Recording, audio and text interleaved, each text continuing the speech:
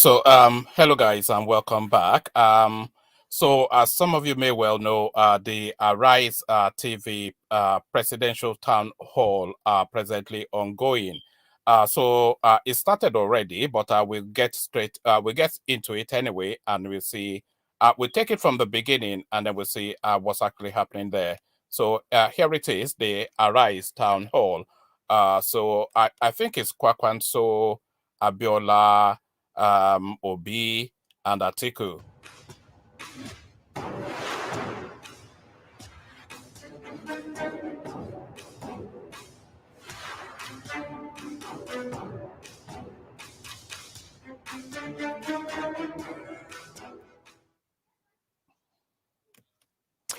Good evening, ladies and gentlemen, and to our audience, wherever you are in Nigeria and across the world. Welcome to this Arise Presidential Town Hall series on education, healthcare, poverty, and human capital. This is the third of a number of town halls to come as we approach the 2023 elections in less than 3 months' time. And joining me from our Abuja studios in a moment is Adeshua Omoruwan. This town hall series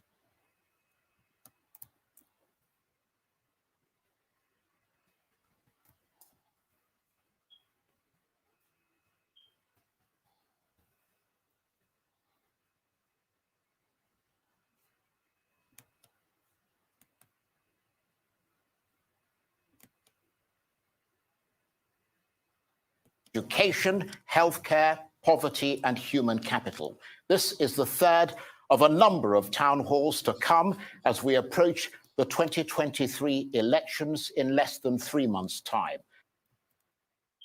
And joining me from our Abuja studios in a moment is Adeshua Omoruwan. This town hall series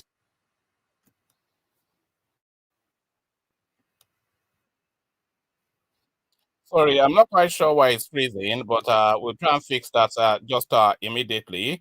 Let's come off the screen.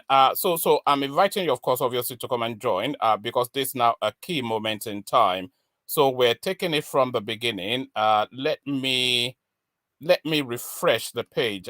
See what happens. I'm not quite sure why it's quite freezing. Revenue of about 15 trillion annually. Let's take and it. If you're borrowing, let me take it from the Center for Democracy.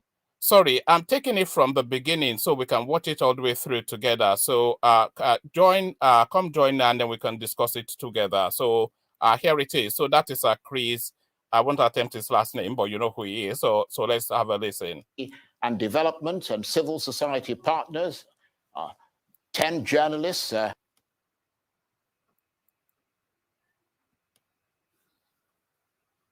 Bear with me. Going forward. As candidates speak, we ask that other candidates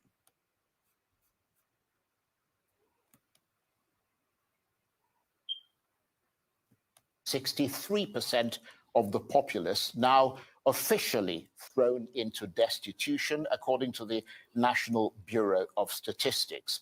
How do you intend to deal with poverty and to contain what is clearly a crisis of privation, penury, and manifest destitution, which seems to be getting worse, not better? And you've got 3 minutes to answer that question. Well, out of the 3 minutes, well, for me, let me start by thanking Arise and the other parties that are involved in this third series of the town hall meetings. And I thank the other presidential candidates well for participating.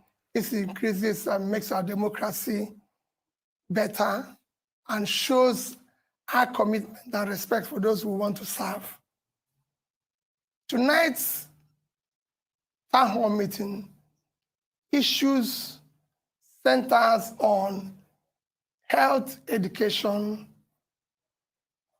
human capital, and poverty, though human capital encompasses health and education. And of course, lack of it is the direct consequence of poverty. And I believe that the issues we're discussing is the foundation of the Human Development Index, which again is measured on 3 critical areas of life expectancy, where Nigeria is 55 years, while the global average is 72.8. And of course, in human capital, the last measure that I know published by World Bank in 2018 were 152 over 157. And in poverty, you mentioned it yourself, we're 133. And cumulatively, the Human Development Index, we're 163 over 191.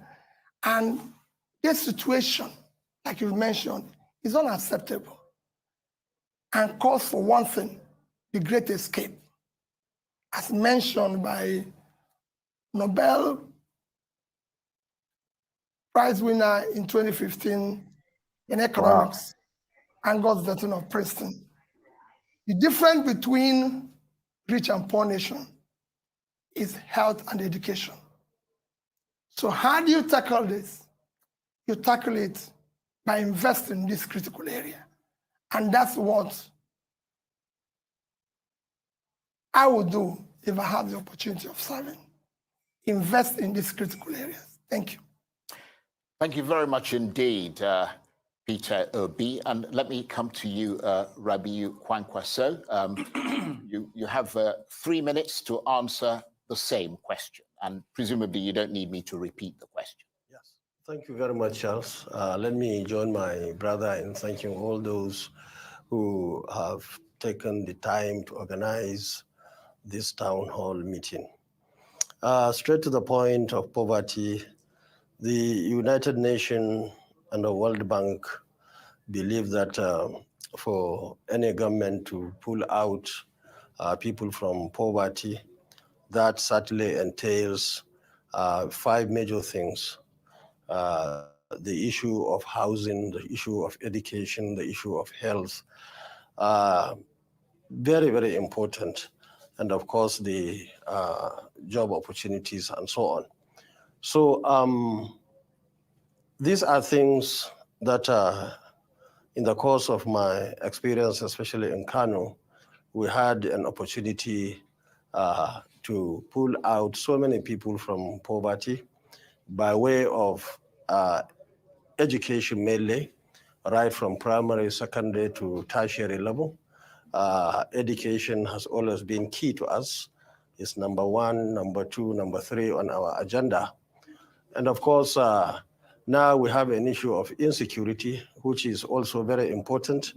Our situation in Nigeria, whereby people cannot go to the farm, people cannot buy and sell from point B to point C because of insecurity and so on.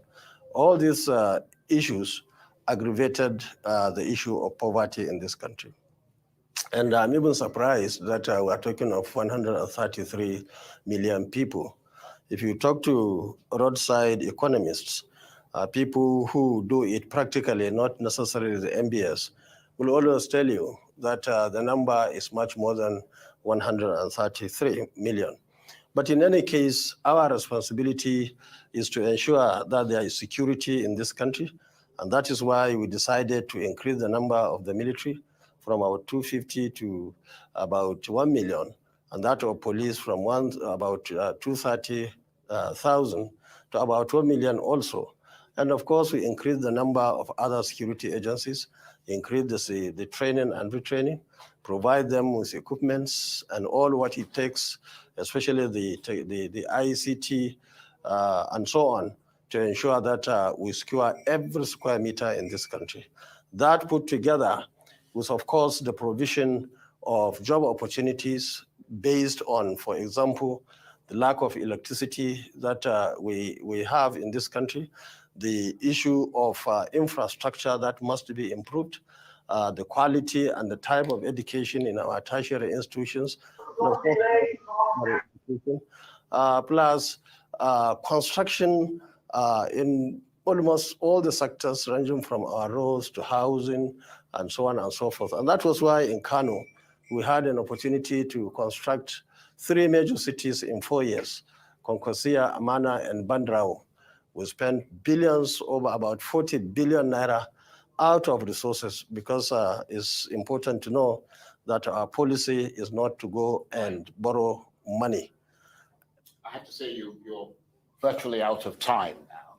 So you've got 15 seconds to round. Yes, of course, the issue of corruption and all other things that are associated to issues like drugs and so on must be fought frontally, so that at the end of the day, we can have our society, our young men and women, to go around and to have job opportunities, and of course, to have access to food, to have access to good health, to have access to education, and so on and so forth.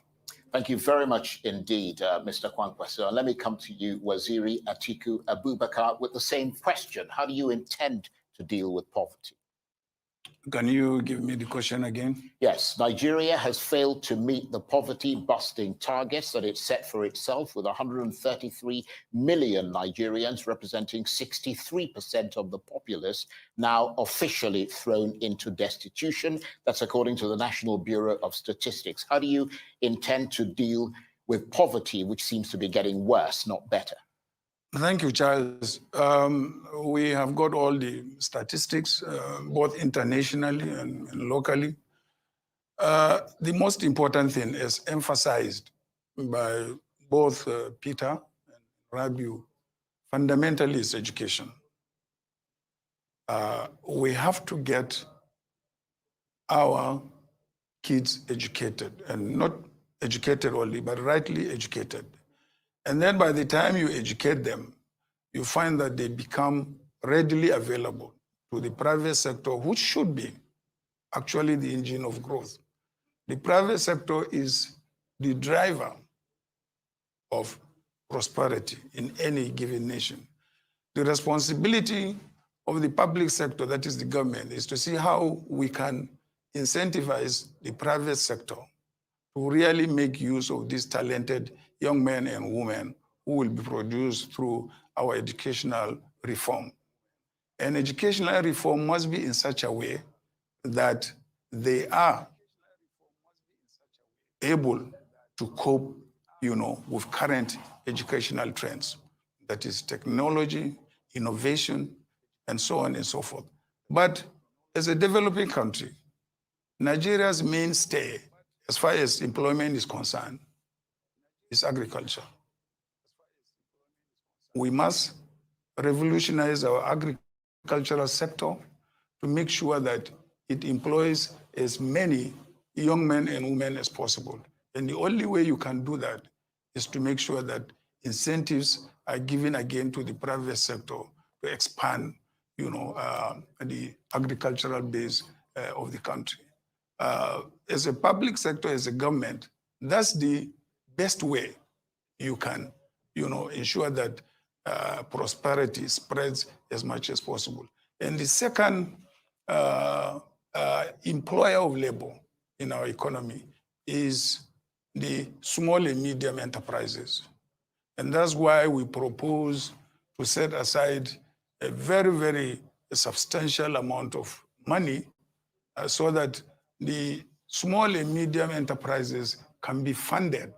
In other words, making our young men and women to access those funds, to be able to set up businesses and therefore, as much as possible, reduce, the rate of our poverty is very, very important. Thank you very much indeed, Waziri Atiku Abubakar, and before him, of course, Rabiu Kwankwaso and Peter Obi. You're watching a special town hall series live here on Arise News. Let me take you now to Abuja and to my colleague, Adeshua Omorowan, who's going to ask the next question. And she will, of course, keep engaged with the candidates, so do stay attentive. Adesua, over to you.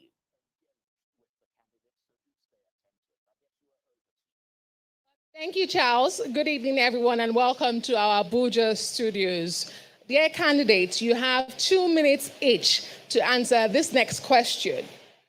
The federal government has blamed the subnationals, that is the state government, for the state of poverty in Nigeria.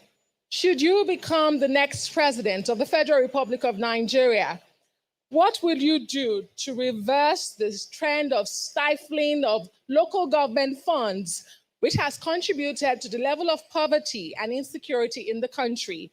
Let me begin with the candidates for the NNPP.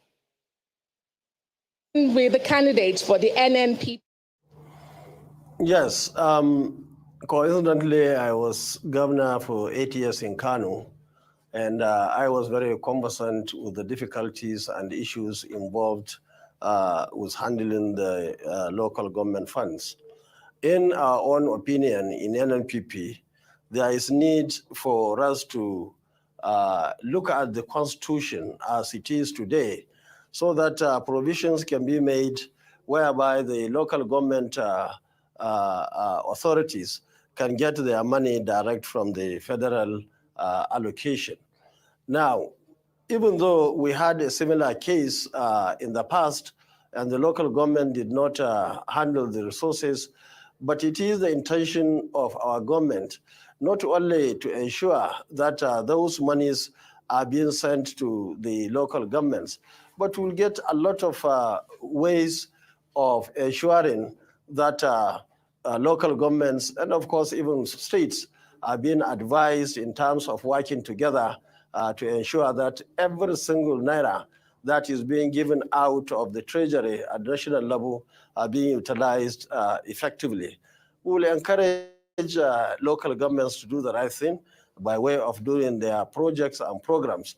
And also because of the failure that we have seen in government over the years, that is why in our blueprint, we decided to create the CPRC, the Community Participation and Reorientation Committees that will work at wards level.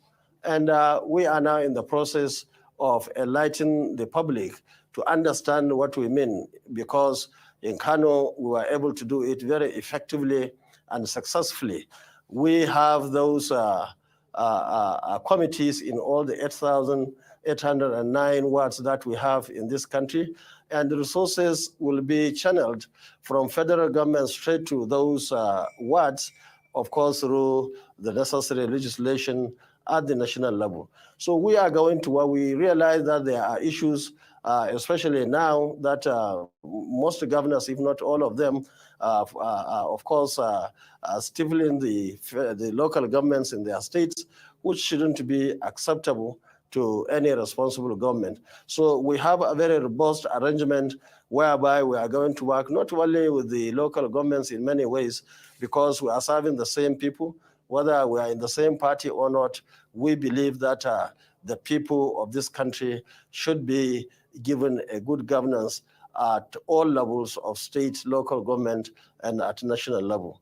We will continue to encourage the local government and states to ensure that education is given priority, and of course, other areas that will help the people, the infrastructure, the agriculture, and so on and so forth are given due priority. And of course, the issue of electricity and so on, to ensure that we have opportunity for our young men and women to have job opportunities across the country. Thank you. Well, thank you. Thank you very much indeed. And Adesua, please continue, because, yeah, go ahead.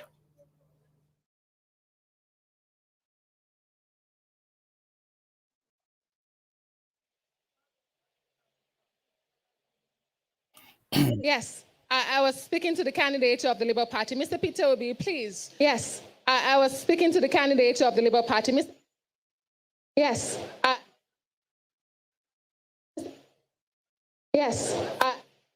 The state governments that are the subnationals that are causing poverty. Because if you look at what is today causing the poverty level that we have, you first have to look at the issue of security, which is federal government. Issue of physical viability and everything, which is federal government. Most of the things that are causing it today reside on the purview of federal government.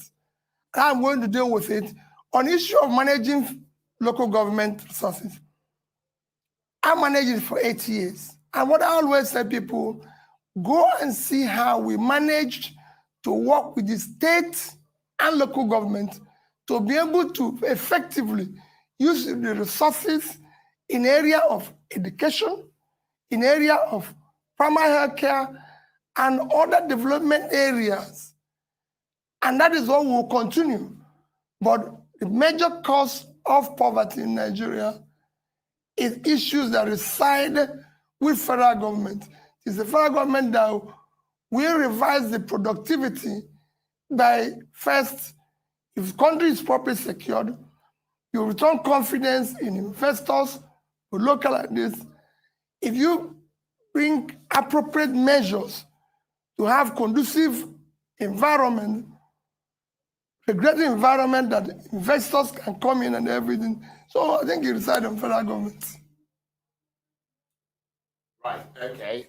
Thank you very much indeed. And I think Adesua wants the same question to be directed to you, Waziri Atiku Abubakar. Thank you very much. Again, when I assumed office as vice president in 1999, what was handed over to me was local government administration. And when it was handed over to me, I gave instructions to the accountant general that all local government allocations should be transferred to the local government straight. After implementing that policy for 9 months, the governors protested and said, that's not constitutional. So we looked at the constitution and they said there was supposed to be a joint account at the state level where local government funds should be transferred, and also the state government was supposed to also put in a certain percentage of their revenue into that account. And then it was then moved to that joint account. So local governments now started getting their funding through the state's joint accounts. And that is where we have problems. Because in that process, some state governments started, taking part of the local government finances. Some said they were going to run universities, which the state government set up. Some said local government should contribute to certain projects, in the states. And therefore, at the end of the day, the funds were being depleted and the local governments were left with no funding until, in fact, it has gone to virtually nothing now. More importantly, we must look at the laws, particularly the Constitution, and see how we can make these local governments both independent as far as their financial transactions or revenues are concerned, and also how we can put, their interest if funds are transferred from the federal government. I think that is a major flaw, in our laws as far as local government finances are concerned. Thank you very much indeed for that, and also for ending dead on time there. I'm told that my colleague in Abuja, Adesua Omoruan, is having some connection problems, perhaps having difficulty hearing us. Whilst we're restoring that line, and I'm told that that line is now restored, so let's return to Adesua Omoruan in Abuja.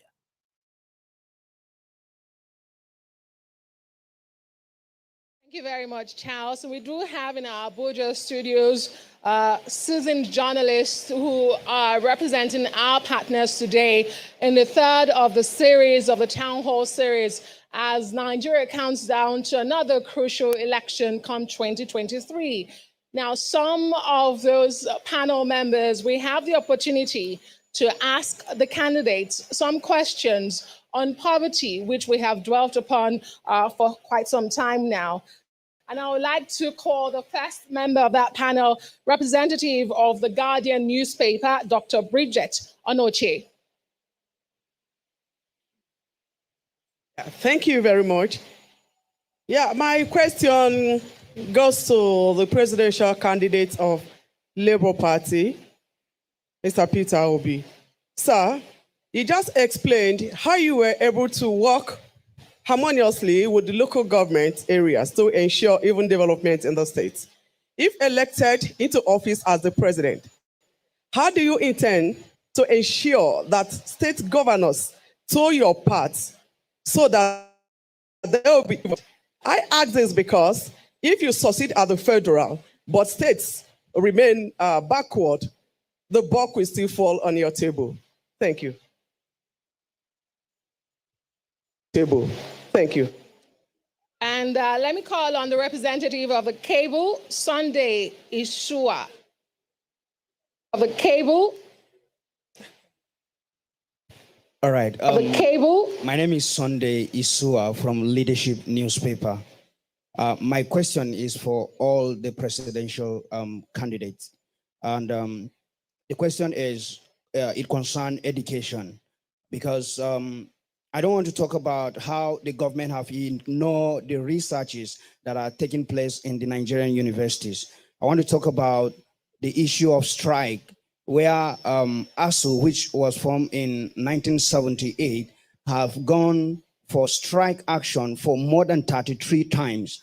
And in these 33 times, in an average, it has been there for, the strike have lasted for more than 6 months.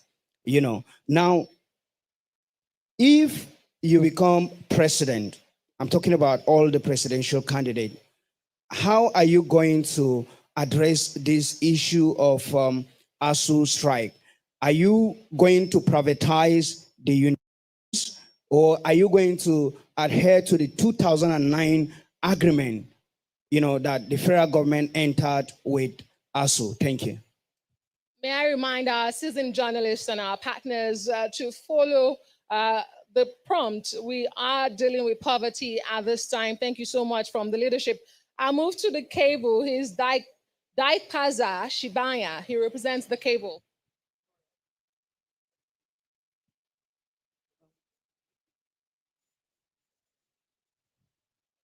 Hello.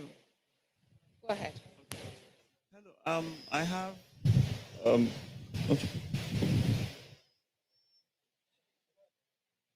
So I have 2 questions.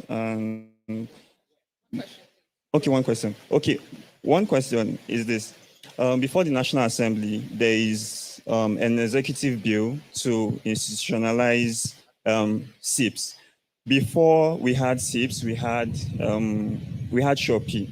Now, these are programs that have been designed to address poverty.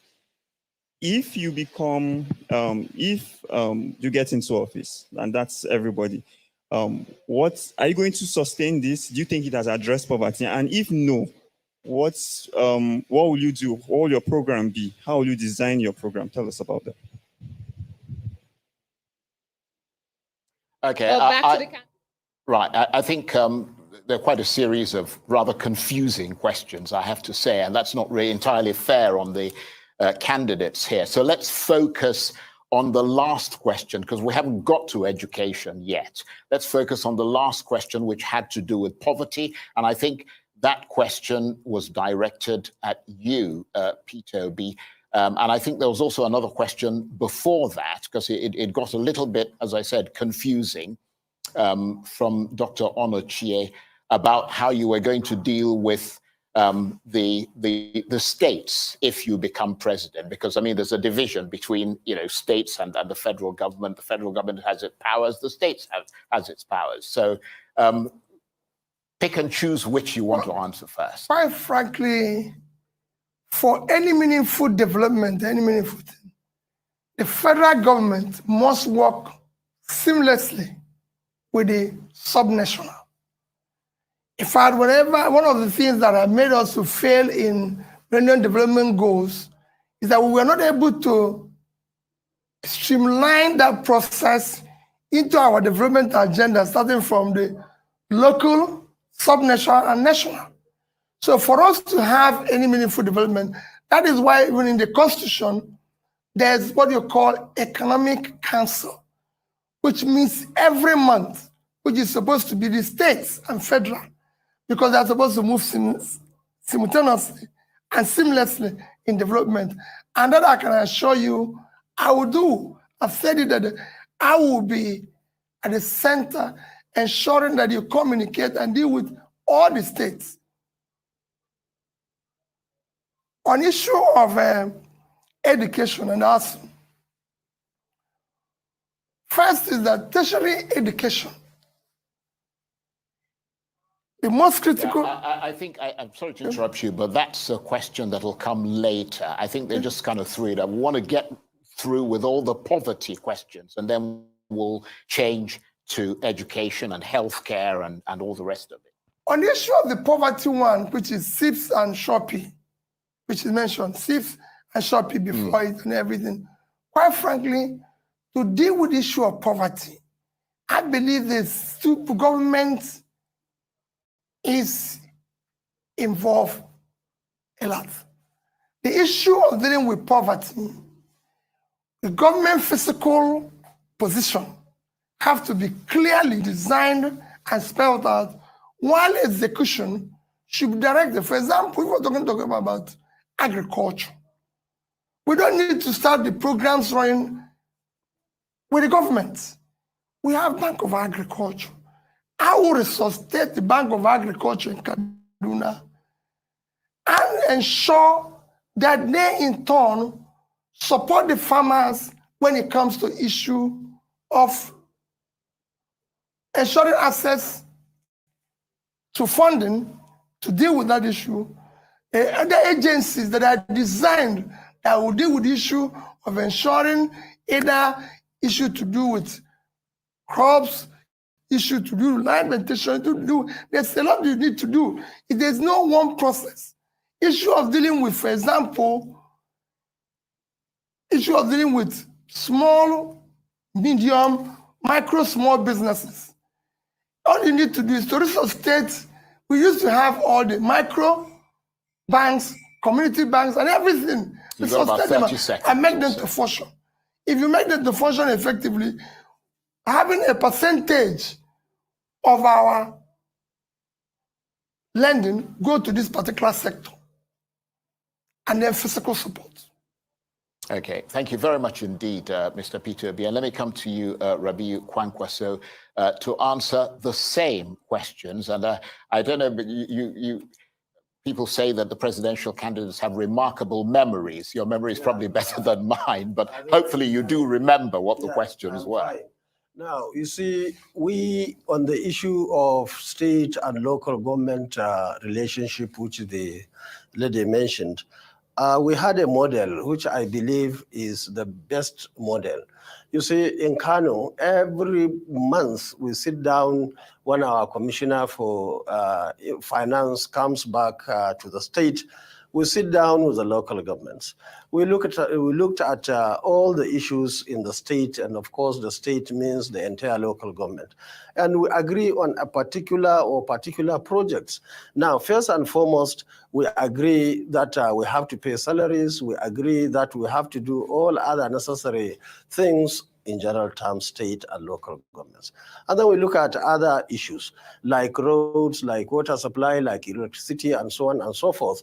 And that was when we agreed that each local government should have 5 kilometers of dualized roads within the local government headquarters, with the street lights, with drainages, with walkways, and so on and so forth. And of course, we handle them as joint project. And local governments will go to the councillors and everybody to sit down and agree, and then come back with all the documents that the local governments have accepted to work together with us. And that's why we had our 5 kilometer roads in all the local government headquarters with all the facilities. That's why, together with the local governments, we are able to provide turbines in two our dams, Chala Gorge and Tiga dams, that Tiga Dam that we had in Kano. And the projects are almost completed. And that's why we selected so many other projects together with the local governments. And we work harmoniously. We're paying salaries, everything, pension, all the requirements that were with the government, together with them, we worked peacefully and with a lot of success. And that's why you often hear that our strength is mainly in Kano, for those who don't know that our strength is all over the country. Thank you very much. Thank you very much indeed, Mr. Kwankwaso. And let me come to you, Waziri Atiku Abubakar, to answer the same set of questions.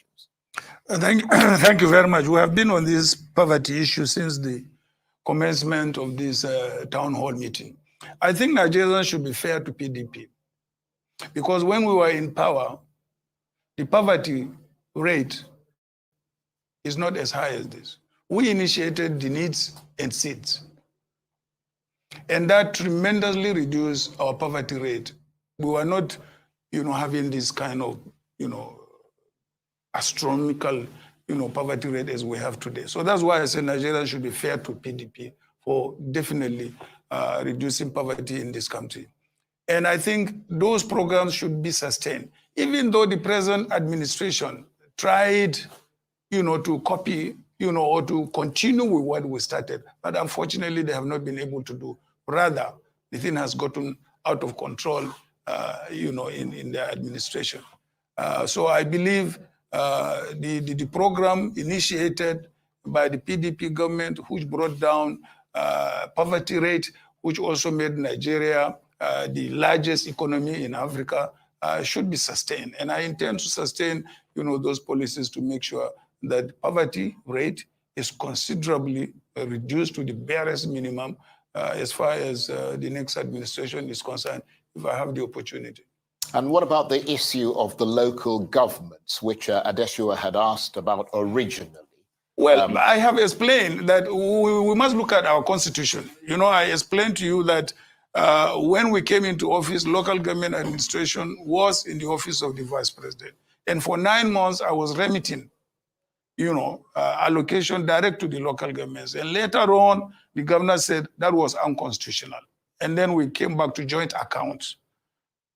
And we reversed to joint accounts. And since we reversed to the joint account, we now started having problems with the local government financing and also the management of the local government generally. Because if the local governments are starved of funds by a number of deductions being made by the state government, then of course they will not be able to perform anything. So our laws have to be looked into to make sure that if we want complete independence for the local governments, we give them complete independence, and when we stop interfering with their funding. So I think that should be looked at. I mean, it is not something you sit down here and said, I'm going to do X, Y, Z, because it involves legislation. And legislation involves the National Assembly, involves the state assemblies. There is a fundamental flaw, in our legislation as far as local government financing is concerned. Right. I don't know if we gave you the opportunity to answer that question, Mr. Kwankwaso, but if we didn't, then I would ask you that question and whether you agree that the Constitution is very clear that there is a division of work between the federal government, the state government, and the local government, because the states, the diversion of funds that should accrue to the local governments is something that concerns a lot of people here. That, as you know, local governments are supposed to be closest to the people. Their constitutional functions include everything from security to the redistribution of wealth at the grassroots level. If you were president, how will you reverse this diversion of local government funds, which is clearly contributing to poverty and insecurity? Yes, I think that was the first question that was being tackled. You see, we were faced with those issues when I was in government. But the issue of the constitutional amendment is very critical. It's very important under this circumstance so that local governments can have adequate resources to handle their issues. But that's when I said that there was a need also for the federal government really to sit down with all the stakeholders, state governors, and everybody, whether the same party or not, we are serving the same people. So that at the end of the day, every level of government, the federal, the state, and even the local governments can do their own version of the constitutional responsibilities. So we believe in NNPP that there should be finances that should go direct instead of the joint account that we see today to the local governments, so that they can function effectively together with the federal government and, of course, the state governments. Thank you very much indeed. We have considerably more clarity on that issue. Let me come to you, Mr. Peter B. We're going to change gears now and move on to another topic. With everything from poverty, culture, economic upheaval, climate change, and insecurity pushing the education crisis in Nigeria to the brink, unprecedented action is needed to dramatically improve education and get millions of children back into school, especially in northern Nigeria. What will you do as president to reverse the growing number of out-of-school children in this country? And you've got 2 minutes to answer that. Well, you have to look at what we have been able to do so far in education at the federal and state level. But talking about the federal level now, our investment in education is low compared to even comparable countries. If you look at it, let me just use 2016 to date, 6 years, to 2021. Our investment, our total investment in budget in education at the federal level is about 3.6 trillion, just 3,550 billion. That's our investment for 6 years. That is not up to South African, which is second biggest economy, or about the same for 1 year. In 2020, their budget for education was 380 billion rands. If you convert these two, you will see the difference. So you need to invest more. And if you look at their own, it was about between 14 and 16%. All throughout these 6 years, our budget is not up to 10% in education. There's no way that can happen with the pool of people who have out of school.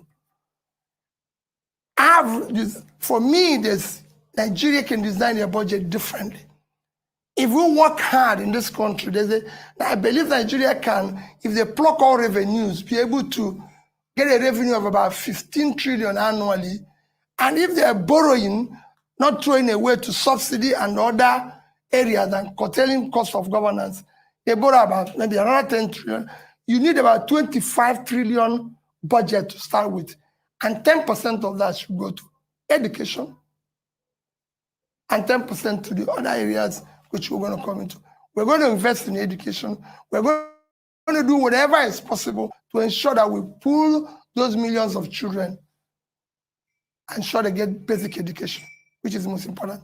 Okay, and that was dead on time again. Thank you very much indeed. And just to mention that we're going to come back to both of you, Mr. Kwankwaso and Mr. Abubakar, with this question, but I'm going to go over to Abuja now and bring back, okay, I'm told that they're not quite ready in Abuja, so let me come to you, Waziri Atiku Abubakar, with that same question. What will you do as president to reverse the growing number of out-of-school children in this country? I tried to do that when I was a vice president, particularly with the northern states. I commissioned a special study which was made by a committee headed by Professor Adamu Baike, a foremost educationist, in Ahmadu Bello University. And as a result of that, we produced a handbook on how the northern states can catch up as far as education is concerned. It requires more investment. Like Peter said, we are not investing enough in education. And because it particularly concerned the northern states, I call all the northern governors in Kaduna and gave them a copy of the report and how to implement it. I think not a single governor implemented that report. But then we don't have a way to force them to implement it because they are sub-regional, entities which have their own authority in the Constitution. Our own was just to advise them. So it requires really additional funding and infrastructure to be able to bring up the numbers as far as the northern states are concerned, and therefore provide a productive population. Because all this talk about poverty, unemployment, and so on and so forth, once you increase investment in education and you provide the right type of education, you are going to solve the poverty issue. Thank you very much indeed. And let me come to you, Mr. Rabiu Kwankwaso, to also answer that question. We need dramatic improvement, as I'm sure you know, and you've mentioned that already, dramatic improvement to education in this country, getting millions of children back into school, especially in northern Nigeria. What will you do as president to reverse the growing number of out-of-school children in this country? Thank you very much. Let me just comment on what Waziri said about being fairness to PDP. I believe that Nigerians are very fair to PDP over the years. I only want to remind him that he led us out of PDP in 2013-14 because PDP was very bad at that particular time. And we went and formed APC. Unfortunately, APC to many people today is not as good as we expected, me and him. And at the end of the day, we came back to the very PDP that we decided to leave. To us, and I'm sure to many Nigerians, especially the PDP people, they believe that, yes, PDP was bad, but APC is very bad. And many people believe that PDP plus APC is what we have seen today in this country, the issues that we are discussing. Anyway, that is just by the way. But the issue of education, we believe that more investments should be made in education. We will encourage private people to set up facilities, primary, secondary, and tertiary. I have to thank Waziri. He has an institution, university, which is a very good thing. The only thing is that he should try and make the fees and so on much lower so that our team and supporters, Nigerians, as many as possible, can join the university. So we are going to do whatever it takes to ensure that education, right from the issue of that was raised, I thought we will be given opportunity to talk about ASU. But I want to say that... We will talk about that. Okay. You've got about 10 seconds to round. We will do all what it takes, really, to ensure that each and every child in this country will be given the opportunity to go to school at all levels. And that's why in our manifesto, we decided to say that all forms, especially I'm really sorry that to interrupt you, sir, but we are out of time. You did speak about the PDP originally at the outset, rather than focusing on the issue. But you have made the point. So, it is contrary to your ground. With all due apologies, I'm afraid I have to interrupt you. But thank you very much indeed, and you will get the chance to talk about the ASU strike as you wanted later in the program. But let me take you to Abuja and to my colleague Adesua Omoruwan, who has some questions for the candidates. Adesua.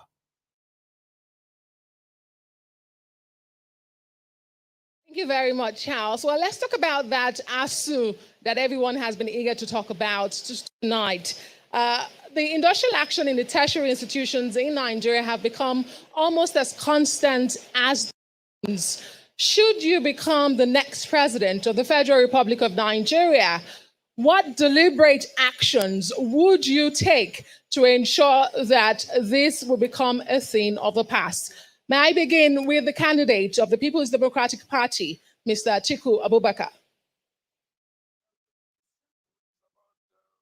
Their salary structure and areas of their salary. The government must be prepared to invest more in running of our universities. And then we should also avoid a bottleneck in getting these funds to the right places, I mean to the universities. At the current system or current structure, there is a bottleneck.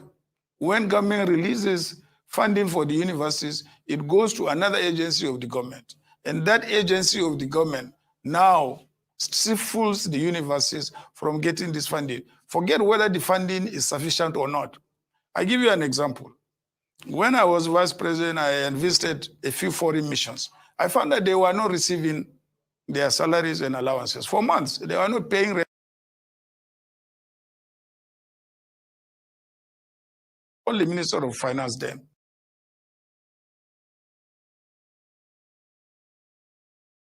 With the ministry.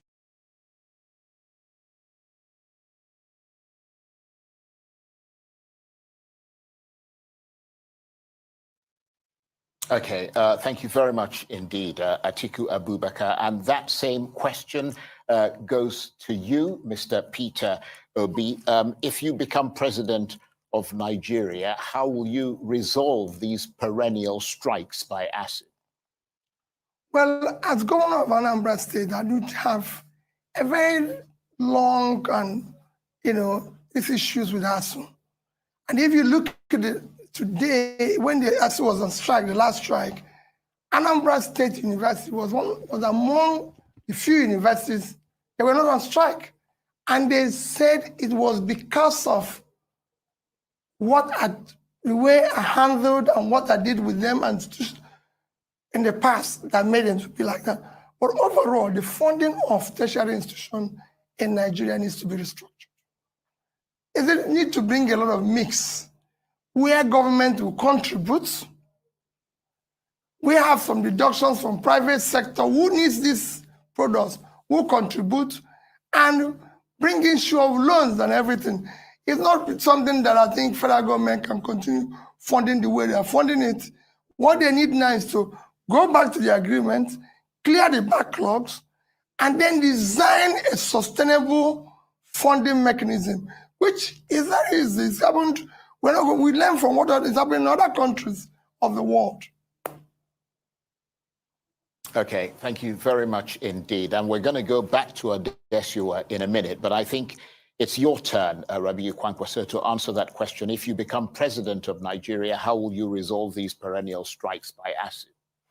Now, you see, the whole thing really goes around honesty, sincerity, and credibility.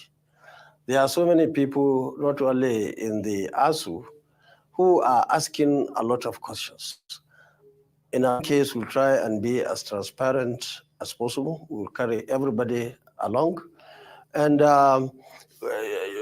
as maybe you know, and I'm sure members of the ASU are aware, that even when I was governor of Kano State, our branch of ASU was taking permission not to go on strike because they believed that whatever was required at that particular time, we were doing it. In fact, when I was going back the second time, the ASU, the other institutions were on strike, were concerned about the situation at that particular time, but we carried them along. Now, I like figures, but you see some of these figures that the government is putting. In our own opinion, many governments are not keeping their eyes. You do budget with trillions and trillions of naira, you keep your eyes away. Some of them will disappear even they go before the money goes to the ministry. And these are some of the issues that are triggering a lot of mistrust by the ASU and other organizations. In our own case, we'll do whatever it takes, not only to do the budget, but to keep our eyes on the budget so that money goes down, so that everybody will get his own, will earn his salaries and allowances, and of course, do what he or she needs to do. So we'll do whatever it takes really to put the money, and not only that, to keep our eyes on the money so that everybody benefits in the sector. And I can assure you that in our manifesto, all those issues raised by ASU were very much addressed, especially the issue of ensuring that these universities are upgraded, are improved, are taken to the best international practice before we start proliferating the other universities and other tertiary institutions across the country. So we're on the same page with ASU if you look at our blueprint. Okay, thank you very much indeed, Mr. Kwankwaso. And I'm told that we're once again having those technical gremlins.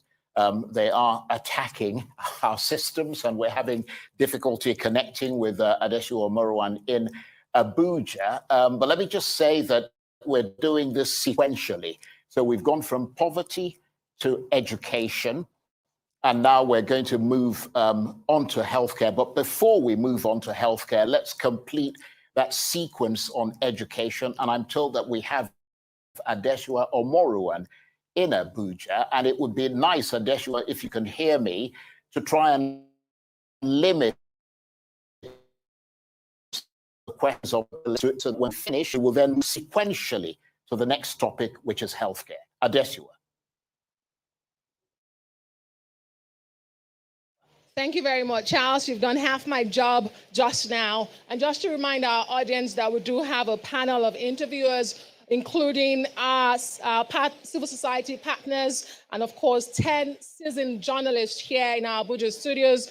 And Charles, you're correct. The next panel member that would be asking the candidates a question is Professor Jideofor Adibe of the Center for Democracy and Development, our major partner for this town hall series. Please limit your question to education, and please project when asking your question. Thank you. To education. Yeah, hello. Good evening, all. My question is about the crisis in the education sector. I think we tend to focus on the higher education, and we tend to a crisis in the lower segment, the primary and secondary school. And secondary schools. It seems to me that the deterioration in our education system, or the crisis, is more pronounced there, and the decline is proportionate to the growth of privately owned schools. And right now, there's hardly any elite that sends their children to the public schools. So what you have now is that the public schools that feed the higher institutions of learning are in crisis. The quality is so low that when they feed the higher education system, the quality of the graduates themselves are also quite low. So my question is, how are you going to address the imbalance where, for example, people in nurseries, in private schools pay higher tuition than postgraduate and graduate students in public-owned universities? If you become the president, and I'm directing it to the 3 presidential candidates, if you become the president, how are you going to revert the decline in the public education system, especially at the lower levels?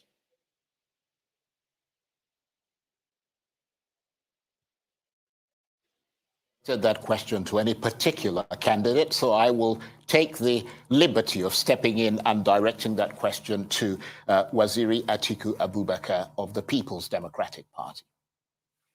Again, thank you very much. I still want to go back, to the experience and performance of the PDP. We passed the law setting up the Universal Basic Education Scheme, where we made it compulsory for every Nigerian child to be educated from primary to secondary school level. Every Nigerian child. And also impose education tax on some segment of Nigerian, population or economy. We passed the entire proceeds of that taxation to the states and local governments. I think we should begin to see, or we should begin to find out, why is it not we have not got the impact that legislation was meant to achieve? Where did we go wrong? But I believe You know, with that education tax law and with the funding given to the states and local governments, we should have been able to do better than we have done. Right, okay. Thank you very much indeed, Mr. Abubakar. And let me come to you, Rabiu Kwankwaso, with the same question. Thank you very much. Well, he talked about crisis in education. I think the crisis is everywhere. It's not only in education. We have crisis in the economy. We have crisis in the security. We have crisis in infrastructure, agriculture, and so on and so forth. But if we go for the education, our administration believe that the best way to go is to support education massively as much as the government can be able to do.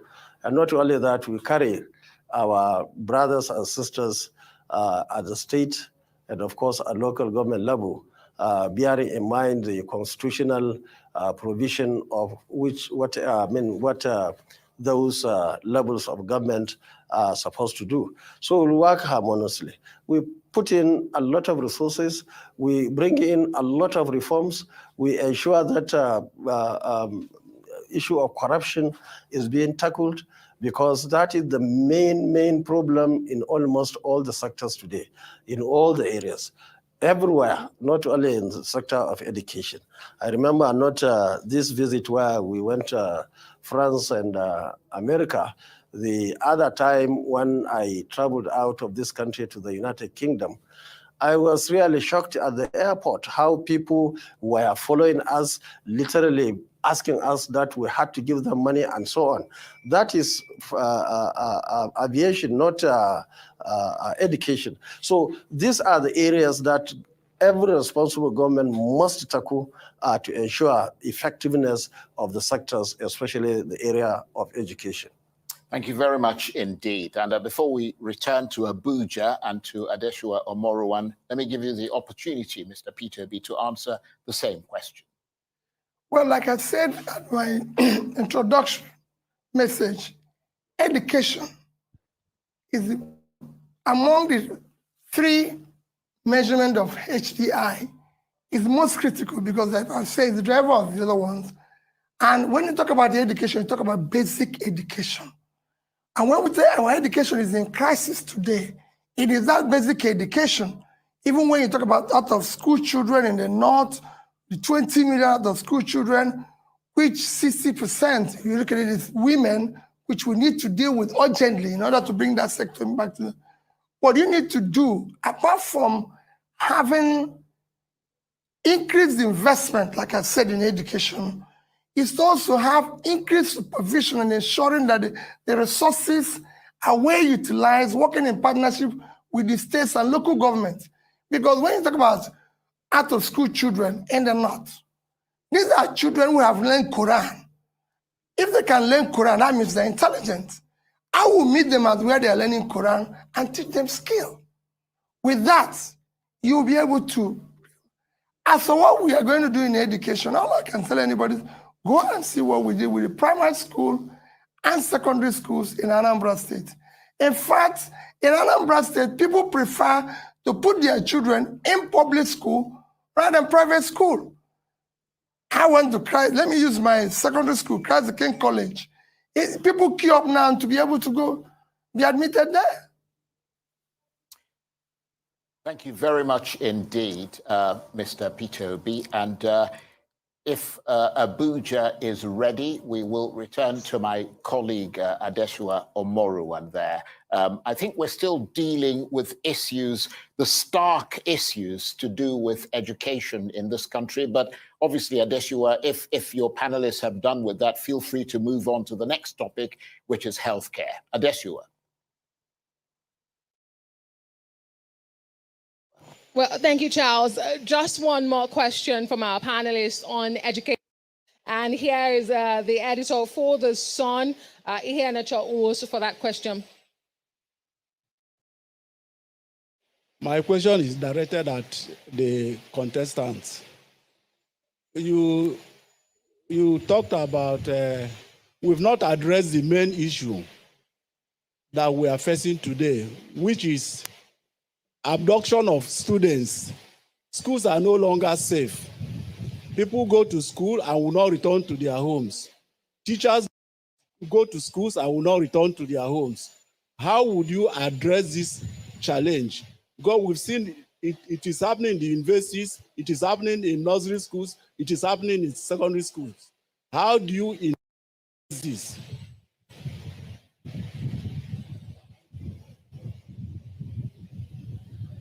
At any particular candidate, so let me take the liberty of directing that question to Atiku Abubakar first. Basically, the questionnaire is talking about the security of pupils as well as also teachers. We have all agreed here, everybody, the three of us have agreed that the issue of security is paramount. Whether it is in education, whether it is in business, whether it is in agriculture, in every facet of our life, fundamentally there must be security. So we all agree.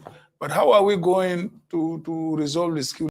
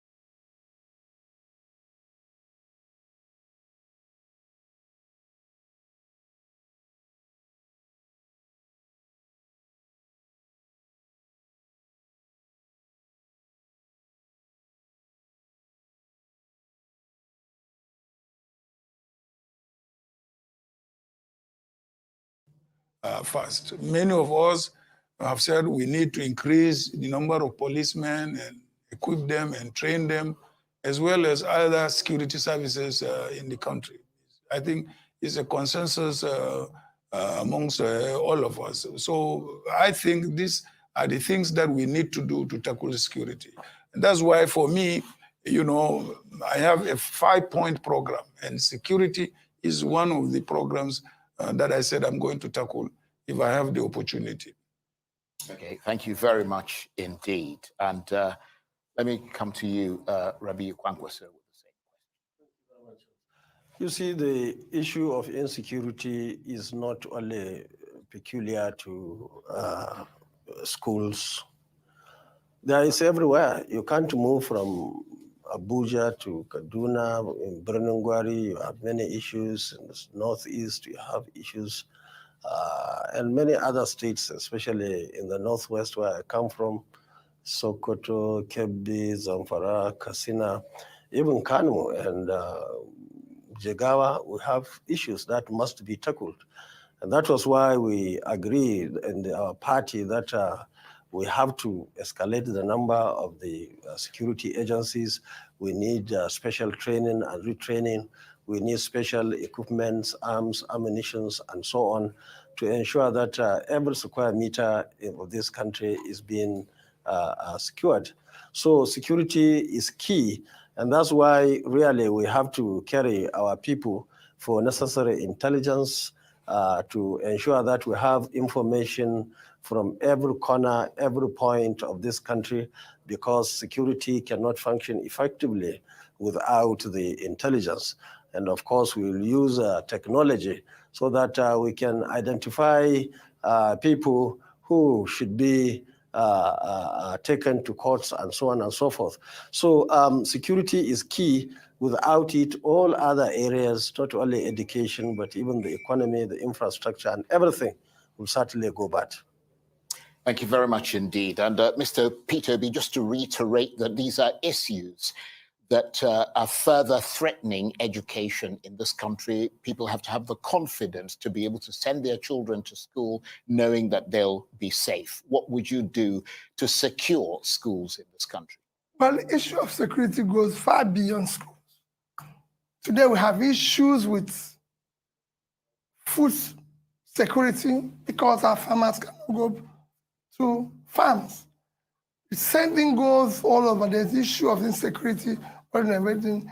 Is to, again, see how we can review and restructure our entire security architecture, which includes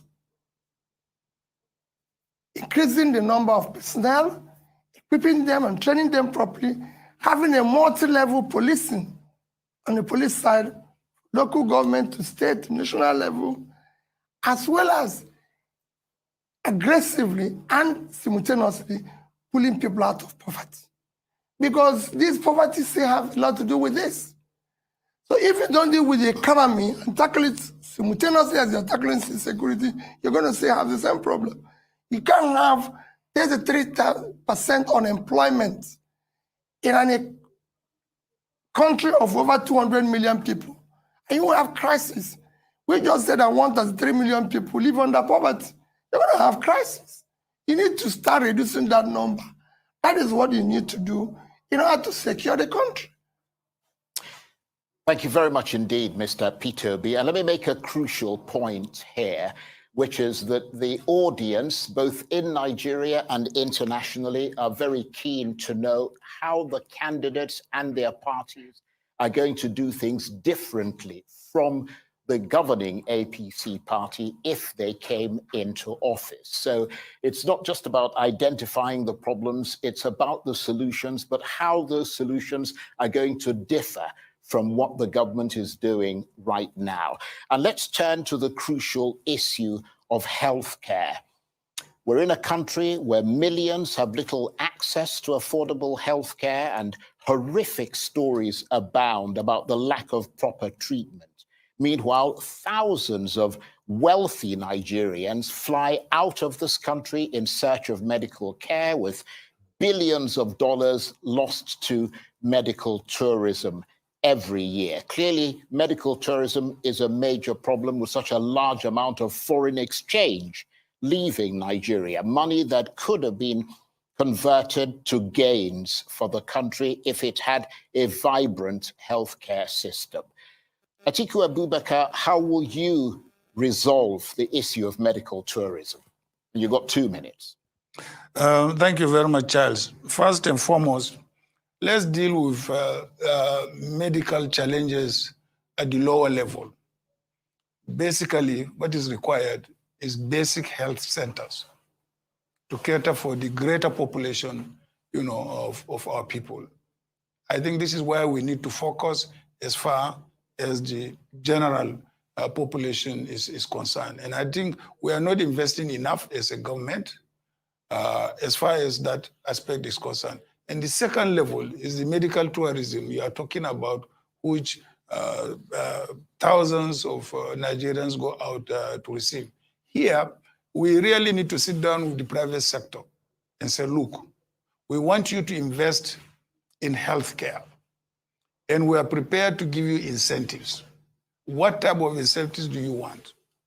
It requires a dialogue with the private sector, because basically it is even those who go outside, they don't go to public hospitals, they go to private hospitals. So if we give the private incentives they need to build hospitals, tax-free, this free, this free, this free, that free, for a number of years until you recover your investment and you make profit, I believe the private sector is going to come up. Nigeria's private sector is a very, very, active sector in this country. Thank you very much indeed. And Rabiu Kwankwaso, millions have little access to affordable healthcare in Nigeria. Meanwhile, medical tourism is thriving. How would you resolve that issue? Well, directly to medical tourism, I believe there are 2 things to be done. One, we need to put our house in order. We have to improve as government our facilities. All our health facilities at the university level and so on, we have to do whatever we can to provide all what it takes to conform with the international best practice, to build confidence in those health centers and, of course, teaching hospitals. We encourage, say on the same side, encourage the private people who have got interest in establishing hospitals, give them all the incentives to do it, to establish the hospitals. But on the other hand, I think leaders should lead from the front, not from the back. You see, this idea that our leaders developed over the years, that even when they have malaria, they will travel abroad. Some of them have even chosen particular countries. Some have chosen Britain, some have chosen France, some have chosen Dubai, and so on and so forth. That shouldn't be acceptable. We have to come and build confidence. And that's why if you are always going there to your doctors and so on, your PA, your minister, everybody will do the same, will copy from you. And that's why I personally decided that whatever investment I have is in this country. I don't have one single account anywhere in the world except in Nigeria. I don't have any house or any business anywhere because I want to build confidence for each and every person, especially those who believe in us. So I think we have to tackle it from the two sides. As long as our leaders will continue to go out for their medication and so on, even with the slightest health issues, then everybody will do the same. Business people will do it, civil servants will do it, everybody will do it because the leader is doing the same. And I think these are things that we have to tackle from both sides, the quality of our facilities, Right. and of course, the leaders must lead by example. Thank you very much indeed, Mr. Kwankwaso. Let me come to you, Peter B. of the Labour Party. Terrible, horrible stories about the lack of proper treatment in Nigeria. The poor, who constitute the majority in this country, having to deal with whatever medical facilities they can get their hands on, whilst the rich are traveling out of the country on medical tourism. How would you resolve that issue? The first thing you need to do is the issue of primary health care, because that is the basics. And that, dealing with that, first you need to increase the investment we have today in healthcare. Again, let me give you an analysis. Like I said, in education, it's very low. Our total budget in the past 6 years for health is about 250 billion naira. That is totally, for a country of 200 million people, that's totally unacceptable. Especially when you need to deal with the issue of primary health care, and especially in the north, where we now have, now we've passed India, a country of 1.4 billion in infant mortality. And the reason why we passed them is because of the situation we find ourselves in the north. Because of not investing in education and not in training, we can't get the pregnant women and everything to follow, going to hospitals, going to this. So we need to invest in primary health care, and first increase funding, invest in primary health care, invest in training the manpower. There's no reason why we should not have, especially now, nurses and midwives are needed all over the world. There's no reason why you should not have school of nursing or midwifery in every local government and be able to train the manpower that is required for this and all that. For the, what I can call the secondary medical care, what you need is insurance. We need to find insurance like other countries, big countries like us have done it. Example is what is happening in Indonesia. Their balance is 70 million. We can copy what they are doing. There's a way they structure their insurance that the rich can pay, the poor can pay, and everything cumulatively. Everybody have a health care which is covered. Thank you very much indeed. And thank you to all three of you. And let's cross over to Abuja and my colleague Adeshua Omoruwan, who I believe has some questions with regard to healthcare. Adeshua. Indeed, Charles. But permit me to please at this point say a very big thank you to our audience at home, wherever in the world you're watching the Town Hall series by Arise News tonight. We are being told that at the moment we have over 8,500 live stream viewers on YouTube and on Facebook. Over 4,700 people are watching from across the globe. Dear candidates, my question to you on healthcare. It is believed that Nigerian leaders do not have faith in Nigerian healthcare system, and so they abandon it. Can you pledge today to Nigerians watching from around the globe that you would be transparent, one, with your healthcare status, and pledge to Nigerians that you will prioritize the healthcare system in the country and perhaps use them? I'd like to begin with the candidate of the NNPP, because you spoke about leaders abandoning the healthcare in Nigeria. Can you pledge to Nigerians tonight that you will be transparent with your healthcare status and, of course, use Nigeria healthcare facilities? You see, once you are aspiring to lead people, people have got a responsibility really to know whether you are the best or you are the right person to lead. And the issue of health is very, very important. And I think these are some of the things that this country in particular, based on our experiences of the past, that we need to look at very critically. We have seen cases in the past where people who, under normal circumstances, shouldn't shoulder that responsibility, even if it is because of themselves and their families. But unfortunately, for many obvious reasons, they decided to go for it. And the consequences is there for all of us to remember. So I can assure you that I'm so happy with my health status. And I can assure you that the last medical exam that I had, somebody there, according to the outcome of the results, gave me a guarantee of 30 years. And if you want to see it, I can give you.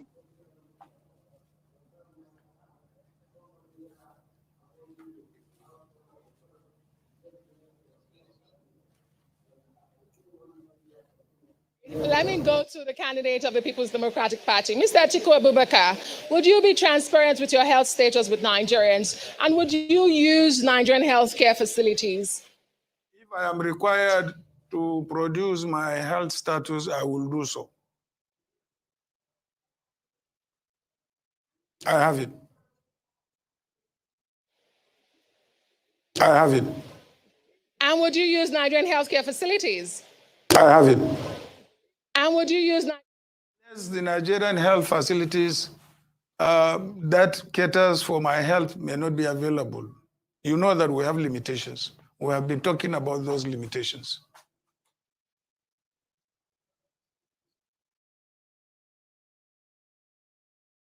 Mr. Peter Obi of the Labour Party, your response to my question. Mr. Peter Obi of the Labour Party. Okay. Well, I believe that it is actually required that those who are aspiring to lead should be able to make available and openly their medical and health status to the public. And two, I have served as a governor. You could go ask if while serving as a governor, I stated some facilities and I use them. And I still use them today. But I believe that if there's issue of referral from them to anybody beyond here, that is a referral from them that they cannot do it. Because it happens everywhere in the world. I will not say everybody must be restricted here if there is. For my own position, I use the facilities here. And I believe in them, and I can tell you they're very competent. All we need is to support it. I've said how we can use insurance to show that everybody can be careful.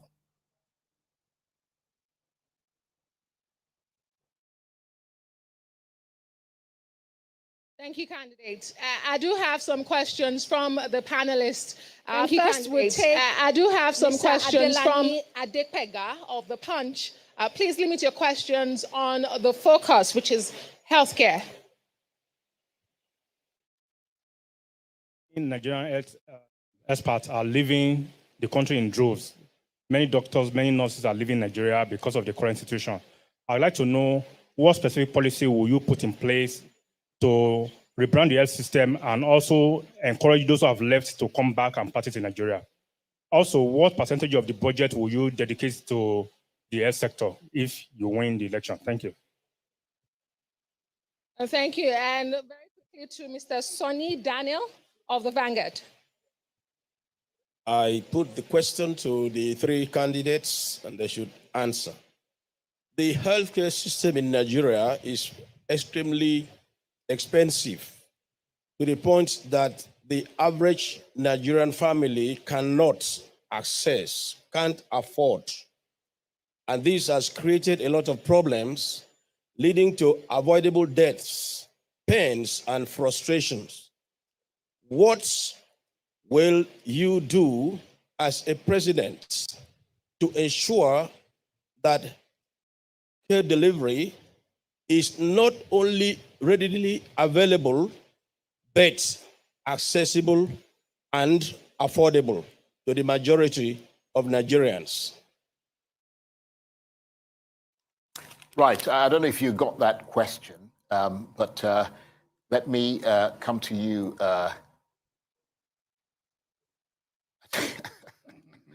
I did that to ease the tension in the room. Let me come to you, Mr. Atiku Abubakar, to answer that. First of all, we were the first government to set up National Health Insurance Scheme. And what we need to do is to look at the National Health Insurance Scheme and see, is it accessible to the majority of Nigerians? And is it also affordable? These are two major issues that we need to do. But we have a National Health Insurance Scheme, which we established in this country, which is supposed to cater for every Nigerian. But unfortunately, because of our level of education and lack of enlightenment, not many Nigerians subscribe to the National Insurance Scheme. But we have. We were the first government to set it up. And it still exists, and it works. All what we need to do is that, why is it not covering the majority of the population of this country? From rural to semi-urban to urban, and also to cities. But we have a national insurance scheme. Okay, let me turn to you, Mr. Kwankwaso, the same question. Thank you very much. Now, the issue of health insurance is very important and very critical, especially at this moment when Nigerians are finding it even very difficult to eat. Insurance scheme is so important that not only government should set it up, but it should be looked into. We are going to bring a lot of reforms to strengthen the health insurance in this country so that as many people as possible can benefit from that. If possible, we make it almost everybody going to the hospital without necessarily carrying money with him. And that's when we also thought of these accidents and people going to the hospital as a result of either the accident or other sources where police must be consulted before they are treated. All those things were being very much tackled by our blueprint. Now, the issue of healthcare cost, it is very important that we make it accessible for each and every Nigerian to be treated in our hospital through the insurance, and of course through provision in our hospitals, whereby people, even without insurance, can easily be treated in our hospitals. And I believe that's the only way we can help our people, especially the masses who are the vast majority in this country. In this case, we are even talking of 133 million people who are below poverty line as being mentioned earlier on in this program. On the issue of brain drain, our policy should be to train as many Nigerians as possible.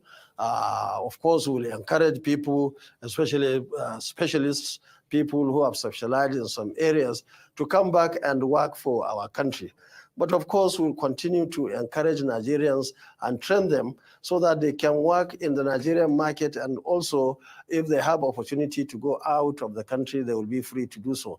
That was why even my nursing school and midwifery in Kano, we try as much as possible to teach them some international languages so that they can go out and become international young men and women. And that's why we even trained pilots and so on. And we appeal to all those whose aircrafts in this country to patronize Nigerians. Thank you. Because that's the only way you can have people at work.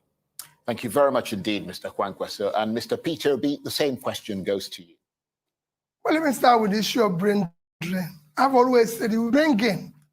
If you go, there was a time the Indians, all the doctors were leaving to the Western world and everything. If you go to the UK now, everywhere is Indian doctor. But they now have a drain gain.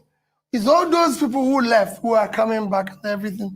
The idea is to do massive training of doctors, nurses, and everything, those who can leave, who can stay here. But the most important is that you need to increase the investment in the healthcare sector. Like I said before, it is too low, it's unacceptable. You need to have at least 10% of your budget.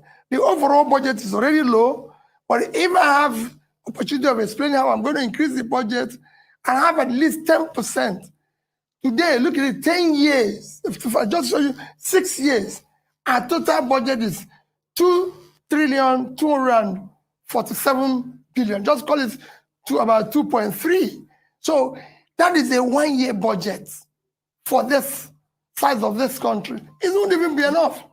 And I make sure that it's properly invested. When you come to the issue of insurance, there's a way you structure it that the government will also contribute. These are areas where you have to do subsidy, not in petroleum consumption.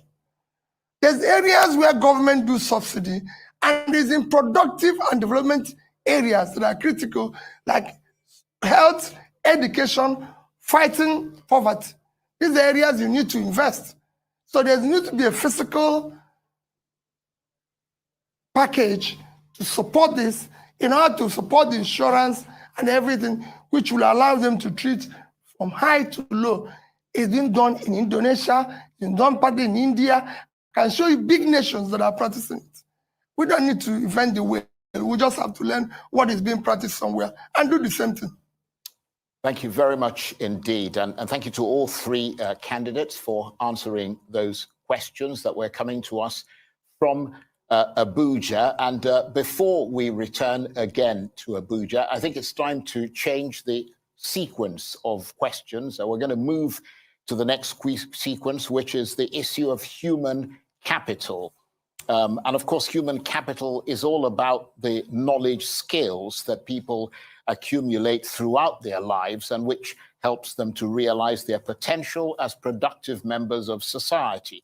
Examples of human capital include communication skills, education, technical skills, creativity, experience, problem-solving skills, mental health, and personal resilience. Therefore, investment in human capital is obviously important because it helps citizens provide even greater value to their country and can help develop the economy. In a country such as Nigeria, where there are vast differences in skill set and knowledge, how do you aim, Atiku Abubakar, to ensure human capital growth and to ensure that all Nigerian lives matter in this regard? Charles, here we go again. Human capital, as you mentioned, is driven by a number of factors which you enumerated. And all these factors center around education.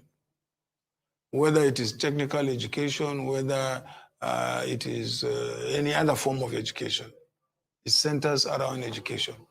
This requires investment in both technical education and other allied subjects related to information technology and also other aspects of education. So I think, again, here we go, we have to invest in human capital development by making sure that we invest more in education. Thank you very much indeed. Very succinct and straight to the point. And to you, Rabiu Kwankwaso, what is your plan for human capital growth to ensure that all Nigerian lives matter in this regard? Thank you very much, Charles. At this point, let me take this opportunity to thank our great country, Nigeria, for giving me a lot of opportunities to be where I am today. I am one of those who had opportunity from my primary in those days to go to Bodum Primary School in Gwarzo, craft school, technical school, polytechnics and universities. And I'm so happy that I got all what I needed in the education. I had the opportunity to have a PhD and fellow Nigerian Society of Engineers. I'm so grateful to this country.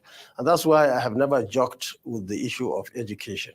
That was why education was free in Kano. We were providing meals in our primary schools. We are providing 2 sets of uniform to encourage students to go to school. We established 2 universities, one in 2001 and the other one in 2012. And we established 26 institutes in Kano in just 4 years. We sent over 3,000 young men and women who were resident in Kano to 14 countries across the world. We selected universities in Nigeria, private universities. We sent 412 to our university, Al-Kalam University in Katsina State. We sent 300 to Bells University, 300 to Ibnidian, 200 to Crescent University.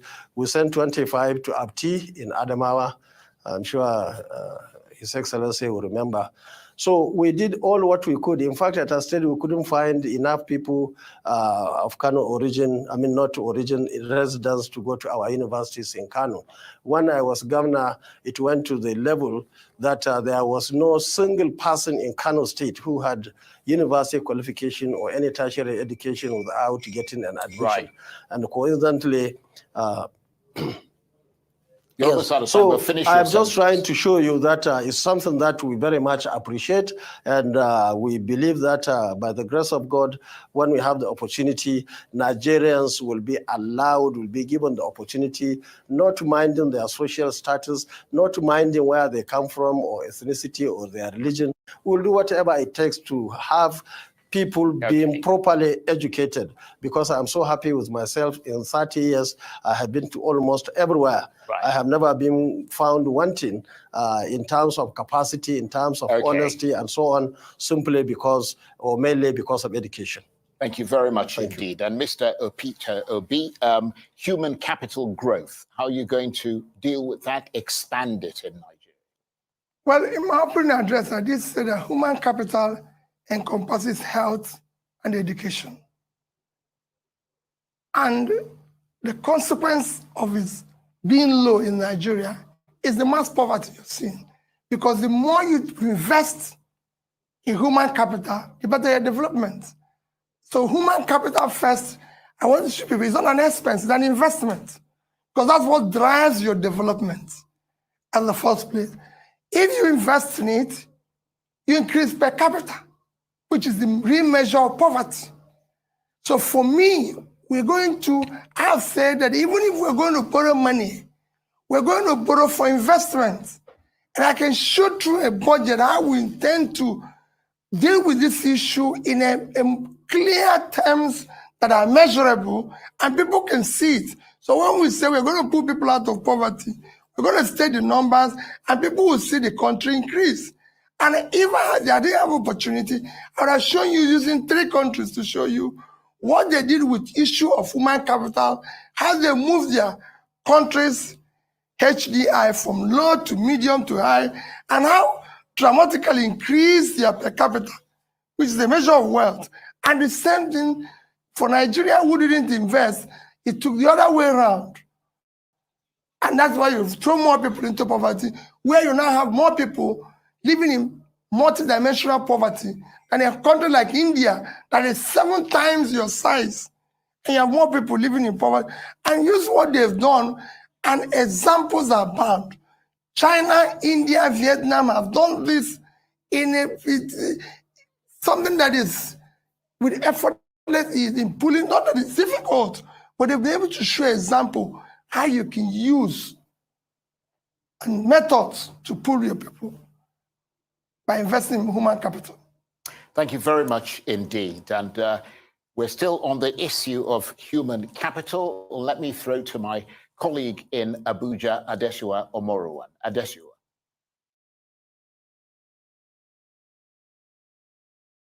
Again, Charles. Dear candidate, you cannot talk about developing human capital development in the absence of an inclusive society. My question to you, how do you ensure an inclusive society? And how do you fund these developmental projects you talk about? Should you become the next president in 2023, you would be inheriting a huge budget deficit. Begin with the candidate of the People's Democratic Party, Atiku Abubakar. This one. Yes, we are going to inherit a huge fiscal deficit. One way we can go about reducing that deficit is to remove areas of wastages in government spending. Another area we can also remove these wastages is also to make sure that we continue with the policies we had started. For instance, we started removing subsidies when we were in office. We were to remove subsidies in 4 quarters. We removed in 2 quarters. After we left, the whole thing froze. Nobody had the courage and the leadership to continue with removing subsidies again. This is one aspect where we could raise a lot of funding to meet the gap, in our expenditure. The second one, of course, is to continue with the privatization, which we had started. We will realize quite a lot of money. For instance, take the case of our moribund refineries. They have not been working, and we have been expending a lot of money on them. Why not privatize them and raise so much money to meet up this deficit? These are areas, a number of areas you can implement and make sure that you raise the necessary funding that you require. Of course, I have mentioned areas of wastages, which can be reduced as far as the federal funding is concerned. So these are the 3 areas I believe we could get funding to reduce the deficit. And also, another area is to make sure that the central bank, eliminates multiple, exchange rates in our exchange rates regime, because that again is another area where we can also raise funding.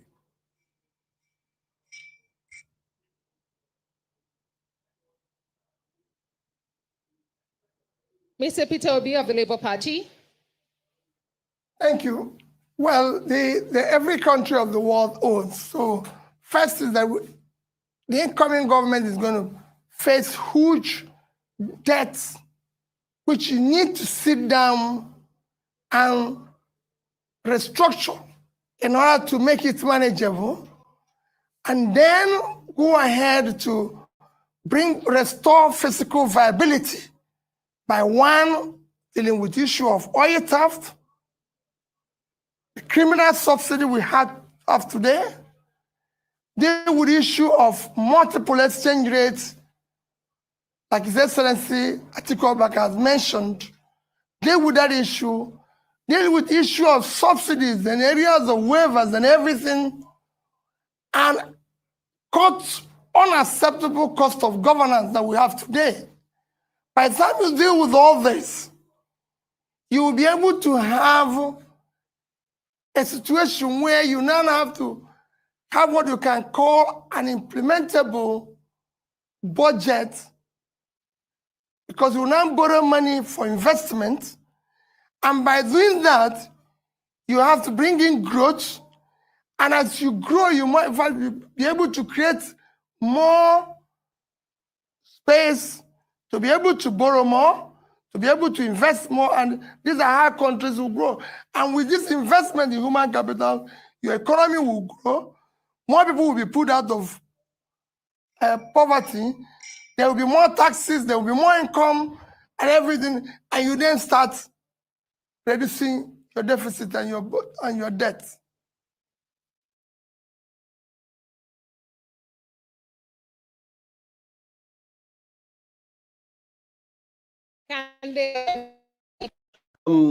I take straight that we have an inclusive government. Things should be run through merit rather than whatever things that will not help the country. Now, on the issue of budget, I'm happy to say that when I went to Kano in 2011, my second term, the capital was 30%, and of course, the current was 70. And before I left the government, we were able to reverse it to 70-30. And I'm also happy to say that because of the fiscal discipline that we had by way of attacking corruption and so on, we were able to run our government first term in 1999, 2003, and 2011 to 2015 without borrowing a single kobo. Unfortunately, of course, at that time, we inherited debt that we had to pay. So twice I was living government house in Kano, twice I was paying all the debt that I inherited as a government. Now, at national level, we were told that there are serious issues now to the extent that now whatever we earn cannot even service the debt. Now, let me say that it is our intention to sit down with the creditors to renegotiate and ensure that we are given breathing space to start the government in the first place.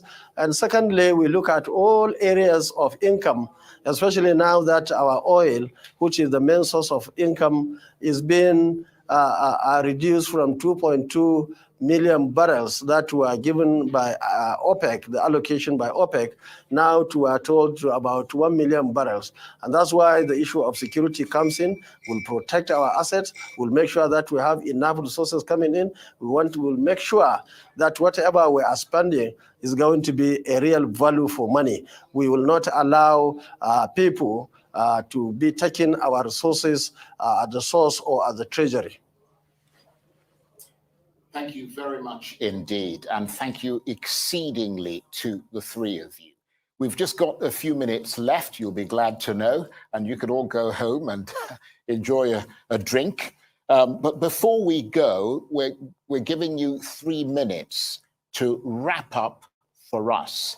Tie all the loose ends together and justify to Nigerians why you should be voted for as president of this country and not your opponent. And I'm going to start with you, Mr. Peter. Well, thank you for the opportunity. Mine is again, talk about the issues we're talking this night, because that is the issue or foundation of our country. First is to secure, unite the country. Ensure that if government that is going to come into 2023 is a government of national unity that will bring in the best in terms of character and competence, irrespective of whether they support you or they don't support you, in order to save our country. Because we have an existential situation, a situation where we have this huge number of people that are living in poverty, which you need to start pulling out. Our country has not failed in the past, call it several years. And you can use other countries to show, I'll just use the country to show you how badly it was done in a matter of past few years. And that country is Bangladesh. Bangladesh, if you look at the World Bank source, in 2010, Nigeria had a per capita of $2,280. Bangladesh was $781. By 2015, Nigeria was about 2,600. Bangladesh was $1,247. Today, or 2021, Nigeria is $2,058, when Bangladesh is $2,500. Look at where we are. They were one third of our per capita in 2010. And now they have almost tripled it, and our own has gone down by about 20%. That is what we need to deal with. We need to deal with issues we discussed this night, invest in health, in education, in pulling people out of poverty by supporting small businesses, genuinely investing in productive section. Nigeria is not a productive country, and it has to be productive. If you look at our last quarter, just to conclude, in our last quarter, our GDP growth was 2.25%. Our money supply was about 13%. And that is, look at it, what is inflation?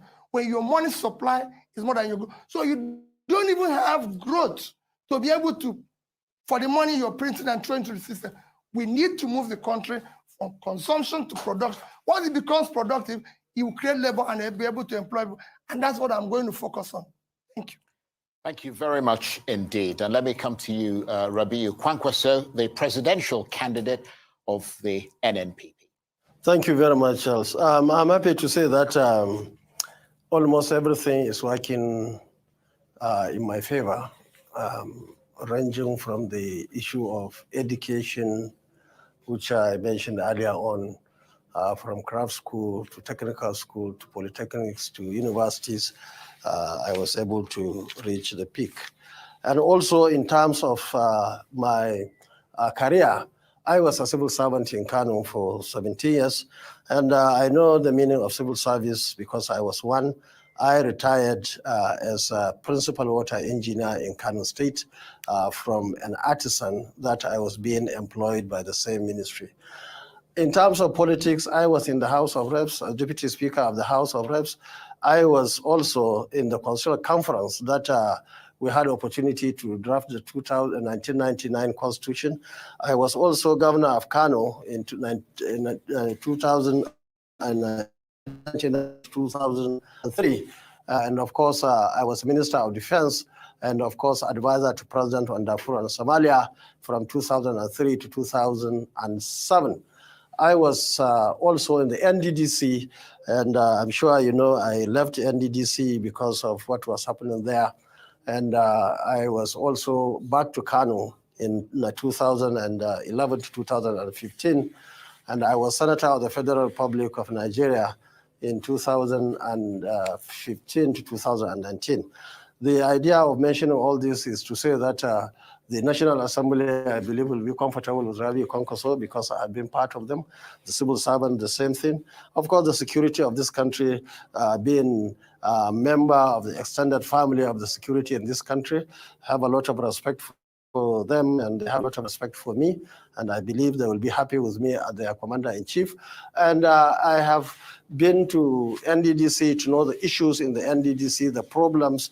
In fact, it was the issues that I had to live, and given the opportunity, we look at the issues of the NDDC ranging from pollution, education, agriculture, and so on and so forth, and of course the infrastructure that we have there. So in essence, I'm so happy that I've been to almost everywhere and strong enough to be the president of this country at this moment in time. And I'm happy, like I said, the issue of health, the age, and everything is working on my side. And I believe that together with Nigerians, we are going to make Nigeria a better place for each and every Nigerian, not minding his religious or ethnic or regional or whatever leaning that he has. And we have done it in the past, and by the grace of God, given the opportunity, we are going to work with all Nigerians to make Nigeria a greater place so that we can take the leadership of Africa and, of course, ensure that everybody lives in peace across the country. Thank you very much. Thank you very much indeed, Mr. Kwankwaso. And let me come to you, Atiku Abubakar, the presidential candidate of the PDP. In 3 minutes, can you tell us why you should be voted for and not your opponent? These are the reasons. One, I started as a civil servant of the Federal Republic of Nigeria. So when you come to the issue of civil service or bureaucracy, I have an experience of 20 years. And thereafter, I began my political career to fight the military to get out of government. In other words, fight for democracy. In the fight for democracy, I have gone through a lot of challenges, assassination attempts, going into exile, and so on and so forth. Came back, continued the struggle, and was elected governor of my state. And because of my contributions to the party, I was nominated as a vice president, and we won. And I believe since the return of democracy in this country, the party to which we formed and I belong performed wonderfully well. Up till now, there is no other government that has performed as well as we have performed between 2009 and 2015. And with that experience as vice president, I believe Nigerians cannot afford to hand over or to elect any governor or to elect any person who has less experience than I have got. And when you come to the issue of business in the private sector, I have been involved in the business in the private sector, from oil logistics to manufacturing to agriculture. So again, you cannot find me wanting as far as those sectors of the economy are concerned. So I believe that Nigerians should compare our government and the current government and see which served this country better. We achieved tremendous economic success in this country, and we achieved unity.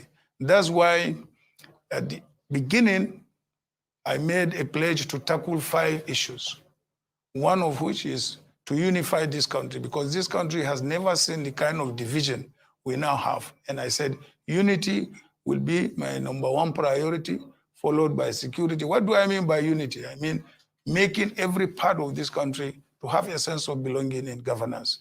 And then, of course, security. I pledge to tackle education. I pledge to tackle economy. We had achieved tremendous economic success.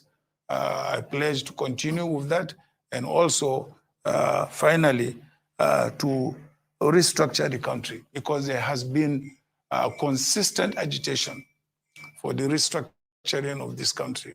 And I pledge I'm going to implement it if I have the opportunity to be elected as president of the Federal Republic of Nigeria. Thank you very much. Thank you very much indeed. His Excellency Waziri Atiku Abubakar of the People's Democratic Party, His Excellency Rabiu Musa Kwankwaso of the New Nigeria People's Party, and His Excellency Peter Obi of the Labour Party. We thank you all for making time to honor the Nigerian media, taking part in this town hall. As you can see, this is a collaboration with not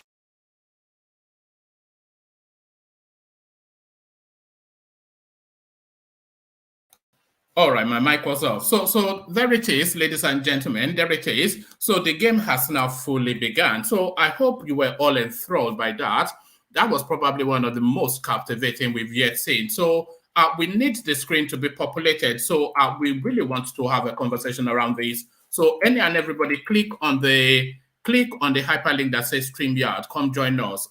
So come join us. So there it was. But what are we making of it? Is absolutely. So first we have to, before we go into the details of what we've just witnessed, let's address the elephant in the room first. So Ajanle Koko has the answer to this. Ajanle Koko, where is Bola Ahmed Tinubu? Where is he? It's shameful that he's not there. It's shameful that he continue to demonstrate to us that he cannot be a trusted leader. It's shameful that even though the party is a party in power at the moment, it is unacceptable. As the candidate, it is unacceptable. Adanle Koko, it is unacceptable. Unacceptable. Unacceptable in totality. And it's shameful to APC as well that they and their candidate in particular are running away from Nigerian people. They are not ready to talk to us. It does not matter to them. They want to do their thing their own way, the way they have been doing for the past 7 years with the present administration. They are doing it their own way. They don't engage with Nigerians. They don't negotiate with Nigerians. And they don't dialogue with Nigerians. And that is the same way that Bola Tinubu want to run Nigeria. Very shameful, one man. And shameful on him. What assurances does he have that will make him this? Because this is the best opportunity yet. And it wasn't even aggressive or combative. It was just a civilized question and answer session. If he can't even handle that, how is he able to govern over a country, 250 million thereabout? It's unacceptable. It's totally unacceptable, one man. It's just, maybe they need to go and sit down and then reassess their position, they reassess their stance, not to talk to Nigeria or not to engage in public debate or interaction with Nigerians. So this is just a complete. It's complete. It's not acceptable, woman. Should they not have put a chair on that space to embarrass him? They should have. Yeah. Yes. They should. Yeah. That's what I would have done. Maybe even put a cardboard cutout of his, put it on top of it. Put a cardboard cutout of Tinubu and sit it on the chair. Yes, that is one thing that the organizer should have done, as you suggested, and the candidate themselves should have mentioned it, particularly Atiku Abubakar, because he's the one that, as the leader of the opposition party, he's the one that is more positioned to contest with them. He should have mentioned it that where is Tinubu? Where is the candidate of the ruling party? I mean, he should have said something about it, but he shied away. He missed the point. He missed that opportunity, to attack APC and to tell Nigerians that APC candidate is not the candidate to vote for. The same with other candidates. They missed that opportunity. I don't know the kind of politicians, all these people that are parading themselves as presidential candidates that cannot be very frontal against the present administration and even their candidate. What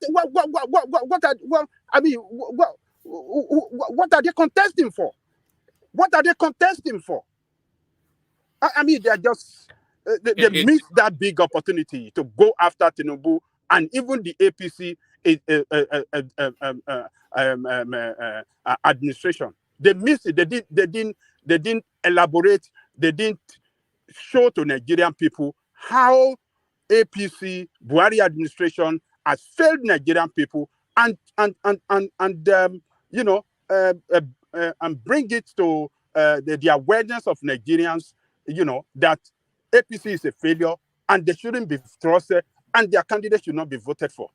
They missed that big opportunity. All right, people are angry. This is what I'm saying. People are angry because all I can hear is anger. But Ajanle Koko, we still had 3 senior politicians on that rostrum who presented very well. So we'll go into that in a moment. But let's welcome Joe O'Day first, who wanted to comment. So Joe, good to meet you.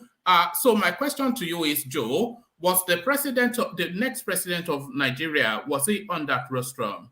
And if not, why not? Was the next president of Nigeria on that rostrum?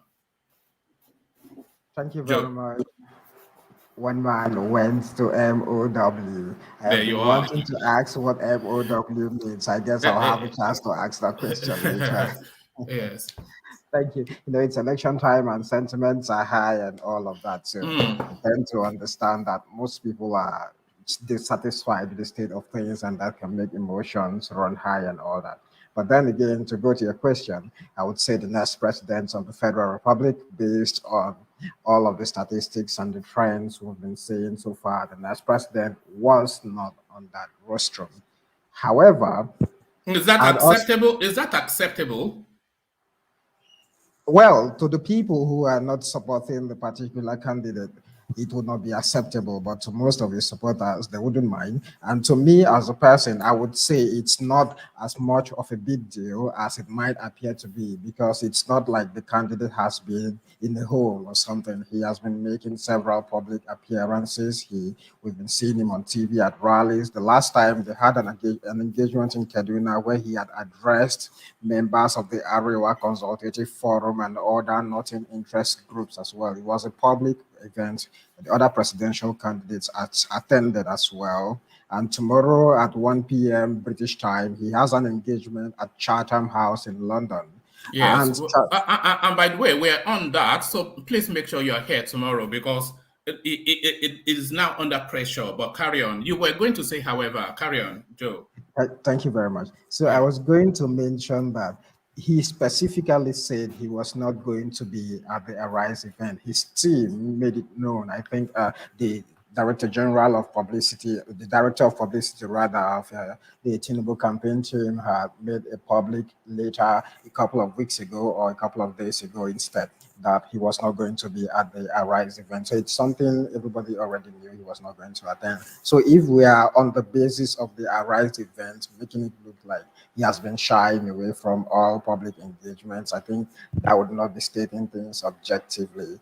If you remember correctly, also, there was a town hall meeting of sorts with the Lagos business community. He spoke at the event. Other tech and business people all spoke at the events. And he has that Chatham House address tomorrow, which is an international audience he'll be speaking with and all of that. So if somebody's making such I wasn't aware that there were voters for the Nigerian election in London. I didn't know that. Thank you very much for that good point. But if you're going to bring in that angle, then we have to talk of presidential candidates who have made it their business to tour the Northern American continent, and he tries to say he's meeting with Nigerians or Nigerians who are living outside the country and trying to canvass for their support. We're going to put that question to him first, because he has made it look like the campaigns are mostly a North American thing and less of a Nigerian thing. So let's not even go to the aspect.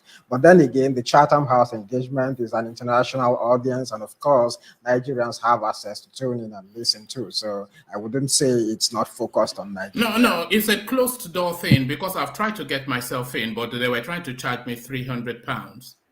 Oh no, it's not a closed door thing. I think there's a link going around. Is it like live streamed? Yes, it is. There's a link going around the internet that you could click, and I think you can register for the live stream and view it. If you have it, then please send it to me, because we have to cover it. Yeah. Oh, sure, sure. And by the way, that's to everybody listening. If you have any links to the Tinubu appearance tomorrow, please send it to me, because of course it's your expectation that we will cover it. So, but so to get to that, because we have to address that first, the elephant in the room. So that was the elephant in the room, but the daddy of the session, as anybody knows, Alexander Gomez. So Alexander, I mean, Tinubu, you know, he must have some level of assurances for him to act so arrogantly. Yes, yes. According to O'Day, his statisticians, he know that he's had and above everybody in the race. So as far as he's concerned, this is a slam dunk. He's in London right now, about 40 miles away from you. One man thinking about how he's going to get international investors to come and invest in Nigeria. That's the way he's looking at it. I think he's looking forward. I think he knows he's got this in the bag. He's looking to convince the international community that, look, Nigeria is the biggest economy in Africa. This is what the enabling environment will bring to the table. So we need you to come and invest in Nigeria. I think that's the essence of this Chatham House conversation. So I know people are not very happy that he didn't appear today, but I don't think appearance today would make him win or lose the election. So that's the way. But whether it makes him win or look, the optics does not look good. The optics. It doesn't care about that. He cares about how to take the country to the next level. He thinks that he's doing the right thing, looking forward to talking to people that matter internationally, trying to convince them that, look, I think I got this wrapped up. Just come and invest in Nigeria. Let's improve our economy. Let's improve our GDP. From my standpoint, I think that's what he's doing. I think he's doing the right thing. Does this not add fuel to the narrative that is running away because he carries so much impairment? He is physically, cranially, vocally impaired. Does this not add credence to that? I don't think so. You don't? No, I don't. I think he does. I think he does have cognitive issues.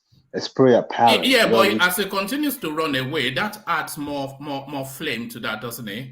But that didn't stop. But that doesn't stop him from doing a presentation at Chatham House in front of international investors tomorrow, does it? So that negates that line of thought, doesn't it, one man? It really does. You know, because whatever assurances he has, either, you know, there are two pathways to that presidency, either through the will of the people or through rigging. So those are the two pathways to the presidency in Nigeria. So there is nothing he's demonstrating now that shows that he's canvassing the will of the people. So if it's not canvassing the will of the people, then we're doomed. You know, so it's just bad. You know what I noticed today for someone who understands that how Northerners act with one another, I don't think there's a good relationship between Kwankwaso and Atiku Abubakar. Right. So yeah, so I'm looking at it like this man is definitely going to pack up his structure for Tinubu if he has to do that, and that they're looking at those kind of things. They've had conversations. Look. There's no gainsaying the fact that Tinubu is not the same Tinubu of 1999. Rational mind, if you're watching, I'm addressing you now. He's not the same person. He's sometimes incoherent. He has cognitive problems sometimes, but then you don't turn from a Soludo to a Dundee in a space of 20-25 years. He might not be an articulate person as it was in 1999, but from my standpoint, he's never been an articulate person anyway. So he might not be as articulate as it was in 1999. It does not necessarily mean that he can't take Nigeria to where we're supposed to be, because he is going to ultimately surround himself with the best brains that we have in Nigeria because he has the clout to do it. This guy is someone that I noticed that the elites just gravitate towards him. They like him.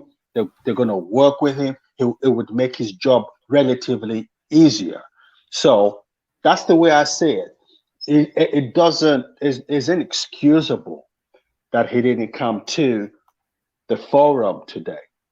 But having said that, I can understand his mindset. I see where he's going to. I see what he's playing at. So that's my position. But and that's my personal opinion on that. All right, brilliant. Does anyone else have any thoughts about Tinubu's absence before we delve into the debates that we just heard? Any more thoughts? Yeah. Yes. Yeah. Sorry. Man of Prestige. Let's take David first. You are a member of the family. David, good to meet you. Yeah. Yeah, thank you. Good evening. Good evening. Honestly, I feel that Tinubu feel he will be embarrassed in the sense that he has nothing to offer. Most of the question they're going to be asking him is going to make meet him strangely. None of them brought a paper or book to write down, or somebody write something for you to be able to answer the question. So the question they're going to be asking him there is not prepared for them because he doesn't have anything to offer. That is the truth. See, so I am living in Nigeria. I know what we face here in Nigeria. It will be an insult for a person like that to come and say he's going to want to be a president in this country. Honestly, it's an insult. But besides that, what is he going to be saying this night? Is he going to be saying that he's going to continue from where Buhari stopped? All this hardship, the pains, are being on queue since 2 days. I was not able to get fuel, and somebody will say you want to continue from there. Come on, this is an insult. David, if you flip this what seems to be a snub on its head, if Tinubu puts up a good performance in Chatham House tomorrow, then it might well prove to be a double win for him. Because hold on, let me present it to you and then you can disagree. Because his absence at this interaction is going to be the headline of that interaction, because that's what we're talking about now. But then if he performs tomorrow, that's also going to be the headline following through. So it's a double win for him. He still dominates the space, whether he's there or not. Would you consider that? Would you consider that? No, I'm not considering that. I don't believe that he has anything to say tomorrow. I mark my word. They're going to write everything he's going to be saying there for him. And secondly, tomorrow he's going to lay an insult. He's going to be abusing people tomorrow there. That is what I doubt that. Is with senior people in London. I think they Can I interject one man? Yes. All right. Yeah. Come in. Chris here. Okay. Please. Good evening, everyone. Please, I just want to ask something about Tinubu's absence and his Chatham House movement. Please, tomorrow, is it going to be a monologue where he just talk to the people and that's just it? You just listen to him and that's just it, or they will be asking him questions there and he will be answering? I want to understand something here. I think what he usually, or did you want to address that? But what I understand that happens is they'll have two comfortable seats, and then he will be with a host who will engage him in a civilized conversation, and then throw open to the audience, and then they'll pan the microphone round, and then they'll put questions to him, and then he'll address it as best as he can. So it's one of those sort of sessions. Then what you just responded to me defeats any excuses that Tinubu and his camp is giving out there, or anybody is giving out there, or why he has been dodging all these interviews. Because if you can answer questions from people there in Chatham House, why can't you answer questions in Nigeria? Yeah, because hold on. Arise TV, as you know, is a PDP platform. You know that. Yeah, but P2B is not PDP. Yeah, but P2B is not PDP. No, it's not PDP. Don't worry now, but they don't. The competition is with Atiku. That's how he will explain that. Well, I think you're making this. You're making this. No. That's not an excuse. No, I'm not making it up. This is what they have been saying. It's not enough. Yes. No, it's not. This is not an excuse, one man. It's not It's not enough. an excuse. If he can answer questions from people who don't even live in Nigeria, people who don't understand the pains of Nigerians, why can't you answer questions from Nigerians themselves? That is even double insult. I don't see reason why people will come up here and start making excuses for him. The whole thing is just so annoying. It's Because annoying. because I was even thinking that it's a monologue where he just go there and address people. Hold on. Okay. From this interaction that you just saw with the three gentlemen on the rostrum, did you glean anything meaningful, or were you persuaded one way or the other about either any of them? Did anything come out of it? Yeah, something came out of it. Such as? Something came out of it. Such as? Yeah, if I will describe the three of them, I would say Atiku, for me, his body language tells me that he just came here there to fulfill all righteousness, nothing new. No, my wider point is that hold on. My wider point, why I was asking that question is the whole of because we watched a live stream. You hopefully you watch it with us. It was just a bit of a meaningless nothing really. There was no punchy question. They asked them questions about what they had already pronounced in a public space, and they just regurgitated what they have repeated copiously on several other spaces. So it was somewhat of a meaningless exercise. Yeah, but one man understand the humility there. Look, their presence there is saying something that they did not say there. Their presence there is telling Nigerians that they are humble to them. They are ready to serve them. They can listen to them. They can interact with them. They can address them. I think that's just the whole point of it. No, but it was an elitist space, though. All of the questions, the chairman, director, the editor-in-chief of. So those were it was an elitist space, was it not? No, I'm just trying to agree with you with what you said. That look, all the whole thing they said there, maybe people didn't even take anything home. Like, okay, because he said this, I'm going to vote for him. But at least the fact that, okay, they attended that debate, it's saying something. It's saying that, okay, these are people that can listen to us anytime we cry. These are people that can address us. These are people that can speak to us. I think that's one thing that you cannot deny. No, I'm with you. I'm with you. I think Tinubu should have been there, and I think it's an affront to the great Nigerians that somebody that wants to be their president cannot even deem them up to par to even talk to them. Because they're so just dismiss them out of hand. So because one of the things that we are supposed to be correcting from the Buhari's administration, Buhari has never talked to Nigeria. He doesn't talk to Nigerians. And if Tinubu is coming and he's also laying this foundation, it then means it's just telling us that, look, it's going to be a continuity of the Buhari's administration. Yeah. And it's so appalling, honestly. Yeah. All right. A couple more comments on that. You cannot be like Buhari.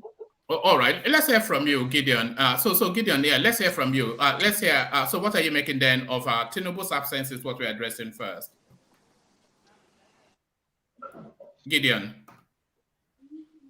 you just unmuted yourself now. Okay, let's go to Man of Prestige, and we don't appear to have Gideon. So Man of Prestige, yeah. Thank you, one man. Hold on, wait for Man of Prestige. Yeah, go on, Man of Prestige. Thank you, one man. Yeah, I'm glad to come in. I tried to come in yesterday, after what happened on that side, but I'm not going to go there. I'm going to say it how it is, okay? And I'm not going to insult anybody. I thank Ajalukuka. Ajalukuka has said it well, and the two previous callers. What annoys me, in my own personal, is all these Tinubu apologists. I mean, giving all kind of scenario, like giving all kind of excuse. Alexander Gomez, and I heard somebody in the comment section said, I think it was Kulata, that when Tinubu go to Charter House tomorrow and make his address, he's good. He's going to charter everything. He's going to be the best of the best. What are you talking about? Tinubu is disrespected. I want everybody listening, people in the commentary, people that I just want them to listen. I'm not going to. I will stop naming them. But this is utterly nonsense. This man respect. I don't care what he say. I have a lot of people here. They have anointed him. as the next president. Kudos to you all. You all live in Nigeria. God bless all of you. That's the kind of Nigeria you want. Wait a minute, one man, let me land. Hold on. The politics of Arise TV, it links itself. No, one man. I don't want to hear that. ADP. Don't give me that. That's not right. You don't know that. No, I do. Hold on, one man. Come on now. You and I, we are still No. And I know you to be very intelligent. Okay. No, carry on. I have to Come on, forget about Arise yeah. News. Obi was there, Kwankwaso was there, other people are attended. It has nothing to do with Arise News. After all, Abachi was in there. These people that, the commentators there was pretty neutral. You can see the guy in Abuja and this guy, they are very good. No, that Chris, whatever his name is. So are you going to say his obedience? Oh, well, I didn't even have to say it. I didn't even have to say it. But Obi is not an Arise News person. Come on, hold on, let me finish. I'm just annoyed about all this. I'm not about. Hold on, let me finish, man. Yeah, carry on. Let me finish. Carry on. I'm just annoyed. I'm sorry, I didn't mean to be so emotional. Let me calm down. No, carry on. It's an emotional topic, so yes, emotions are allowed. Carry on. Yeah. All these people are followers, intellect, living overseas, educated. You're asking to Tinubu. I don't think he win if he doesn't win, but respect Nigeria for once. He can come there and address, because what he's going to do at Chatham House is to read a monologue to people tomorrow or whatever whatever question. If he's going to take any question, he has already written it out and asked them to ask them. And that's not a Nigerian space to begin with. How do you mean he has already written it out? What are you talking about? Forget about that. People in Biafra are not Nigerian. They don't have any vote. You need to judge the utterly disrespect. That's the area. I don't have any anything to do with. I don't have any egg in Nigeria. Nigeria doesn't sponsor me. I'm in overseas. So so one man, just go to the next person, okay? I just hate all this. No. Yeah. I'm alarmed at your outrage, because if you look at the expediency of it, it doesn't lend to Tinubu being there, because why?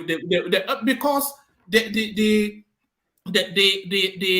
Arise TV has a traditional bias towards the PDP. Oh no, Mama, stop that narration. You asked me now. You and I been on this space for a long time. You asked me now. One man, you know me. Hold on. Let me land the point now. Let me land the point. Okay, go ahead. Arise TV has a traditional bias towards the PDP. The anchor of the program has sort of a familiar leaning towards the obedient movement, and of course Atiku and Obi, they are there to cage him. So it would lamb to slaughter. It would have turned to attack. It would have turned to attack Tinubu if he had stood up there. Can I say something? Huh? Can I say something? Hold on, guys. This is still my space. Until one man says enough for me. No, land that point, and then we take a different voice. Yeah. Okay. Man, proceed. Yeah. The last thing, one of the things I was so annoyed. I was so annoyed about the candidate. This is an opportunity for them to bring out Tinubu there. Shame him for not coming to the podium. But they missed that opportunity. I don't know what's wrong with Nigerian politicians. They all do well in their own. They all do well in their own narrative. But that's not the point. The point here is Tinubu accent. I support you 100%. All these apologies, all these Tinubu apologies. God bless you. Good luck to you. Okay. All right. Thank you, one man. Yeah, hold on. Let's hear from Gideon. Gideon, let's hear from you. Can I say something? Yeah, you can in a moment. Let's hear from Gideon, just so everybody comes in. Gideon, you wanted to come in. All right, the gentleman that wanted to come in, and then after that, good evening, everyone. Good evening, Gideon. Yes. What are you? We are first with Tinubu's absence, and then we'll get into the debate itself in a moment. So, what are you making of Tinubu not being there? I like it too. I like it when Tinubu is not there, because all of them there, they are PDP. Well, that is true. I don't understand which one is all of them are PDP. Peter Obi is former PDP. You don't have anything. You should clarify that. It's former PDP. The other one too is former. So I don't know which one is all of them are PDP. Hold on. Peter Obi was 10-year PDP till 6 months ago. Kwankwaso was 10 years PDP till 3 months ago, and Atiku currently PDP. So it's a PDP platform, is what Gideon is saying. Okay. Sorry, okay, I so just want to say something. All right, let's hear from Enigmatic. So Enigmatic, Tinubu's absence first, and then you launch us into the debate. So Tinubu's absence, what is unacceptable. I don't think it can be excused. It's not really, it's not acceptable. Yeah, well, Yeah. I would say good day to everyone on the platform. It's another privilege to have an intellectual discourse with people who can actually reason beyond primordial sentiments and who can actually see politics as what politics actually is eventually. First, like I said, I will support man of prestige position on the missed opportunities by the trio of Atiku, Obi, and Kwankwaso to call Ashwaju out and to call APC out. And then this actually speaks to the volume of what we've been saying about, the oligarchs, the establishment, and then the status quo all this while. If you look at those three guys on the platform, like Gideon said, take it or leave it.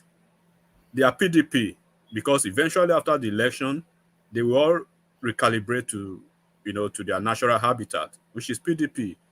If you want to look at it like that. And I've always said it, where you have this kind of arrangement and you do not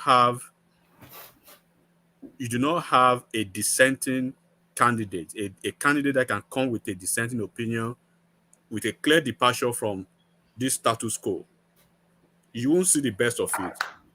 Can you imagine if a certain Omoyele Sowore has been a part of this town hall meeting today? It will not only drag the three of them on the platform, it's going to bring even the platform to an absolute disrepute by cherry picking the kind of candidate they actually give the floors to most of the time. Because these candidates are status quo candidates, part of the problems.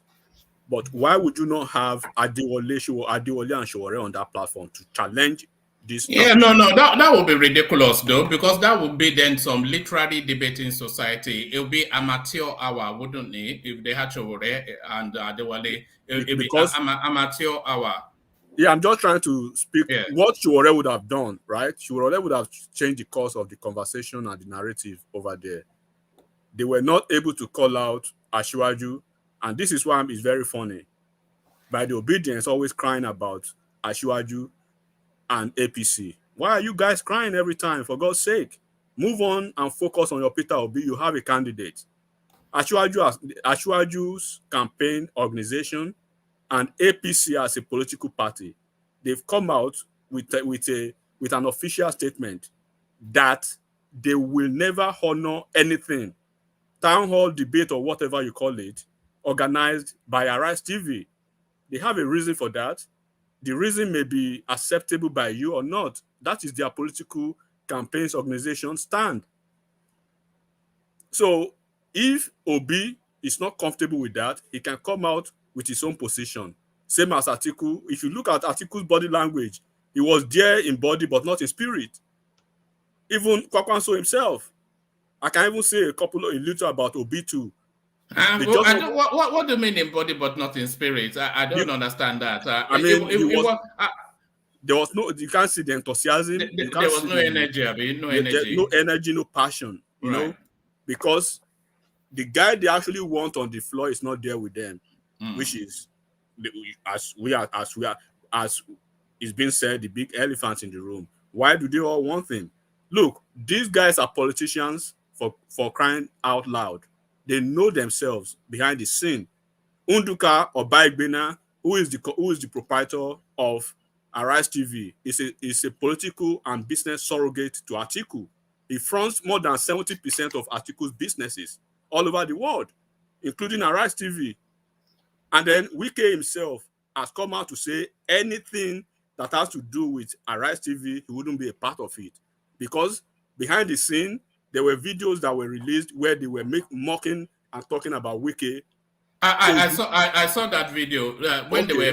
Tambuwal was there as well. Tambuwal was there, and the chairman of Dino Arise was there. A couple of them were there. Do you know if something like that, if they are private to a couple of videos or some, so we don't know what has happened behind the scene that would have caused, you know, a whole political party and this campaign organization to take a they did not take just a step. They take a, you know, they've taken an official position.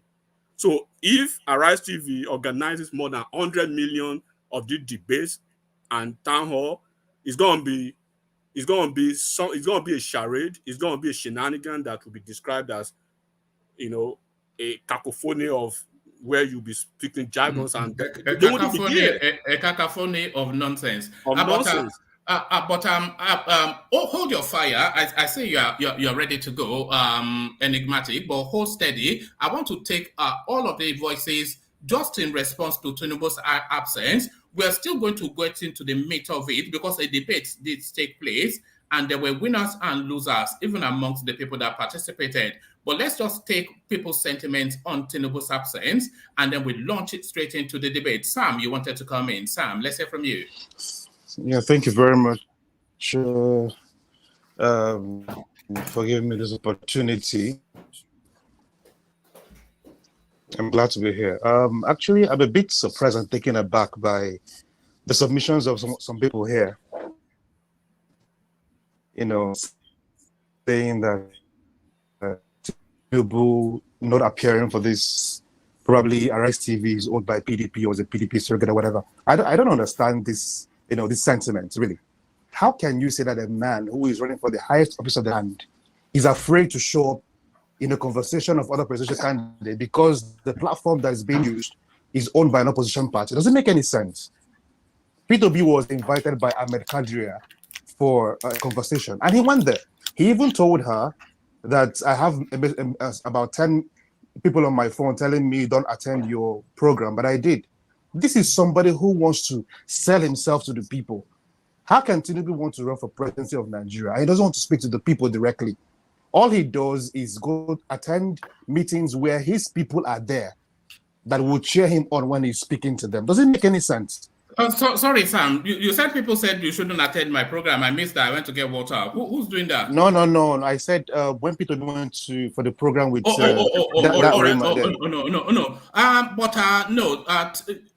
okay.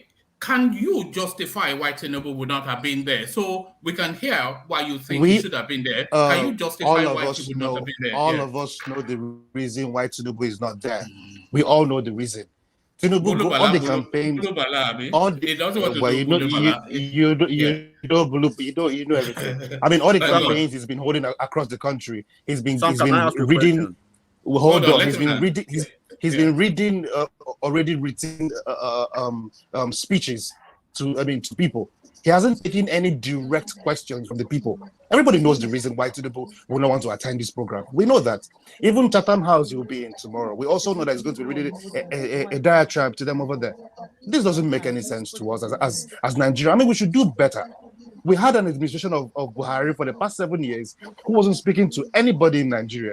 And we want to continue with this same trend. I mean, are we not tired of this suffering? Sam, let me ask you this. Did you think people are outraged that Tinubu was not there because they wanted to see him trapped? Is that what people really wanted to see? They want to see him trapped. Is that what it is? No, not really. Not really. The thing is this. Tinubu has never honored any invitation to any town hall meeting to address Nigerians, even one. He has not been to anyone. This is an opportunity for him to be able to sit down with 3 other different presidential candidates who are there. And I mean, like you said, this conversation was not even confrontational. I mean, it was just a simple, conversation with this guy over there, and he didn't show up. He has never, come to any of these invitations. He has never honored any of them. Yeah. Sam, any of them. All right, Sam. Enigmatic wants to put a position to you. Let me ask you a few questions real quick. Yeah. So, would you have voted for Tinubu at all, or do you have a candidate before now? Listen, the thing is this: this is a campaign season. Everybody is trying to sell himself as the best candidate, right? I mean, if you look, hold on, if you look at some of the polls that have been done, there are still a lot of undecided voters who have not yet tilted a particular candidate. And this is a period where you as a candidate should be able to talk to the people directly, answer questions from the people directly, not going to campaign and that's grounds why I'm where you asking you already that have. question directly now, Sam. Would you have voted for You're not Tinubu. If you are Tinubu, I'll be speaking to you directly. I can't be telling you because you're not Tinubu. Okay. No, he has the right not to. He has the right asking, not to reveal. Yeah, go on. I'm asking this before because look, you guys look. You have to look at this beyond this emotion. And if you look at those people who are actually, This isn't about emotion, Chief. It's not hold about on, emotion. This is not about emotion. This is not about hold on emotion. now. I say hold on. If you look at people that are actually worried and then very passionate and being emotional about Tinubu's absences in all of these Arise TV organized shows or whatever, when you trace the demographic, you see it's coming from the same people who basically Are you accusing Sam of being an obedient? Is that what of it is? course it's an obedient. We can tell okay. if he calls But like I mean, really? enigmatic, don't go there, please. Hold on. Can I ask a question from anybody? Hold on, everybody. Let's keep it civil as it was. How we were enjoying it. Listen, yeah. Yes, one man. You see, this is the problem we have in Nigeria at the moment, right? We have an election that is like a watershed moment for this nation at this time of our existence. A lot has gone wrong in the past 20-something years with the PDP, with the APC, with every other person, politicians who have been in charge of Nigerians' Commonwealth. And at this moment, we are trying to move into a different dispensation or move into a new dispensation, right? And somebody is accusing me of supporting a candidate because I am trying to interrogate. He was speculating. You know, every opinion is political. He said every opinion is political now, is it not? Every opinion is political. You know how enigmatic I am an obedient. Oh God! You know who he is. No, don't personalize it, please. No, you don't personalize things. He said I was an obedient. Hold on, everybody. Can I have a question from enigmatic? Can I ask a question from him? All right, let that question come in. But let me just lay some ground rules before we carry on. Let's don't play the man, play the ball. So keep the conversation as much as is possible, just to the topics. But yeah, let's carry on. Carry on. So he said he was accusing me that I'm an obedient. I'm an obedient. He doesn't even know what leaning or whether I support a Kwankwaso or something, which is really terrible out there. But what I'm saying is this. This is a situation or a place where we should interrogate the candidates who are standing for this election, be it whoever it is. But that never took place. That did not happen. Did that happen? I mean, even if it did not happen at this time, I mean, other times we've had the opportunity of interrogating these people because we have been at some of these meetings and we have thrown questions to these people personally to answer questions. And these are places where you want to speak to your candidate. I mean, all over the world, in every election all over the world, all the candidates stand out and talk to the people. Why would Nigeria be different? Why is it that one person will come and tell us a different story and say he will not honor any invitation to any TV program because it's being owned by an opposition party? It doesn't make any sense. It doesn't make any sense. It does make sense, but hold on, enigmatic. Ajan Lekoko wants to put a position. I think actually to you, Ajan Lekoko come in. Yeah. My question to enigmatic. Yes, sir. Are you telling us that Tinubu have done well not to come to that town hall interaction? Is that your position? Okay, let me answer you. That has never been my position. That wasn't my position. That is still not yet my position, and it wouldn't be my position. But I'm speaking politically now, right? And this is why I'm actually trying to let other candidates, instead of crying over spilled milk, you have candidates. There's Atiku there, there's Kwankwaso there, there's Peter Obi there, there's Omoyele Sowore there, there's Adewale Adebayo there, right?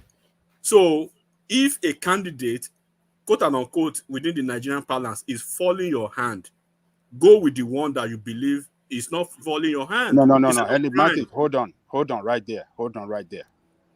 Look, we have 4 candidates been positioned to us as people as the leading candidate. And obviously, we can rank Tinubu as number 1 among them because he represents the ruling party today.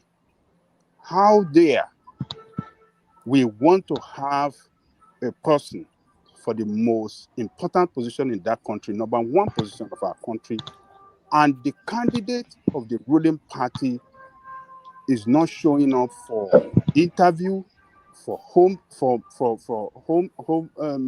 town hall meeting, for any debate whatsoever, and you are saying we should accept it like that?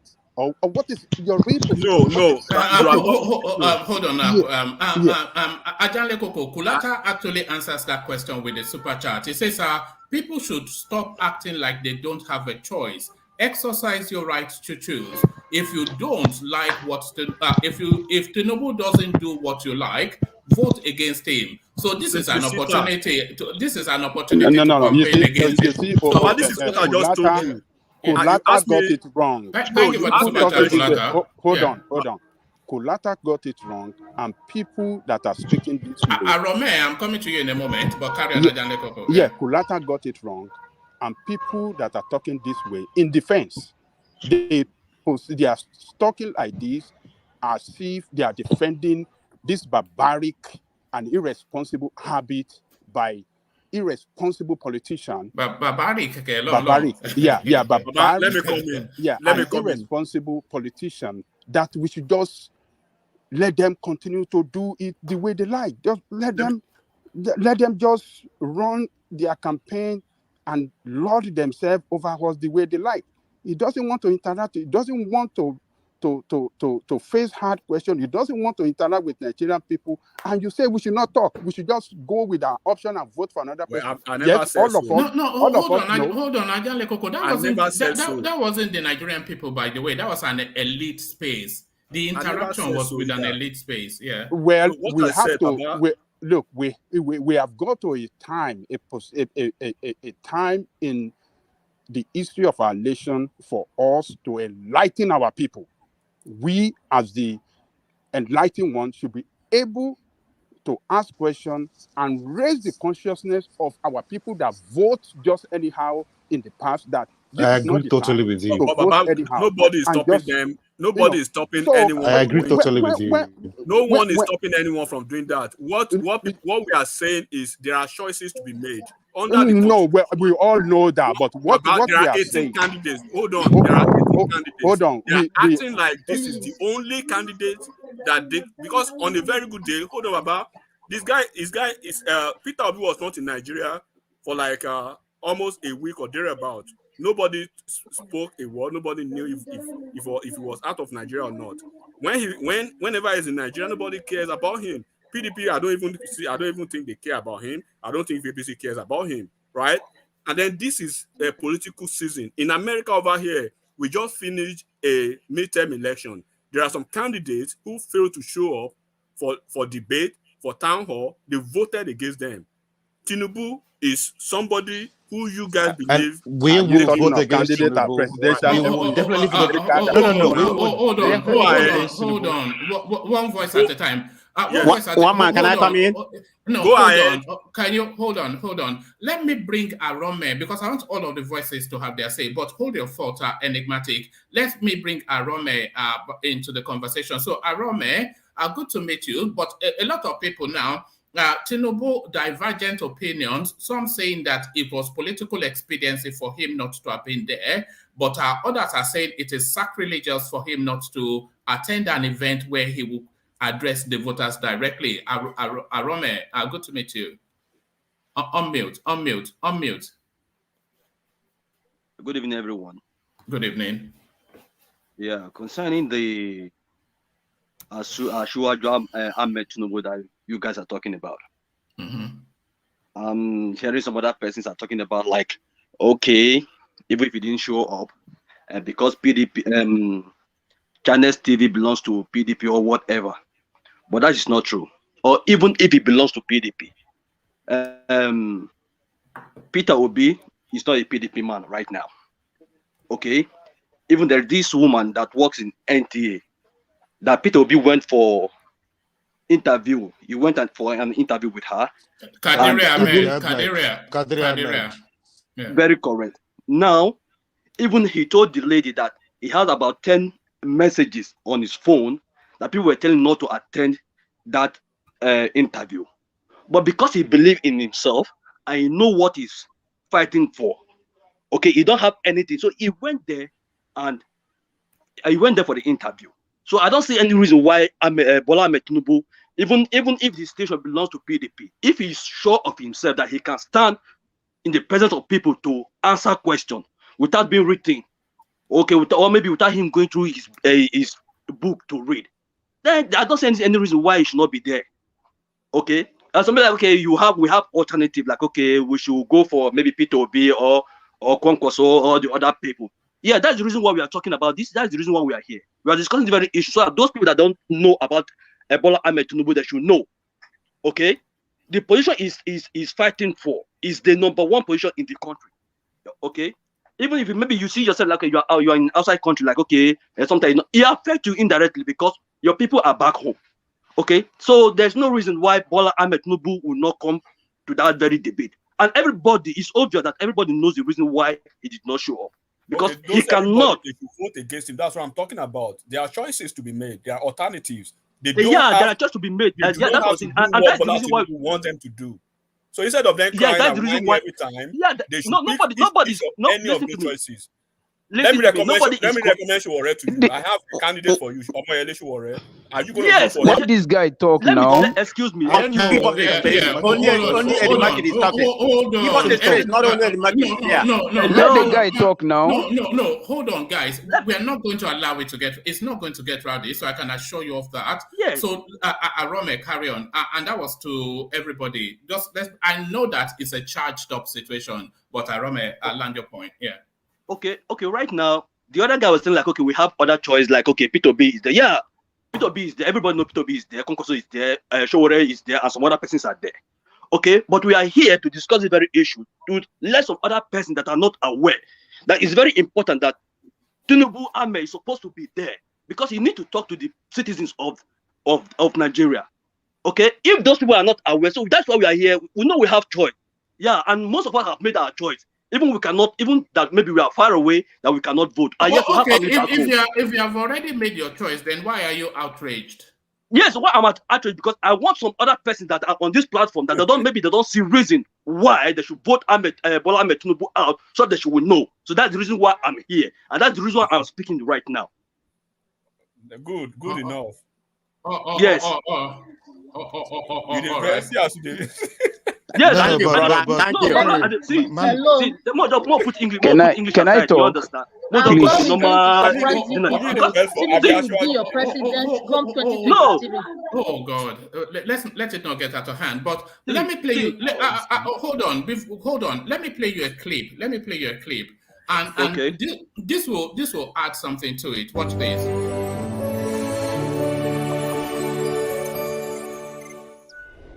Watch this video clip where the Arise TV owner Ndoko Baigbena was just having fun and singing and gyrating. But what was he singing about? He was singing that Tambuwal is a great man, but at the same time heaping insult on Governor Nyesom Wike of Rivers State. He was calling him Lule. That's a Yoruba language. I guess it's for a loser. A loser. So you have to watch the clip and hear for yourself. And it is actually unfortunate because Ndoko Baigbena was having the burial ceremony of his late mother. And they used that occasion to do this kind of, exhibit this kind of attitude. Very unfortunate indeed. But what could be the problem between him and Wike? Nobody knows. But Governor Tambuwal of Sokoto State was sitting at his right hand. So as he was singing and praising him, he decided to use the opportunity to heap insult on Wike because Wike himself fell out with Tambuwal. They were best of friends, but now they are on different paths because he believed that Tambuwal helped to deny him the presidential candidate ticket of the PDP. And Tambuwal was enjoying himself, but he was a bit miffed with Obaibana calling Wike Lul, and he was kind of not happy. You could see that in the sign that he gave. He didn't appreciate that one. But anyway, that's what happened. But you know, Wike is like, you know, they say action and reaction is equal and opposite. So Nduka Obaibana has invited the ants, and they will definitely feast on him. Wike will now find an opportunity, a project to commission, a speech to make somewhere, and he will hit back at Nduka Obaibana, the owner of Arise TV. Watch out what's going to happen. Just watch out, and you will see for yourself. I don't know where the trouble started, but that's where we are at the moment. So watch the video, watch the singing, and watch the fun that the people were having and using Wike as an scapegoat, object of fun. See you in our next video. Presidential candidate.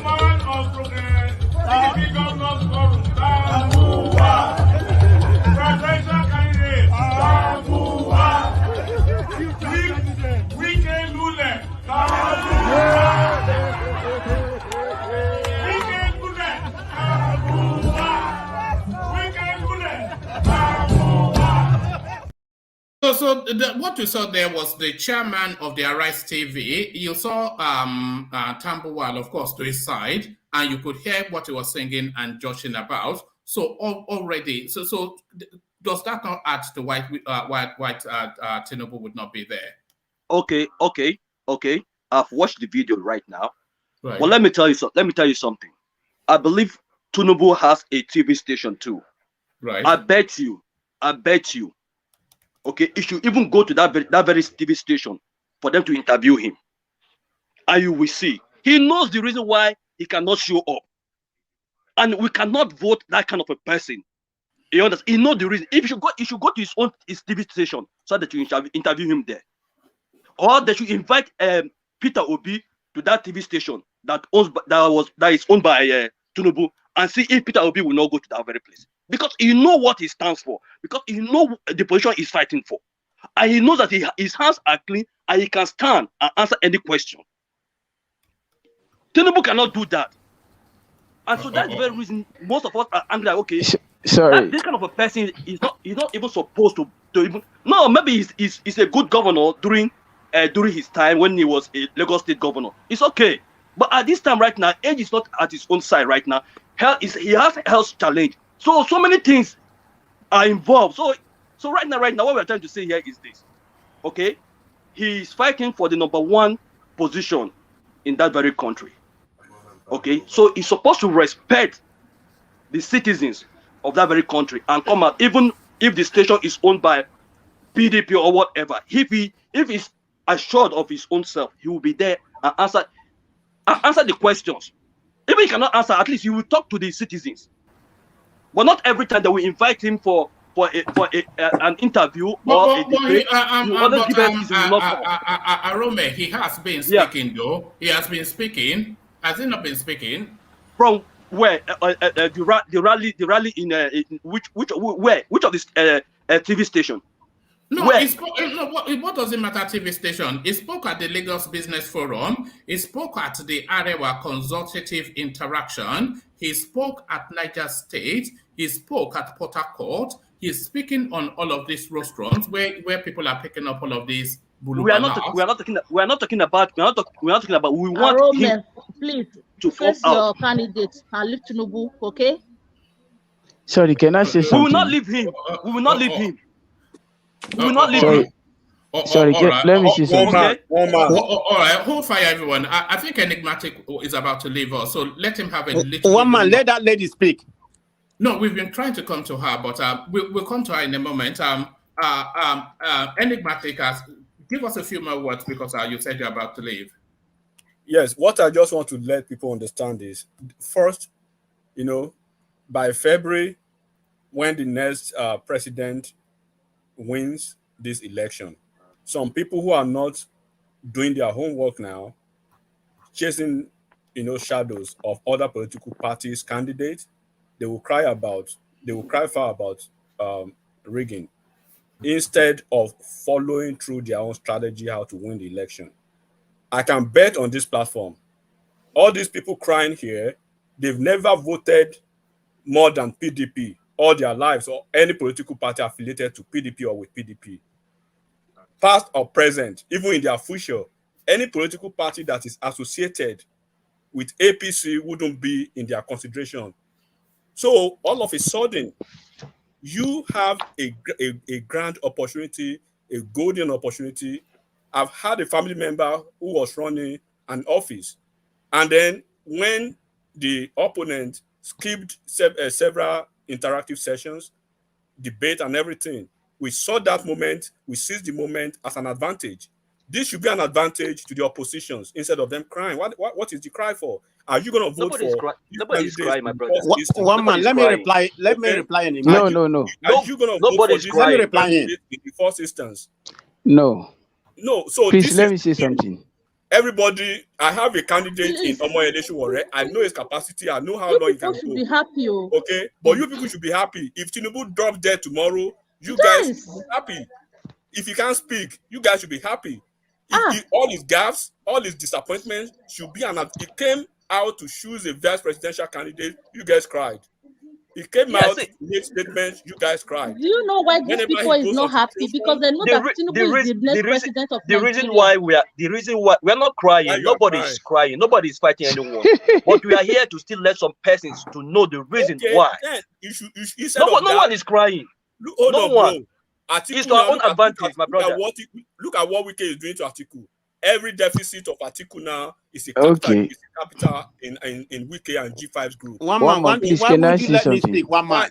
Why this fixation and this obsession? You can't speak over somebody else now. Why this fixation and this obsession about just only one candidate? Are you guys afraid that he's probably going to be the next president?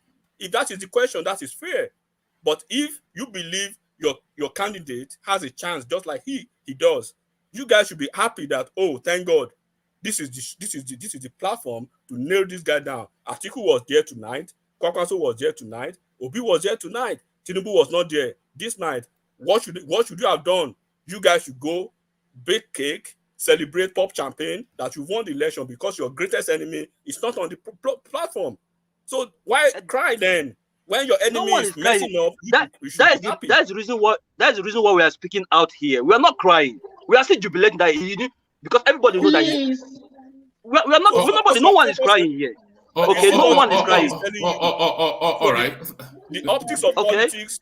The optics of politics is you focus on the strategy that pays you. If APC's strategy does not sync with your own strategy, which you shouldn't expect, because they have their strategy. Obi and Labour Party, they have theirs. Atiku and PDP, they have theirs. So you shouldn't expect that Atiku will do what you expect him to do. Tinubu wouldn't expect Atiku to do what he expects him to do. We are holding fast for enigmatic. Okay. Enigmatic. All right. Let's hear from Tiger. Tiger, good to see you. Enigmatic. I'm actually happy to Tinubu. I was thinking before I joined this program, I'm actually happy that he did not come. This will show a lot of Nigerians what Tinubu is made of. That is, he has no substance to be the president of Nigeria. That's and should this election go to second round, I bet you some of those two candidates or three candidates will work together and Tinubu will get there. Trust me. This is very good for Nigeria. That is a lie. Tinubu is the next president of Nigeria. Okay, then is it that's president politics. without voting, without vote? You want to rig the election? Is that how you think? Without voting, someone become president? At least we go through the election first before someone become president. But You Tiger, you people did understand not what I'm know the saying, road right? that Tinubu will use to go to Yes, that presidency. See, enigmatic. I understand the angle you're coming from, right? But I'm so happy he didn't turn up. I'm telling you, Yeah. because Atiku did turn up, right? Tiger. Yeah. Do you think anybody was surprised that he did not turn up? No, no one was surprised, but because we've been saying all this time, Atiku has never turned up. But now that Atiku has turned up, it puts Tinubu in a big bad light. But People, Tinubu has already said he was not going to turn up. He said that weeks ago. One yeah. man, Then if he's not gonna turn up, then three different official statements from APC and Tinubu's PCC's group, the campaign organization. They made then it very clear, and then it was very succinctly, narrated. They would then never. So yeah. this should be a And good please advantage for let us say PDP and something Labour. too. but this will help a lot of Nigerians to make that easy decision. Some of them are still in between. So those who are in between, they can make that decision now based on that Atiku has appeared, Tinubu hasn't appeared, that Tinubu don't want to be eligible to them, or he doesn't want to face questions. Do you think Tinubu do you think Tinubu not turning up for this debate will affect how anybody makes the decision to vote? No. It will affect. It does affect some people. No. You think so? It does. Yes, it does. It No. does. Not Like one man, APC, you No. said. Even the Hold lady on, don't have hold anything on, to say. hold on. The One man, lady can you there. let Hold the on. lady speak? No, sorry, man of prestige. I need you to just settle down and let the flow go. But sorry, back to you, Tiger. Okay. How do you saying this? The airlight. No, are you an airlight woman? If I may ask you, but you did watch it. We are not airlight, right? So Right. same thing with Nigerians. They can watch it online as well. So Nigerians, like we said, they have the data to watch this. They watch YouTube and other program. So people will watch it. People will know that Tinubu don't want to be accountable to them, and when he becomes president, he will not listen to them. So they can make that choice now. I think I'm happy he didn't turn up. People can make that choice now. So no more excuse for anybody. You live in the UK, don't you, Tiger? So in the UK, they say today's news is tomorrow's chips paper. They will use it to sell chips in the shops tomorrow. So Yeah. this only stands in this moment. By tomorrow, when Tinubu makes his speech in Chatham House, then the story changes again, doesn't it? No, I don't think so. You But don't think so? yeah. Hold on. You know why? By Atiku coming and this debate, it will be tomorrow's news. Tinubu's news will be on Tuesday when he makes Chatham news. But for tomorrow, this will be news that Tinubu didn't appear. So every day has its own news. But for now, this is the news, and that's why we are talking about it. Yes, but what I was yeah, go on, enigmatic. Yeah. A quick question, Tiger. Go on. Carry on. Is listening. Okay, we've just seen a town hall project now from Arise News, right? Now, what are we discussing? We are discussing the only candidate that was absent. What does that tell you? No, we are discussing it because we are one man has a fora where that can be discussed. But in between that discussion, right, later on today we're going to delve into who performed well in this debate. So it's part of the debate. It's part of the package. It's not in isolation. So everything will be discussed. The same thing if people are talking about it elsewhere, they will talk about it as well. So it's very. Tiger, would you have voted very for relative. if you had the opportunity, or maybe, and it's open to anybody on the platform. As anybody on this platform, would you have voted for a BAT, a Shuore, or have you voted for any political party that is associated? No, I've been. What man knows? I've been Baba Sokwe. So I've not voted. No, anybody can answer that. I've not voted. I will vote for Sowore. No, hold on. I've not have voted. You voted for any political party? No. I've not voted. I've not voted. Hold on. 2011, I did support Buhari. I must confess, but I wasn't in Nigeria, so I didn't vote. So I've been following the election, but I have not voted. I've voted in Nigeria, but not in the new dispensation. No. If you were in Nigeria, if you were in Nigeria in 2015 and 2019, would you have voted APC? 2015, I would have voted APC because it was so. I mean, everything was so bad. Like we were sold. Buhari was sold to us, so I would have bought into it because it was sold to us. So I would have bought into that as well. So I would have voted for Buhari 2015. One final question, one man. Anybody can answer this too. All right, but I want to make sure I bring in Gideon and then Folly so that all of the voices are But I asked that question. Yeah. Sure. In the past 23 years, since 1999, right? Go South and Southeast, Tiger, can you tell me the political parties they've been voting for? At least at the national level. You are talking of PDP, right? No, can you just say it? Yeah, I said PDP. He said PDP. Okay. He said. So now, what do you think? What do you think they would have done if Peter Obi did not move to PDP to Labour Party? No, because vote that's going to come from Southeast, it's a protest vote. So no, hold on, because I know where you asked the question. Vote that would come from Southeast is a protest vote. Let's assume Peter Obi is not even contesting. They wouldn't have voted for Atiku because why? It's a protest vote. They felt that Atiku came. In PDP had agreement in place that this dispensation, this political dispensation for the PDP party, the contestant will come from the south, not from the north. So by Atiku coming there, that's why a lot of people they're not going to vote for Atiku in PDP in the southeast, and we know that. But the elite might say vote for them, but the people would not vote for them because they felt that they are being denied the opportunity as well. So that's what I'm saying. So, yeah. Tiger. All right.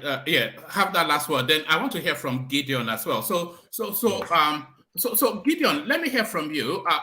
Where we are at the moment is Tinubu not turning up for the debate.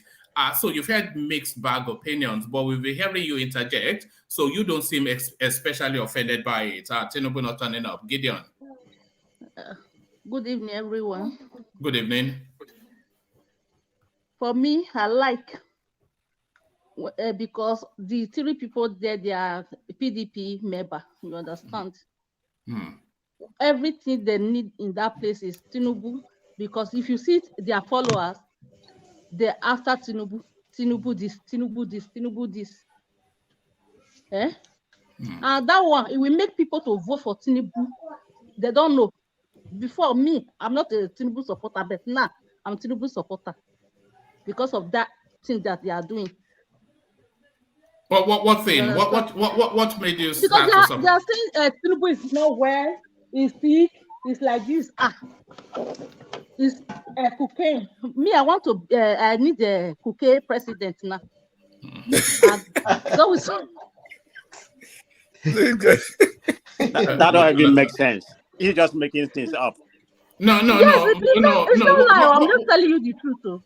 I'm just telling you the truth. What she's saying is she's off-put by the aggressive campaign of Taumeni. Because I don't believe that. Atiku is there. You believe cannot cut Atiku. She's saying it now. You people, they are not cutting Atiku. You people, you are from the same side. You are cutting Tinubu this. It's too much. You understand? That is why I'm going to vote for Tinubu. Me and my family, we are going to vote for Tinubu. Are you in a position to vote? Win this coming election, this 2023 election. Do you have a PVC? Yes, I have. Right. I'm going to vote for Tinubu. It's my president. It's my president. All right. Let's hear from Folly. So Folly, we're with the debate that's just happened, and we've not really gotten into the debate yet because, of course, the elephant in the room was Tinubu not turning up. So what's your reaction to that? A lot of people are offended, and I think it's disrespectful. Folly.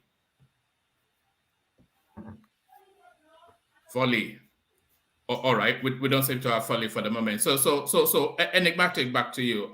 Give us a few more words. Yes. So what I'm just trying to say, like you just heard Miss Madam Gideon. You heard her voice. Yes. One man, there's too much can be too much sometimes.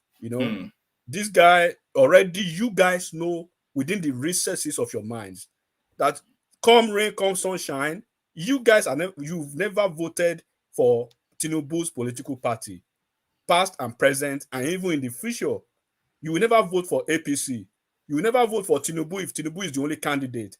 Then, all of a sudden, Tinubu makes any move, he has made a mistake. He doesn't speak. Oh, he's not speaking. He travels out. He travels. Everything is, why don't you focus? Because we already know one man, South and Southeast, right? Since 1999. Since the nascent stages of Nigeria's second political dispensation democracy now. Go and look at the voting statistics and the data in the Southeast. They are the party. If you are hearing Nigeria is in a deep hole now, the Southeast and South, they are complicit because they've been the one that propped up and enabled PDP for 16 good years until APC to continue from where they stopped. So all of a sudden, because you now have a Peter Obi, Tinubu is everything bad. Why don't you focus on your Peter Obi? Because if Peter Obi had remained in PDP, it would have been Atiku, because Atiku would have won the ticket anyways. Now Atiku that snatched the ticket from the folks in Southeast. They are not going after Atiku. Atiku is a perfect man, but it's only Tinubu they are yelling about. Everybody is Tinubu. Are you going to vote for Tinubu if Tinubu were the only candidate? Because in the first instance, ab initio, you will never vote for him, dead or alive. So what is the cry about it? Let him make his moves, then you capitalize, leverage on that move, and then use it to your advantage. For Peter Obi, why crying? That's politics here. The guy is doing his own thing. He knows he will never get any vote in your region. He didn't come to your region during the primaries. He knew where his numbers were. He was knocking on the door. He knew where his numbers are now. How many times have you seen Tinubu in Southeast, one man? How many times have you seen Tinubu in the north? It was in Ebonyi the other day. Since when? Since the campaign started, only once. Yes. Only once. Because Atiku, Buhari in 2015. But is it not better for him to bring the Southeast on board rather than to cut them loose? No, you can. It's definitely going to build them, but you have to win an election first, right? Before you bring people on board, regardless of their politics. Now, you're still going to bring them on board when he wins. But before you bring them on board, you must have something to bring them on board to. You must win first. But this is the only. It's like they are all campaigning against only one candidate, and that is the problem. They are missing it. They did this during the primaries. Enigmatic. One man, can you give me a minute to reply? Can I say something, please? They did this during the primaries. All of them, only one guy, and then he came back to whip all of them. Like, let me reply him, okay? Please, one man, before you leave. Say something. Yeah. Hold on, Ola. You come in after. Sorry, Ola. I know you're there, but let Enigmatic have that interjection. Then we hear from Folly. Ola, you come in, and then Kulata gives us his opinion as well. So have that interjection, man of prestige. Okay, this is directly to Enigmatic. Don't get no, I'm not going to make any insulting language. Leave us. All right. Okay. This is the point. We are here talking about Tinubu not showing up, which is a particular party, APC, is section on that area. But you are taking it to a different narrative. Now you're sectioning, talking about Southeast. Everything is Southeast. Every time you have tendency to do this, I don't know what the Southeast has done to you. If you listen to my comment, I may get mad to everybody, anything based on party or person. I never mention any part. I'm from the Southeast. I never mention any particular. I have my best friends are from the Southwest. I don't play a section of bias here. You have that tendency. I don't know what that part of the country has done to you. Tell me, my brother. Tell me what I don't know. No. To be fair, man of prestige. To be fair, whenever Enigmatic mentions the Southeast, it's never out of the context of what he's saying. You know, Are you serious? No, it's in the natural God. course. Okay, Well, okay. no, it's in the natural. Go ahead. Hold on. It's in the natural course of a narrative that. So why is narrative most focused on this? Why did he divide the narrative to mostly Southeast? Everything in Southeast about what we are talking about. Is only Southeast. Is it the only Southeast that is criticizing Tinubu for not showing up? Hold on. You can't curtail his free speech now. Let him. I'm not curtailing. I'm asking him a question. He's not curtailing. I can't curtail. I mean, he's very outspoken. I can't curtail him. Enigmatic. This is enigmatic. Yeah, hear from Tiger. Tiger, come in. Yeah. Enigmatic. Please stop moaning about this, right? Because at the end of the day, this is politics. This is a forum we discuss things, right? So we talk about this is a forum where things are discussed. It's not about only Tinubu. What are we discussing on the platform? Tinubu is the focus. Hold on, Tiger. What are we discussing? What is the all right, we're debating. Okay, so if we're okay, gentlemen, if we're discussing politics, let's veer back to that. So back to it. You were painting the picture, enigmatic, that if Tinubu had not turned up, which he hasn't, then of course that makes it easier for decisions to be made. So yeah, carry on from there. One man, when you are approaching a certain matter, right, you have to go to the root cause of that situation. There's no way we will be discussing subject matter as of this nature, right, without actually speaking to the nitty-gritty of the political events that actually shapes this idea most of the time, right? Because when you see, I've basically asked one time that, look, what is these guys saying with you guys? Because it seems like a focus on a particular candidate. You can have issues with Buhari. You can have issues with Tinubu, with APC. Until recently, one man who was the victim, he was the Fulanis and the Hausas because of Buhari being the president, regardless of the fact that they voted 5% in the whole of the federation for that guy. Did that stop him from being the president? No. But when we are talking politics, right, I will go back to it again. A region that for over 23 years, they've been voting for a particular political party until 6 months ago that they believe they have a candidate who they want to bring as a mystical person that has never been in the Nigerian political system, that has been in politics for over 20 years, and then PDP suddenly becomes a bad political party or a bad political platform to them. And then you want to tell us the narrative of Nigeria politics. And I'm saying it, if take Tinubu out of the equation now, put somebody else in that equation. Have you guys, past or present or in the future, if I've seen your past that you voted for a political party, and then the present, you have voted for that political party for good, not 2 years, not 4 years, 23 years. And then the political party, the opposition party is doing what they want, and then you are crying about that. What are you crying for? Go ahead. Let me respond to you.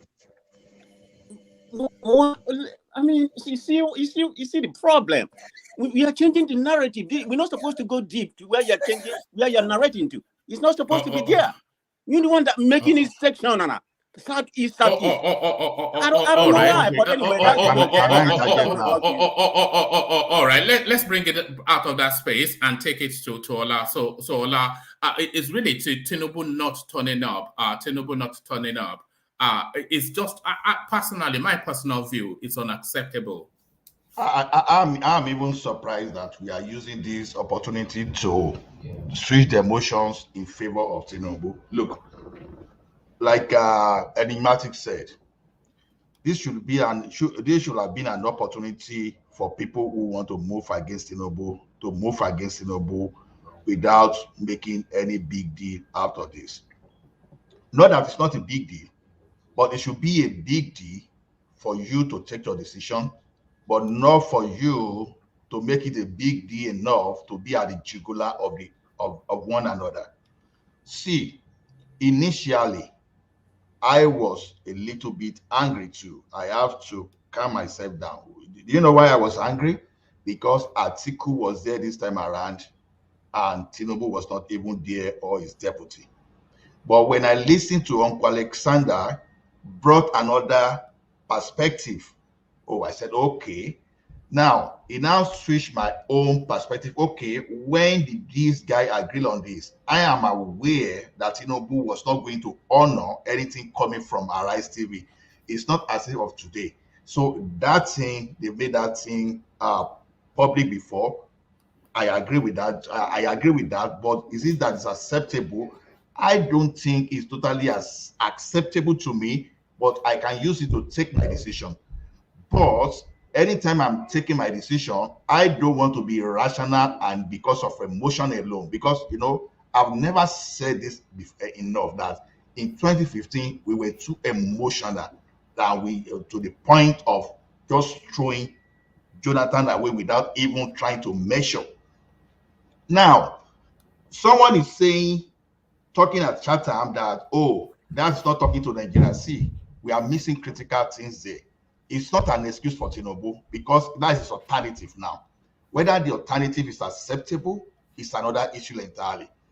When you are talking at the international community, talking to international investors who can turn the fortune of the country to the better, it's another thing entirely, because Nigeria is no longer a local country in one West Africa.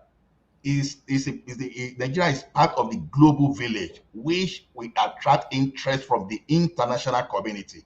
If you look at it from that perspective, what Tinubu is going to do tomorrow is still something that is laudable, even though we still be, because there's no way you can balance everything. Like I said, I will not make excuse for him totally, but yet it has provided alternative. Let's exploit that alternative and see whether that is even better than what we have today. No, and I think what we should be looking at is what they discussed today, because we forgot about what these people discussed today, because I listened to that and I saw a lot of, in fact, it was the organizer that was even trying to even give the candidate ideas, because if I will rate these people initially, I will not even rate most of them the best of them more than 40%. I was listening. They asked these people. Yes, I was listening now and I was taking notes too, but we'll get to that in the second phase of it. But I want to sweep through the reactions to Tinubu not there, just to get that elephant out of the room. But thank you, Ola. Let's hear from Foley, because he's joining us from Nigeria. So Foley, Tinubu not been there, mixed feelings. But what is yours, Foley? Tinubu Olule, Foley. Oh, wait, so Foley, it's connection problems, you see, because Foley is a warrior man, of course. So that question then to Kulata, so Tinubu Olule, or Cholule, or Didi Lule, Tinubu Olule, Konkona. All right. Tinubu told you, I'm not attending, and he did not attend. So what's the hula boo? What's the noise over the fact that he said he's not attending and he followed through? And it's a game of choices. It's a bad choice according to you people. So why are you having high blood pressure for a bad choice? A bad choice is giving you clarity that don't vote for me. So don't vote for him. You guys are just screaming, being all emotional for trying. You bust the blood. You're gonna pop a blood vessel. Blood vessel. Yes. For nothing. I mean, he said he's not going to come, and he did not show up. Big deal. Let me interject to my brother, please. Just a minute. Let me finish before you interject, because I'm driving. The people that showed up, assess them. If you've not made up your mind, pick the one that did the best. If it fits the criteria, pick that person. Vote for the person. The person that doesn't show up, go and talk to all your friends that this guy is a no-show. His gun's going to be like Buhari. APC has ruined the country. Then don't vote for them. It's a simple case, and we should move on. But it's still unacceptable, though. I mean, if it's unacceptable, what's the rational thing to do? Do you belly ache or you act? Okay, what is belly aching going to give you? Does Tinubu not showing up show that he has regard for the electorate? It doesn't have regards for the electorate. It doesn't. It's clear enough. And it's unequivocal enough that it doesn't have regard for the electorate. So if it doesn't have regard for the electorate, what should the electorate do? Why are we making noise? Punish him Okay, at the booth. Kulata, we are not making noise, okay? I mean, we may be so emotional sometimes, but that's not what it is. We don't have a What vote. is it? But okay, let me give you just a minute, okay? You and I know each other in that regard. I mean, it's not about emotion or whatever. When we're speaking out here, we don't have a vote. So you say make your statement. We are just making a statement. We don't have a vote. So we are letting people know we are not happy of him not coming. That's all. It doesn't matter. Okay. We are that's speaking fair to enough. the people in Nigeria. We are just giving our opinion. That's it. So we have That's a right. fair. He You has have the a right right. not to show up, and we have a right to speak against it. That's it. Yes, that's good. I mean, it's part of the circle of life. You have a right to lament, you have a right to complain, and you have a right to canvass against him. But people just, I mean, I just find it amusing that someone is telling you, I don't give a rat's about you, and take him up on that challenge.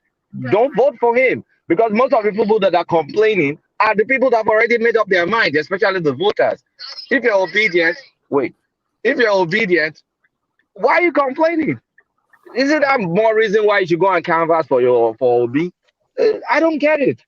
I really don't get it. And now the thing I'm saying is, because this guy is living rent free in many people's heads, whatever he's going to do tomorrow is going to suck up the oxygen in the room, and everybody will continue talking about him. And that will be consistent 2 days of Tinubu news that you are not talking about Peter Obi. How about that? It's not going to be a good narrative for him. Kulata, Kulata, it's not a good excuse. I mean, this is a discussion place. It's not an excuse. It's not an excuse. I was clear enough to tell you. I understand your position. I know. I understand your position. So people here, mainly, they're not. I think all of us here in this forum, I don't think we are planning to go to Nigeria in February to go and vote, including the lady who said she and her family is going to vote. Because I think she's abroad. I'm voting. Yeah, you are voting. You are going to Nigeria to vote. And you know one thing, I appreciated Gideon just to show voter behavior. You could see that for every action, there's an equal and opposite reaction. Where all you guys are pushing, you could see a voter like Gideon that got pissed off at the incessant abuse Kulata, that's not true. Person. She already made her mind out before. That's not true. You don't know. You can't say that. And there are many people voting for this man out of pity, just simple pity, and you can observe that on this platform there and there. The same way people shouting Muslim that some candidates are going to church. It's the same way Muslims too are also galvanizing. It's numbers. For every reaction, there's equal and opposite reaction. It's better to just make your case based on merits and let it be on that. Yes, the same way, Kulata, the same way Tinubu didn't appear, some people will not vote for him. If they've decided to vote for him before, they might have I want to believe that every single Tinubu voter that has made up their mind are not going to change their votes because they didn't show up for town hall. No. You can't say people that. People going to change their vote for sympathy if you're going to say it like that. I believe that, but I showed you an example of a sympathy voter in Gideon. That's an example. How you know? You're not in her mind. She may come here and make us talk. People do that. She said. Because she said that make it true. I'm supposed to trust her first. You know her? Hold on, one at a time. Yeah, but you know her, Kulata? No, but you don't know her either. Yeah, I don't know her, but Kulata said I trust her. Like she doesn't. Hold on. You were speaking on her behalf. You were speaking on her behalf, and you don't know her. But she's there to speak for herself. But yeah, go on. Inherently, the same thing will happen if people who are determined to vote for Tinubu and they see that he's not coming and he will not be accountable to them. They might, or some of them might also change their mind as well. You can't say that can happen. You're right. Exactly. You're right. Yeah, that's what I'm trying to say. But you're right. So the thing is, he's giving you opportunity. He's giving you negativity. Use it against him. Don't cry for me, Argentina. I don't think voters in Nigeria will even care at this stage. At this stage, they know Tinubu will not turn up. They know, but in this fora, we're only talking about it because we are based abroad. We're not gonna vote, but we just want to touch on that angle. I don't think people voting in Nigeria they're going to care if you come or not because they know it's not gonna turn up. Enigmatic is going to vote, but you know, it's only 1 out of 1 million diaspora. Enigmatic. Right. Yes, sir. What's up? Yeah. So, would your vote make any change? Don't worry about that. It's a question. It's a question. No, every vote, there's no such thing as every vote counts. Of course. Exactly. That's what I want to hear. Every vote counts. Good question. Good answer. Oh, it's busy doing other things. But let's hear from Thomas, who is in Nigeria. So, Thomas, let's hear from you. Good evening, one man. How are you? Oh, I'm well. So the debate, not the Tinubu debate, but the debate. Yeah. What baffles me is that some people using Panadol for someone else's headache. Before now, almost 1 month ago, this guy has came out to tell Nigerians that he's not going to attend any debate. It doesn't come to me as a surprise in any way. So I don't know why people are crazy about what the guy is doing, and forget about the emotional. People are too emotional. Emotion don't win election. So this guy has said it countless of times. He's not going to show up. But that should be an advantage to the opposition parties to leverage on that and vote against him. But I don't know why people are crying foul all the time. I don't know. You know me, I'm not a Tinubu fan, but no, he said he's not going to show up. Let's go to the vote and vote against him. Not this crying foul, crying. So Thomas. Emiloko is not Tinubu fan. So Thomas, what you are saying is that people should not express their disappointment that they didn't show up. It doesn't. I mean, they can. I was disappointed as well. Hold on. People will vote for whoever they like, but we are just talking about one of the candidates, particularly the leading candidate, number one. He's number one, whether we like it or not. Tinubu is number one, considering the fact that it's their party that is ruling the country now. Is the number one to beat. So him not attending anything organized by the media, we know the rule. We know the role that press play in democracy. You don't have a press that function vibrantly in democracy, then your democracy cannot work well.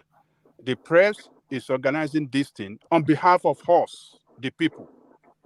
This man is rejecting it, it's not coming. And that is why we, the people, have to talk. That is why we have to speak against him that it's not acting right. Yes. Baba, I understand. So it's not that people. No, look, hold on. It's not that people are crying. I hate when I listen to you guys. Some of you, why people are crying? No, people are not crying. People know those who they want to vote for. But when you see the leading candidate, person that is possible, he have the best chance to be our president in 2023, and he's acting this way. So that is why we are talking. It's so barbaric. But Ajale Koko, is it not the opportunity for the opposition party to leverage that to win this election? Look, that one, we know that people will vote for whoever they want to vote for, but it doesn't stop us at the same time to say it loud and clear that this man is acting irresponsible. All right. An irresponsible person can never be our leader. So that is why we are talking. All right, I concur with that. So Thomas, I want to move it away from Tinubu and then go to, because some people did turn up and the conversation was had and an engagement took place between them and Nigerians. So I want to move it to the show and what transpired there. But on my way there, let me acknowledge the super chat that has been coming in. Of course, you know who, Alexander Gomez. He says, I see Prestige wears his emotions on his sleeves. So there he is, when Prestige was getting somewhat, I won't say agitated, but somewhat not even worked up. He was giving full. It was getting thirsty. Yeah, it was giving full expression to his thoughts. We will put it that way, by way of loud and sort of wimpy voice. But there it is. So emotions, of course, is an emotional topic. So Alexander Gomez still, if I were a Tinubu advisor and heard what EPA said yesterday, I'll definitely advise him to stay away. No point. EPA declared him the winner yesterday per his pronouncement. It is a slam dunk. So there is Alexander Gomez conversing with the platform as he usually does via super chat. So it's not exclusive to Alexander Gomez. Anybody can super chat, and then we'll read out your comments. So thank you, Alexander.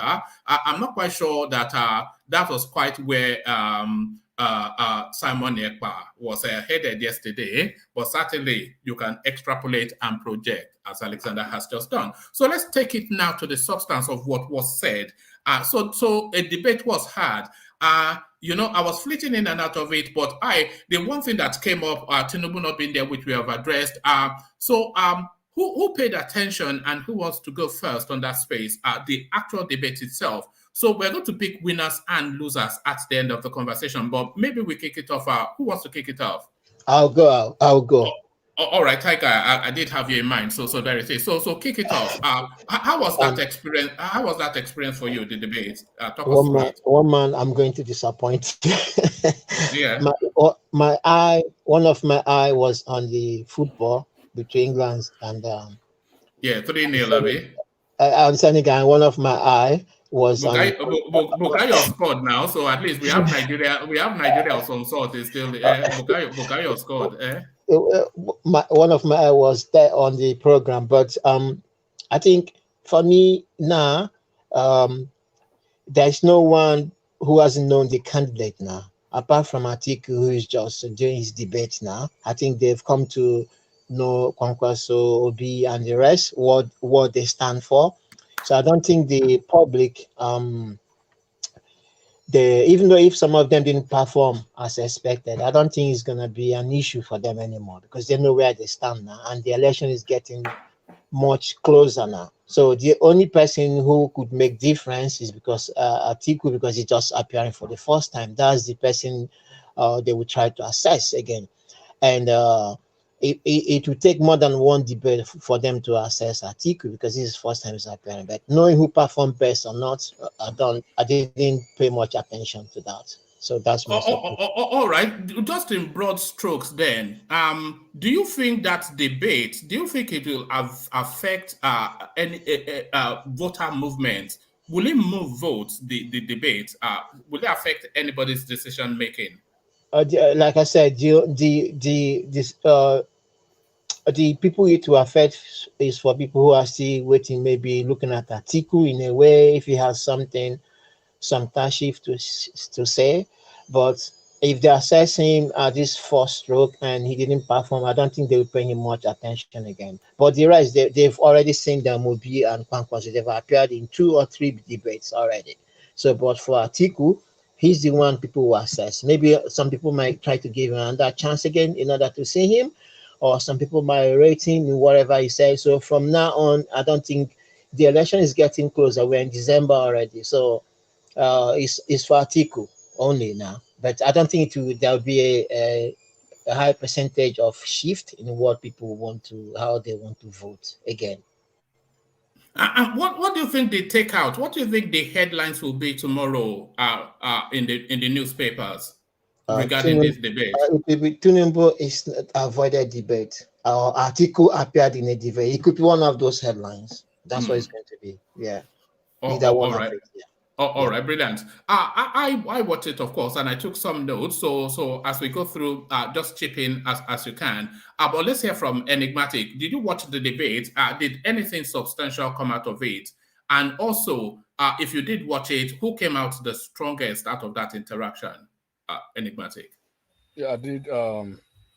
briefly, but from what I was able to see from that debate, like I said, low energy, no passion, no enthusiasm, and then you know this wouldn't change anything because the way Nigerians are wired, it's just like we are just like natural Republican and Democrat voters in the US here. For instance, I like to give scenarios. For instance, look at the runoff election in Georgia now, right? On a very good day, no sane human will want to identify with Herschel Walker, the Republican candidate, but is head to head with Reverend Warnock, right? That is politics for you.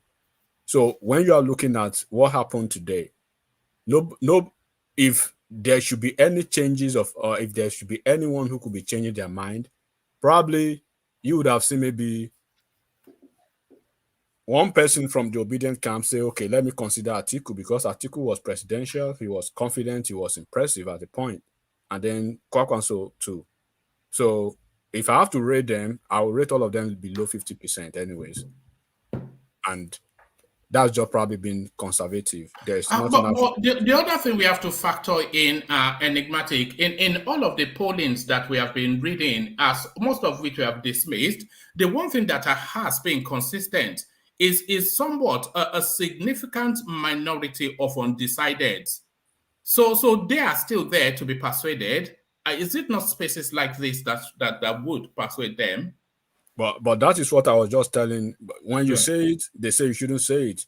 The only political party who should be trying to persuade the undecided or those who are actually sitting on the fence now are the obedient, because they are the fringe political parties. They are the one who command the most structures and the polling units on social media and online. They should use that power to get those independent or undecided voters instead of chasing Atiku or APC or their candidate, because those ones, they already have their base. They have their base already, right? PDP they've been running elections since 1999. They've had 2 or 3 presidents, right? And they have almost seats in almost all the available, political offices in Nigeria, same as APC and the incumbent party. And then you being a fringe political party, but you have somebody, who has a region behind him now, instead of you focusing on the untapped, that you are still singing to the audience of one. How would that change anything? That's what they are not getting. And that's why we always talk about the politics of it. Of course, it's no brainer to say there are undecided voters, right? But the undecided voters, who has the capacity to actually sway those? I would say probably Peter Obi. Is he doing much to sway them? Absolutely not. He's not doing that. Instead of doing that, they are engulfed in so many, crises. But really, the strategy to sway them. So there are 2 ways that Peter Obi can sway the undecided voters. It's either to bring out an excellent plan of action, which he released yesterday, but there's some things that have come out regarding his manifesto, which was going to be the topic of this session. But this session now will surrender it to the presidential debate. So it could have either persuaded them with an excellent plan or play a negative politics of a campaign of calumny to undermine his opponents so that the choice is then him. So I think that's the strategy. So all of these things that we're hearing is still canvassing the undecided or the bulubalas and whatnot. Yeah, like I said, right? The bulubala, the articles issues with not being able to unify his party and then stuff like that. You are dealing with legacy political parties. They have structures, they have the men, they have the capacity, they have the budget. How much is causing problem in Ogun State Labour Party? Less than 20 million, right? So just leave that by the side. But when you have an avenue to actually, leverage on the fact that you have to tap into winning some independent voters, You are not doing that. Instead of doing that, you are chasing political parties, candidates, your opposition candidates. How does that help your campaign? How does that help you? You already forgot the fact that this guy, if you probably you should go back and check Peter Obi's calendar. One man, go and check his calendar. You will see how many weeks he has missed. More than 2 or 3 weeks, right? So when you are missing that, you are supposed to compensate with something different. And when you're supposed to do that, you travel out of the country and stay 2 weeks or 3 weeks when you don't have voters. All the voters, all those folks who are online and everything, they are here in Europe and abroad and America and stuff like that. They don't have voting capacity, they don't have voting power. Where the numbers are, you are not doing that. So focus on the tangibles and leave all those irrelevancies. Those are ephemerals that wouldn't get you any vote. And these folks understand, and that's why they are playing the high wire political game with him. But he doesn't know. I think he knows because he's smart. He's a politician like them. But unfortunately, those he's leading, he's leading them to to nowhere because it's like they can't see. There's still a fertile ground of independence that they can tap from. They're not doing that because already take it or leave it. One man, take it or leave it. PDP and APC, you cannot compare them with Omoyele Warres AAC, or because AAC and Labour Party and SDP and NMPP, I'll categorize them on the same platform. The only difference is Obi has a whole region behind him.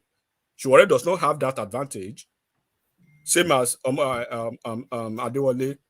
So when you have that kind of advantage and you have a couple of South folks who have been voting PDP naturally, right? So by default, they are switching to you because their allegiance will always be PDP or anything related to PDP. So you have that window.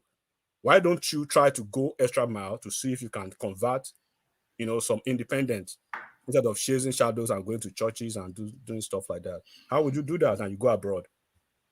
So when Atiku goes abroad or Tinubu goes abroad, it's part of their strategy. You've missed more than 3 weeks of the state in Kano State. Go and check his calendar. Don't take my word for this. Pick up his calendar and look at how many states he has missed. That counts a lot. It means a lot. And you are still a fringe political party, but you have a whole region behind you, because take it or leave it, give him that credit. Give him that credit. He's gonna have a good show in his region. We are not going there today. But how does chasing irrelevancies win any non-convert for him? How? And what is he doing about that to win those non-converts? All right, brilliant. So brilliant. So yeah. But I'm hopeful that somebody did actually watch this session. So let's go to Ajanle Koko, because I think we watched it here together. Because there were some highlights and lowlights in that interaction. But Ajanle Koko, what did you make of that interaction? Kwankwaso, Peter Obi, and Atiku. So Atiku was the main star turn. So Atiku was the main star turn, but he turned on. Just let me say hi to everyone. All right. So, well, it's been a very good session. Share, subscribe, and like. Don't be mad at the messenger. Just listen to the message. And if you want to be mad at the messenger, well, you are very free to do that at your own volition. Good luck. Right, all right. So long as thank you, Enigmatic. I was dreading that I would say something about Transformers just then, but no, thank you, Enigmatic. So Ajanle Koko, yes, to the substance of the debate, or what's their substance? And I'm saying the only thing of note was Atiku turning up, which is what our Tiger somewhat hinted at. Ajanle Koko, what came out of that for you? Thank you, Woman. Greetings to our listeners around the world. At this time, please click on the like button, share, and subscribe if you haven't done so. You see, Woman, the way I look at the town hall and the people, the candidates that participated I see all of them as member of the same family, PDP. They are all PDP candidates. It's just that, they are all from the same political party. It's just because of reason for, their political ambition. That is why they went a different way. Obi went to Labour, and Kwankwaso went to NNPC, while Atiku remained in PDP. So they belong to the same political ideology. But I can describe that debate as between Kwankwaso and Obi and Atiku combined. Kwankwaso versus Obi and Atiku combined. Because if you listen to their substance, you can see that Kwankwaso is more of a government strong involvement in education, in healthcare, and in others area of life that matter to the development of our people. Obi and Atiku are more of private-driven, economy. So, but Atiku showed a very impressive outing today. Even though he's a very old man, 78, maybe 76 or 78, he was able to portray a picture today about himself that, look, I am not weak mentally. I am conscious of every problem in the country, and I have the experience better than this guy to solve the problem. Even though the pattern you want to solve it, the direction you want to take it is a market-driven, market-driven system. So, He doubled down on his traditional policy positions. He doubled down on his traditional policy positions. Oh yes. So he showed a man that is more prepared. He showed a man that every question being asked from him concerning the problem we are confronting, he showed that yes, he have a solution to it, which are more inclined with the manifesto of their party, and he really articulated the manifesto and his plan very well to Nigerians in that what do you call it, in that debate. In that debate or town hall interaction. So while on the other side, Kwankwaso elaborated more about his success in the way he governed Kano State, his success in the area of education. There were instances that I thought his responses were not consistent with the questions being asked. What did you say? I said there were instances that thought his answers they were not consistent. Yeah, with not consistent. Yeah. Kwankwaso, in the area of education and what to do on education and what he has done on education while he was governor of Kano, he was able, to elaborate and, articulate it very well. But in the area of economy, on how he's going to weak in that area, particularly, but on healthcare, on education, and other, Woman, am I allowed to ask Ajaliko a question? No, you can, but I want to get to Alice Because quick. on that education, Ajale Koko said Kwankwaso talk very well, which I don't think so. Because my question will be how did he elaborate very well on that education? Because he disappointed me, being someone that said he went through the technical education, he went through polytechnic, went through technical school, then university, polytechnic university up to PhD. Then when this guy was talking of education, he focused mainly on ASU. He was not even talking about the skill development, all those skills that can actually take people out of poverty at almost the short term. And he was only talking about how he bossed ASU, that ASU, we have to get permission from him before they could go on strike. See, those things, to me, the guy, personally, I don't know of others, he failed. So how did he perform very well in that aspect of education?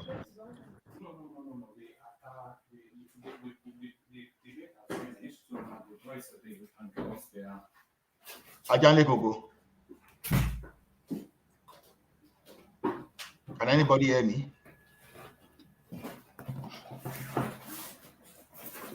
Hello. I can hear you. I can't hear Ajanle Gogo again because I think we may.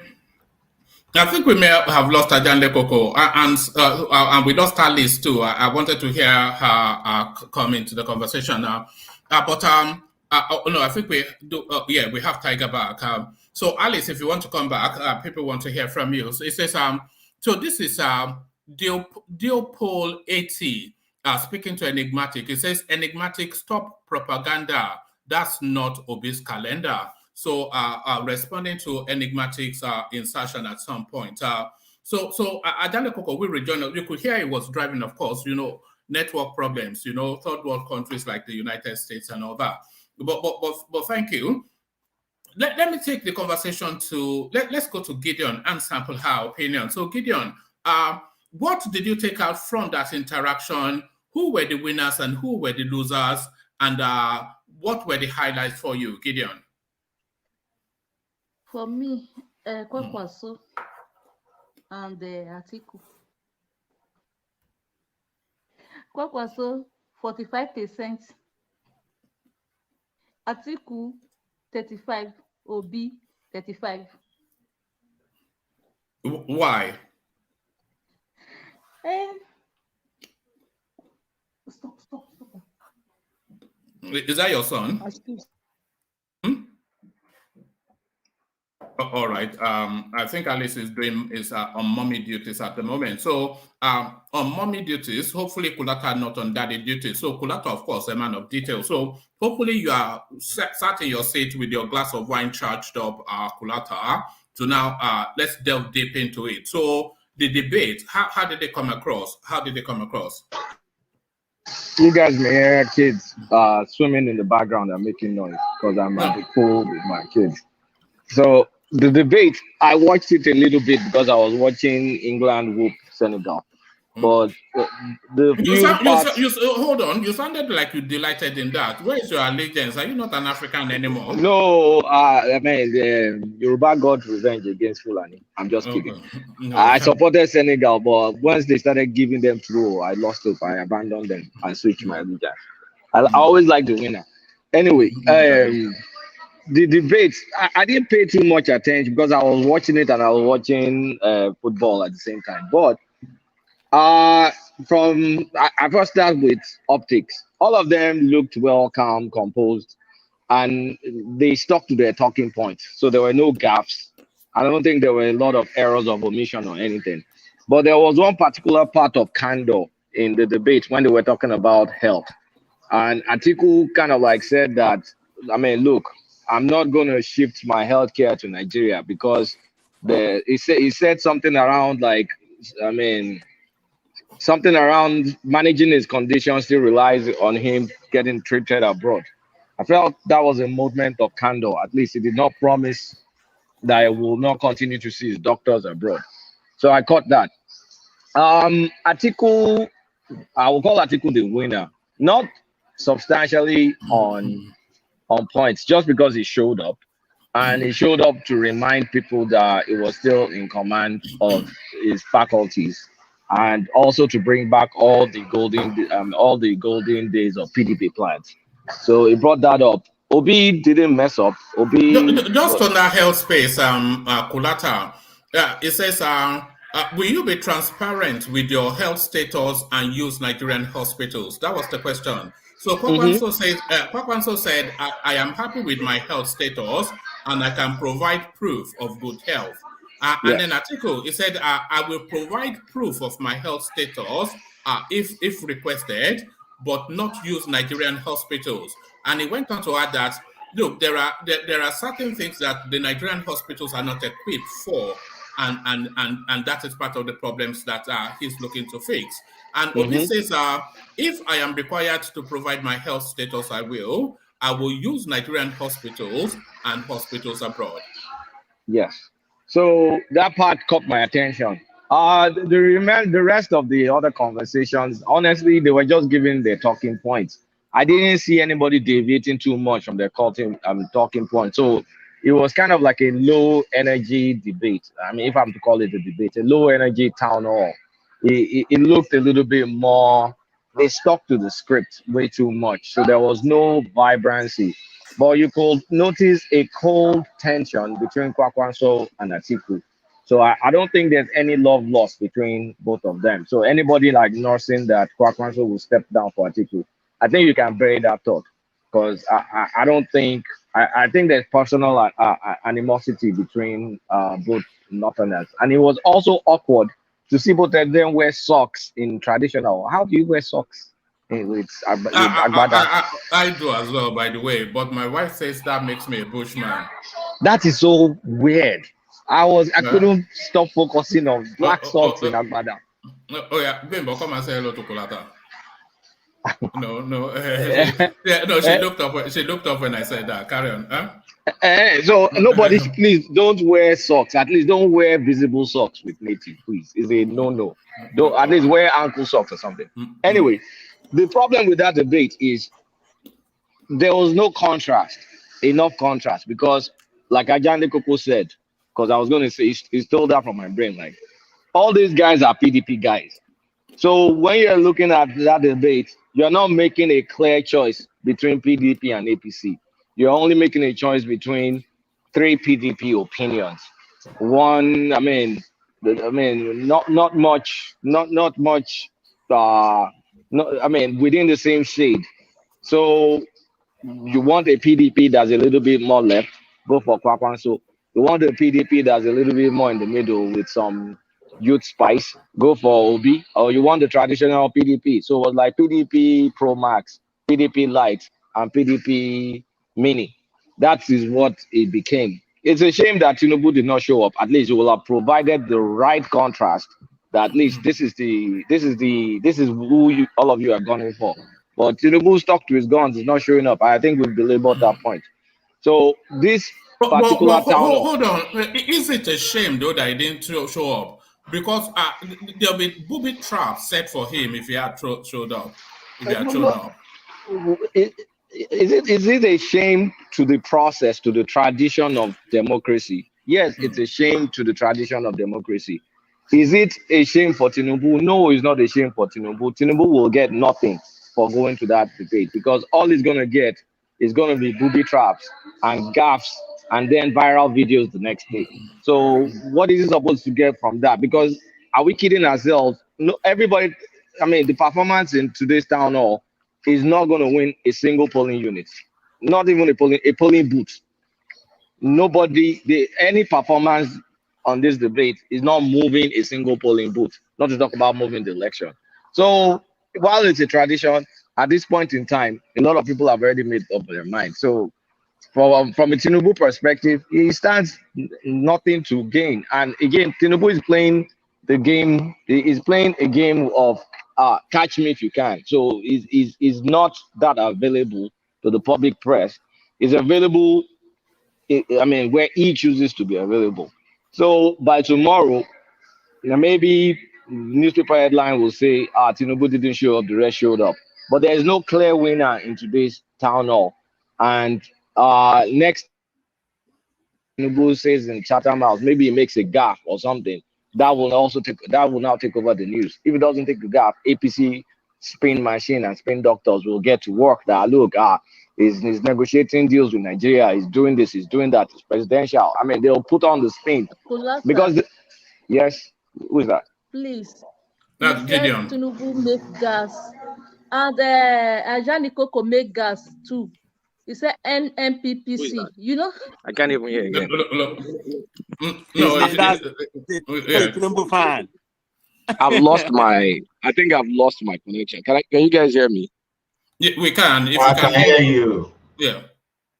Oh, he lost his connection. So there it is. Let's hear from Folly, who joins us. So Folly, take us to that space. We've been trying to hear from you. So Folly, start off from where we started. Tinubu not turning up. What's your reaction to that? It's not a good look, is it, Folly?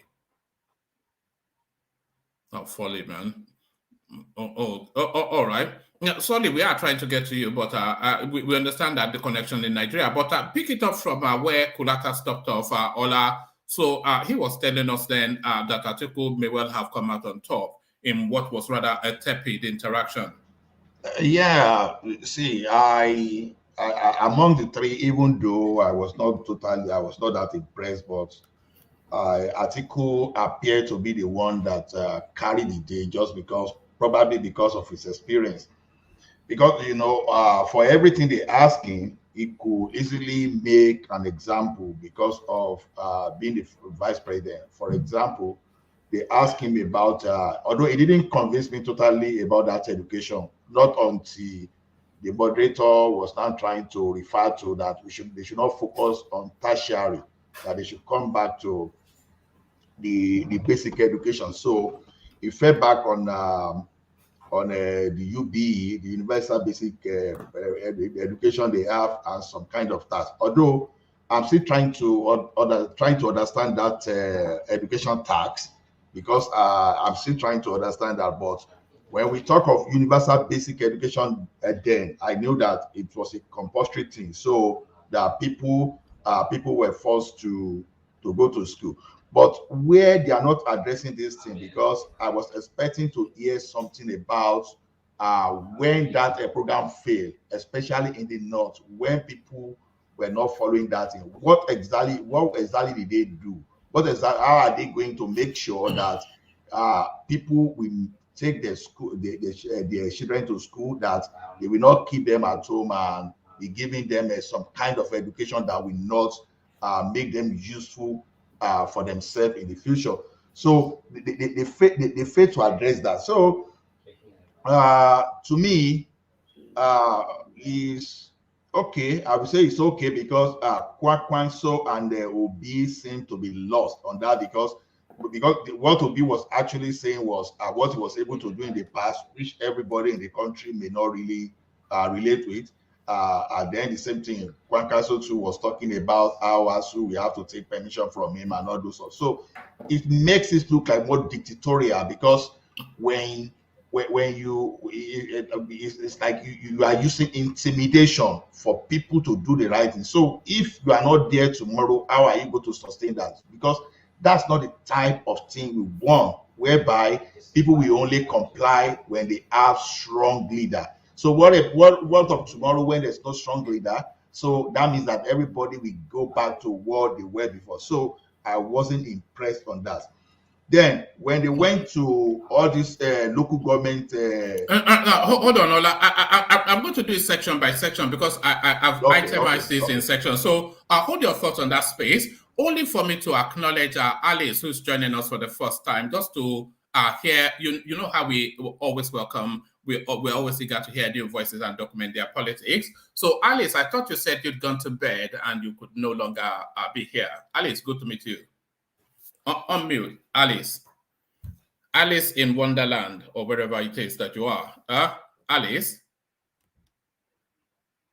Hello? All right. I think Alice is I think Alice is playing hard to get. So thank you, Alice. When you're ready, let us know. So should I continue? Yeah, carry on. So when all of them were now talking that they were going to increase funding and all those stuff. Yeah, you were going to increase funding, but for what? You are not even talking of how you are going to increase that funding. You see, now they said they have about 2,000 plus ASU demand. How you are going to meet? See, you don't just come out and promise what you are not even sure of.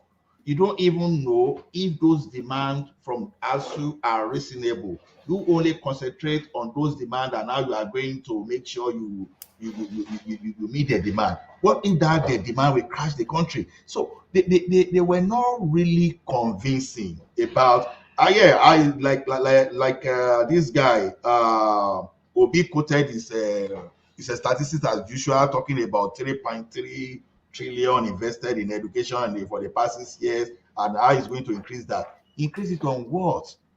Because for example, if you know that there are some certain area that we are low in skill in that country, for example, you are not even talking of how to make sure that people go back. Because I remember when I was growing up, people will go to technical school to learn some kind of skill like trade job, like welding, carpentry, and all those stuff. Those are the type of job we are importing from Togo and the neighboring country today. Nobody is addressing that even if you try to, because that it should be a short term, it should be a short term project that should not even be a serious problem for the country to solve. Nobody among them is even identifying that even after the panelists gave them some expo, so how do you make sure that carpenters are not all Okada driver and danfo driver on the street, that carpenter will be carpenter, welder will be welder, and the bricklayers will be bricklayers? So those are the things that they fail to address it. So is to me is just another chat. Is nothing is so inspiring along that. So that's why along that side. So that's why I still say, okay, even among the bad people, not among the bad people, among the if I were to take from the presentation, I will still go to Atiku Abubakar because he was able to stay something that he was able to do. I know Kwankwaso made an example, and I know Obi made an example, but to me, they were not really addressing the issue of education in the real time of it. Because in Nigeria, we focus too much on on university. University should not even be a priority. It should be something that people will look at. Okay, let me improve myself, but the basic one should even make you sufficient. When we're growing up those days, we have people that say they never went beyond secondary school and they were clerk in the banks. Some of them even rose to a reasonable level. But today, you will be seeing someone with master's degree will be doing the work of cashier. So why will you waste money to do that when you can actually make someone from that finished SS3 to have that confidence? So if you cannot address that, it simply means someone that cannot go to university and will not train to have skills. What will the person do? It will contribute to the insecurity in the country. So to me, I score them low there. So I will give Article 40% there. Don't give them scores, yes, because we'll score them yeah. But Ola, let me hear from Folly. It's only because it's in Nigeria and it's been in and out. Hopefully a better connection now. Folly, are you there now? Folly. Okay. Yeah, Folly, yeah. Good evening, everyone. All right, good to have you, Folly. And also, Alice, are you now with us, Yeah. or are you still in Wonderland, Alice? Alice in Wonderland, are you still in Wonderland? Alice said them. Oh, all right. So to you then, Folly. So to you then, Folly. So now, Tinubu not turning up was where we started from. I'm sure you were not pleased with that, but were you surprised that he did not turn up, Folly? Well, good evening, everyone. Good evening. Actually, that Tinubu didn't turn up is not. To me, I'm not seeing it as something we are not. Someone should not be expecting before, because turning up in that kind of in that kind of environment, I think it's going to be a dent to his own what's it called, abuse. Yeah, abuse. Um, Even apart from Tinubu of a thing, I'm sorry to come up this way. Each time I come to this space and I'm expecting people like you guys debating how we're going to get Nigeria better, and we are still trying to like bring ourselves back to these people again. These people, they know how to play their game, and they are playing it in their own best way to make sure that we don't have the real and organic person to represent us at the presidency.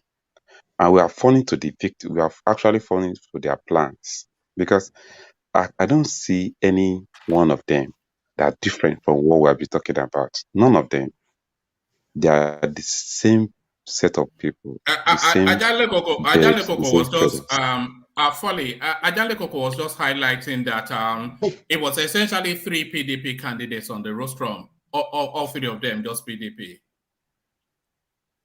Folly. Yeah, all of them are PDP. Even the Baba Tinubu itself is these people they are friends, they are families. They do things together. I don't know why we are still celebrating any one of them.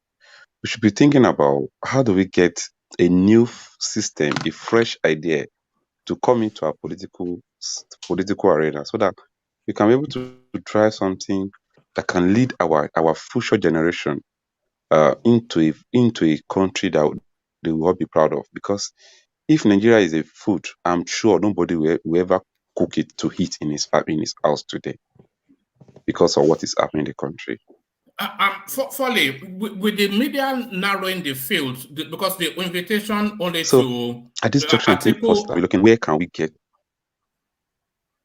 Sorry. Yeah, I was just going to ask, with the media, and Alice, if you're ready to speak, you can just come in, because I think people want to hear from you. But Folly, with the media narrowing the field to Showore, Atiku, Rabiu, and Peter Obi, to the exclusion of people like no, not Showore. So with the media narrowing the field to the 4 candidates, is that the media then telling us that this is the space that Nigeria's president is going to come from? And what do you make of that? Because I suspect that you are saying that that is not acceptable, that people like Shore, they are not given equal voices, never mind having an equal chance. Is this where you are, Folly? Yeah, definitely. If you're talking about media in Nigeria, you should know that, believe me sincerely, in the media, they actually hate Shore, because he actually disturbed them of their job. And the media we're talking about today, do we even have media in Nigeria? If not because of social media, by now all of us would just be like a chicken in the hands of politicians. We'll just be coming to pick you, kill you, you know. But because of social media, that's why we are still getting what we get today. Look at what happened between Aisha Buhari and that small guy. Even because of media that people used to. Do you hear any news station to actually come up and say something tangible about the matter? That is where we are. That is where we find ourselves. The media they were tools in the hand of the politicians. They use them the way they want.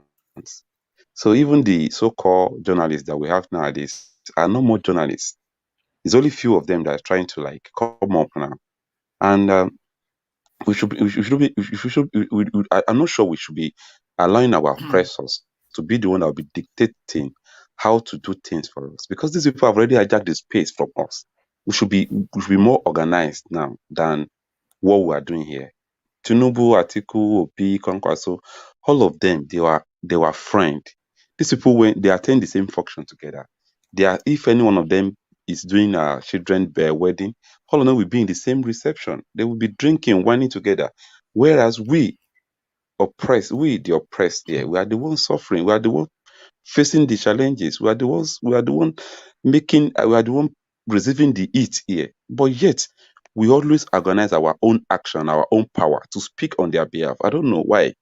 I don't know why. I'm doubt. I'm beginning to doubt now. Folly, the alternative options like Showore, Adewale, etc., they are not making available of alternative spaces like this sort of places to bypass traditional media, because this sort of spaces that we are now is a very, very powerful space that can really make changes, but they're not availing themselves of these spaces.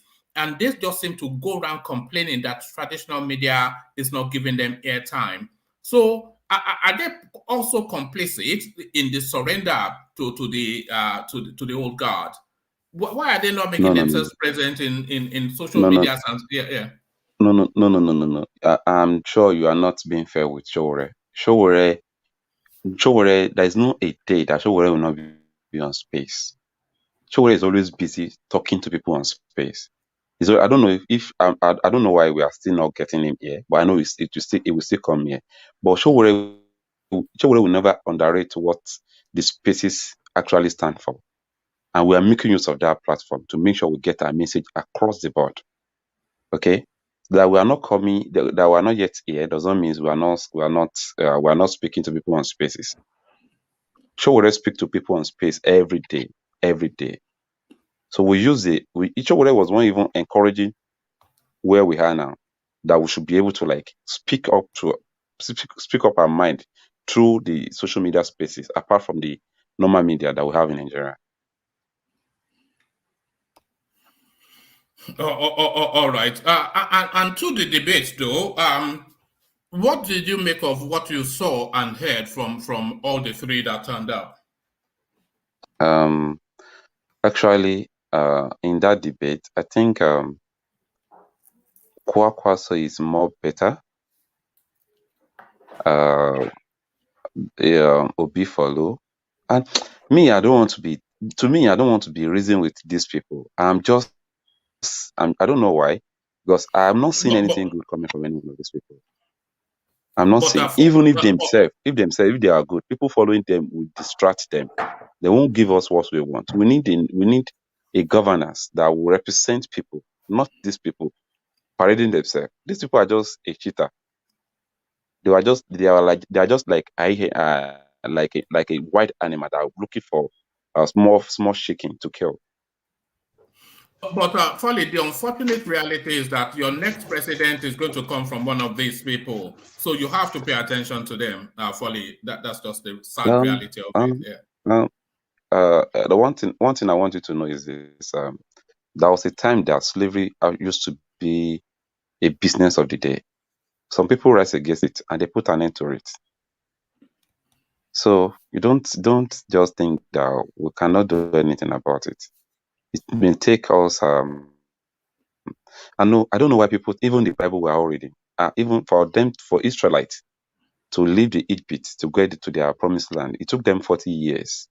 And that 40 years, people don't believe that at that period, people will die. A lot of people will fall sick in the wilderness with them before they now get to where they are going to. So we should be expecting the same thing here. For us to live presently to where we are going to, I think we have to pay a lot of sacrifice. So, and that is what we're doing here. All right. So it's a long-term project. And by the way, we are all on board. Nobody, I'm sure you know that nobody is pleased with what is available to us. It's just that we cannot just say how we can get somebody like Showore in. Maybe you say if we all join hands together, then we have a better chance. Yes. But There was one illustration that was making the last time I was speaking on one platform like that. I said, if people in diaspora alone were for Showore, and they are not allowing the sentimental of ethnicity to overshadow their brain, to overcome them with their reasonings. If all of them alone, I know most of them don't even vote. They didn't have their vote in Nigeria, but they can influence their voting in Nigeria. They can call 2 or 3 people in Nigeria that this is who we want you to vote for. If it's all about 5,000 they are giving to them, they can promise them the 5,000. So don't collect from them. I will give you my own 5,000 just for us to like key into that system. We can do this. We can make this happen. Let's assume these people want to use money, but people in abroad can actually key into that system as well. Okay, if it's 2,000 they are going to share during their election day, we can as well promise 2-3 people in our family, in our environment, influence them with their own 2,000 naira as well. Instead of you collecting these people's 2,000 naira, we are going to pay you that 2,000 naira. Vote for this candidate, and we will make it, and we will have it done. It will happen. These people know the power of our votes. Our vote is count now, but they actually know how to play the game so that we will not cast their votes in the right direction. That is what they were. That's why they are bringing down their money to make sure that people are poor, so that they can be able to buy their vote from there. The vote is counted nowadays, but they are buying it. People are selling because of ignorance, and people that have the exposure, see how the politics is being run outside the country. They are the one that will come in, that will have to be involved fully in the political process in Nigeria to come and change the narrative. You are the one to tell people here that this thing is not right. If you continue like this way, we are all going to be perished. And people that have the experience, that have the exposure, are the one that can inject what they've already learned from outside to people in Nigeria. A lot of us here were here too, but our voices are not coming up yet. But people in abroad have the people they can influence in their family as well. We can do this thing. We can make this thing happen. These people cannot. This our present leaders. None of them. I don't even call them. I call them rulers, because they are even slave masters. I call them slave masters. These people are not. They didn't mean well for everybody, for anybody in this country. They're only going there to represent themselves, represent their family, their caucus, and their members alone. They're not even going there to go and work for Nigeria, to make Nigeria work for the people of Nigeria. Why do you think Nigerians are not reacting against them? Because all of these things that you have. So I mean, I was going to I'm saying this. I don't get where this is going, but it's not like I want to put. In 2019, the diaspora was entirely for Sowore. We got 30,000 votes out of it. So are we talking about 10, 15, 20-year project, or we just want to look at how we can get by in this election cycle? Let me tell you, in 2019, a lot of people don't really believe in Sowore. What's it called? Almost every platform I was experiencing in 2019 were all for Yele. Almost every cycle. It's for Nigeria is just people in Nigeria diaspora. is not just ready. Let me tell you, people in diaspora, they love Sowore in 2019, and they're all for Sowore in 2019. But that space that we're supposed to be using now is what Obi has taken over now. Obi have taken that space already, because during that period, Sowore was not really up. Sowore is up, but the Nigerian government to make sure they didn't allow him to come into the limelight before Obi came in. Obi have already taken over the space before they now allow. Yeah, but isn't there an argument? Isn't there an argument for someone like you to be supporting Peter Obi, since the people that will make a president accountable and the youth are all for Obi right now, and there's no chance for Sowore in 2023. So if you want to, let me just quickly finish. And if you want to build Sowore up Hold on. Let Kulata land. Yeah, if you want to build Sowore up for 2027 or 2031, then maybe you should join Obi camp and try and win this election. And then Sowore will be the natural, will be the natural person that will inherit that movement. And that movement, because Sowore did not do a good enough job of that movement like Obi is doing. Obi took that movement and expanded that movement drastically, that we're talking about someone that will actually move and shake this election. So if you guys join the Obi, is a flawed candidate, yes, we know that. But if you guys join Obi and at least win this election, then Sowore has a chance, because when you win it, you'll be part of it, you'll keep Obi accountable, and naturally it will shift to Sowore. Sowore will inherit it. Sowore needs to play politics, and the cleanest he can do from all these candidates is to join Obi. And I'm being it's just commonsensical thing to do, because you can't do a purity test now. I think I get your question. Let me just add to that, Folly. if Peter Obi wins this election, it will end the old guard permanently, and then it will open the space for people like Showore, Adewale, whatever, because it will be a new broom of politics, which is what the Obi space represents. Folly. Okay, I think where people are getting it wrong is this. In 2015, when people think that Buhari will come and do that miracle of a change of a thing, we stand out then. We told them that this man, this set of people that is bringing this man on board, they will never allow him to achieve anything good. Okay? But in Obi's case, okay, if the problem I think I have with Obi is this. Obi movement is bigger than even the Obi himself. And the problem I think Obi is having with this movement, Obi doesn't have the charisma to lead the people that is following him. It doesn't have Because charisma. the people that is following Obi, they have that zeal, they have that passion. They are looking for a good Nigerian. They want to stay away from all these old politicians. They want to do things different. But the Obi that is leading them is still telling them that these people are still my mentor. These people are still my boss. That cannot do something without them. The same Obi they are following. So that's why I said Obi. These Why people can't are Showore be actually the putting their. Joshua? Why can't Showore be the Joshua to Obi being the Moses? Someone Obi may lead the way, and Joshua will be the eventual person to take Israel. I mean, to take them back I to think Israel, because I it's think the you only know sensible thing about. to do. Do That's the you only do you do sensible thing you to do do, honestly you know speaking. Joshua only follow Moses because he know Moses are actually going towards the direct part of the journey. Moses confronted the pharaohs and he make sure that he lead the Israelite out of that space they were before. But Obi is not even ready to leave the pharaohs now. He's not even ready to follow to instruct to reject the pharaohs. So you don't expect Joshua Showore to follow the Obi that is still praising the pharaoh. That's the problem here. Foley, do you think it was a mistake for Showore to have attacked Obi initially? That attacked a lot. Do you Please think that speak was? loud. Speak loud. Do you think it was a mistake for Showore to have attacked Obi? No, Showore has never attacked Obi. If you are getting No, this he wrong, has. Showore uses case. Showore No. use his He case, went use against. his No. Do own you think? case to fight for No. Obi Fully wait. when Fully wait. Labour want to deny Obi. Showore use his own case study to fight for Obi. Was it wrong for him to Showore is have gone just here. against Obi? Fully, was it wrong for him to have gone against the obedient and Obi? Yes, he did go against them. He did attack them. He No, did fully. Let's be objective here. He let did me go tell you what against them. happened. Let me tell Was you it what a happened. wrong Where people political said, move? let me tell you where people get it wrong. Initially, Showore make a pronunciation, make a statement a month before Obi even go to PDP, then go to Labour Party. A month. Go and check the video.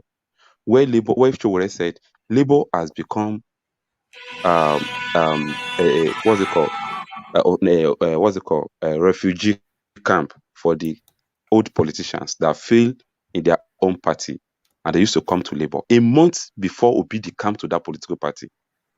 Go and check the video. But people use that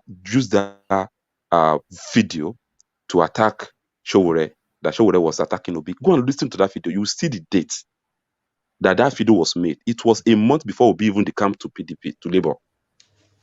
Because Mr. Showore Foley. was the one.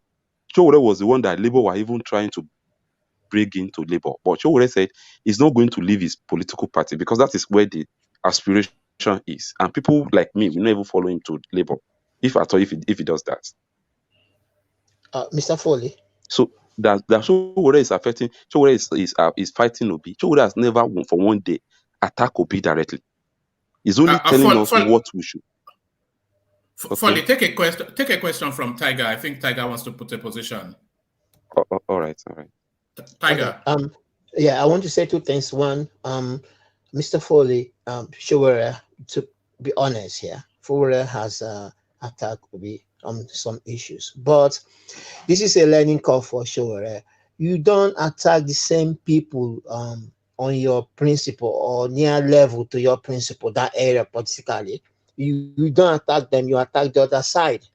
That's number one we've learned. And that's what Obi did. Obi initially did not attack Atiku because he know he need Atiku supporters to come over to him. That's why initially wasn't attacking Atiku. And if you see him, he's not still yet attacking Atiku because he know people he needs are people from PDP who usually vote for PDP. By not attacking Atiku, people will see Obi in a different way. Say he's not attacking this guy. Maybe we can go and vote. We can go cross over to him.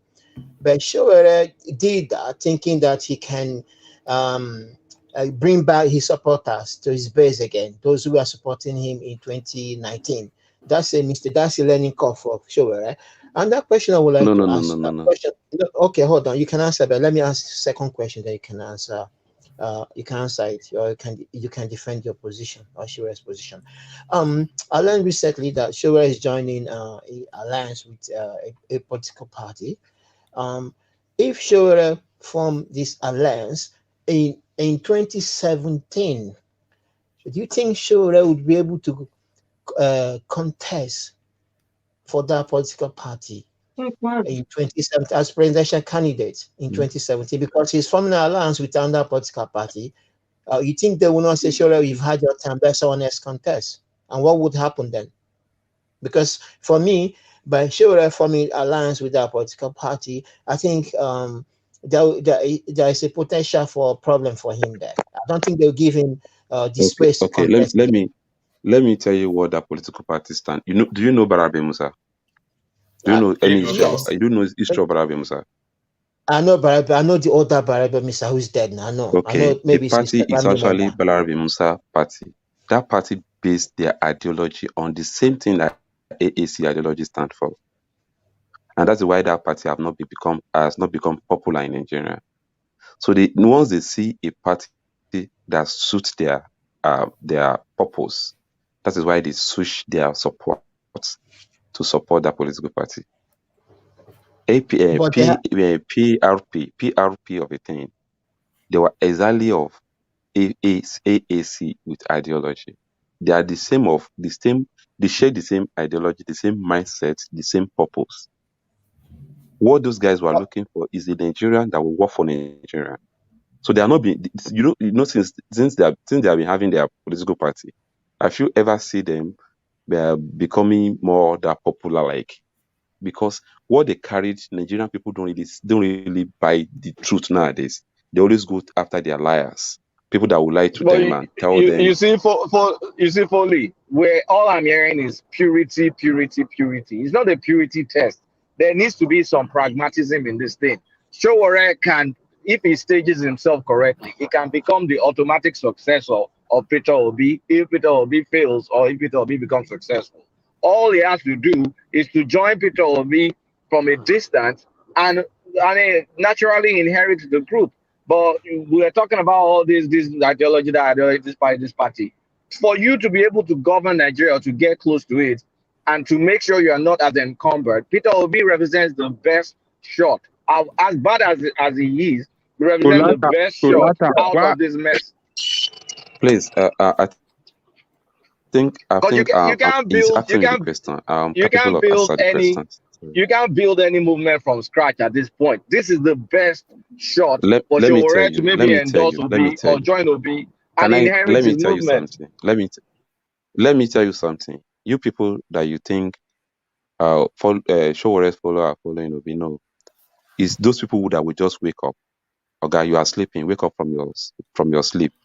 They were the one following Obi. We have wake up since, so we can't follow Obi because we already know what we carry. So it's those small boy who are just waking up. Okay, come. This is how we should go. They were the one that are just coming up to see. Okay, Obi is the one driving this car. Let me join the car. But if you are talking about the real organic follower of Showere, you're still talking about the purity test. You're not talking about numbers. You're still talking about I'm telling you purity. what we stand for.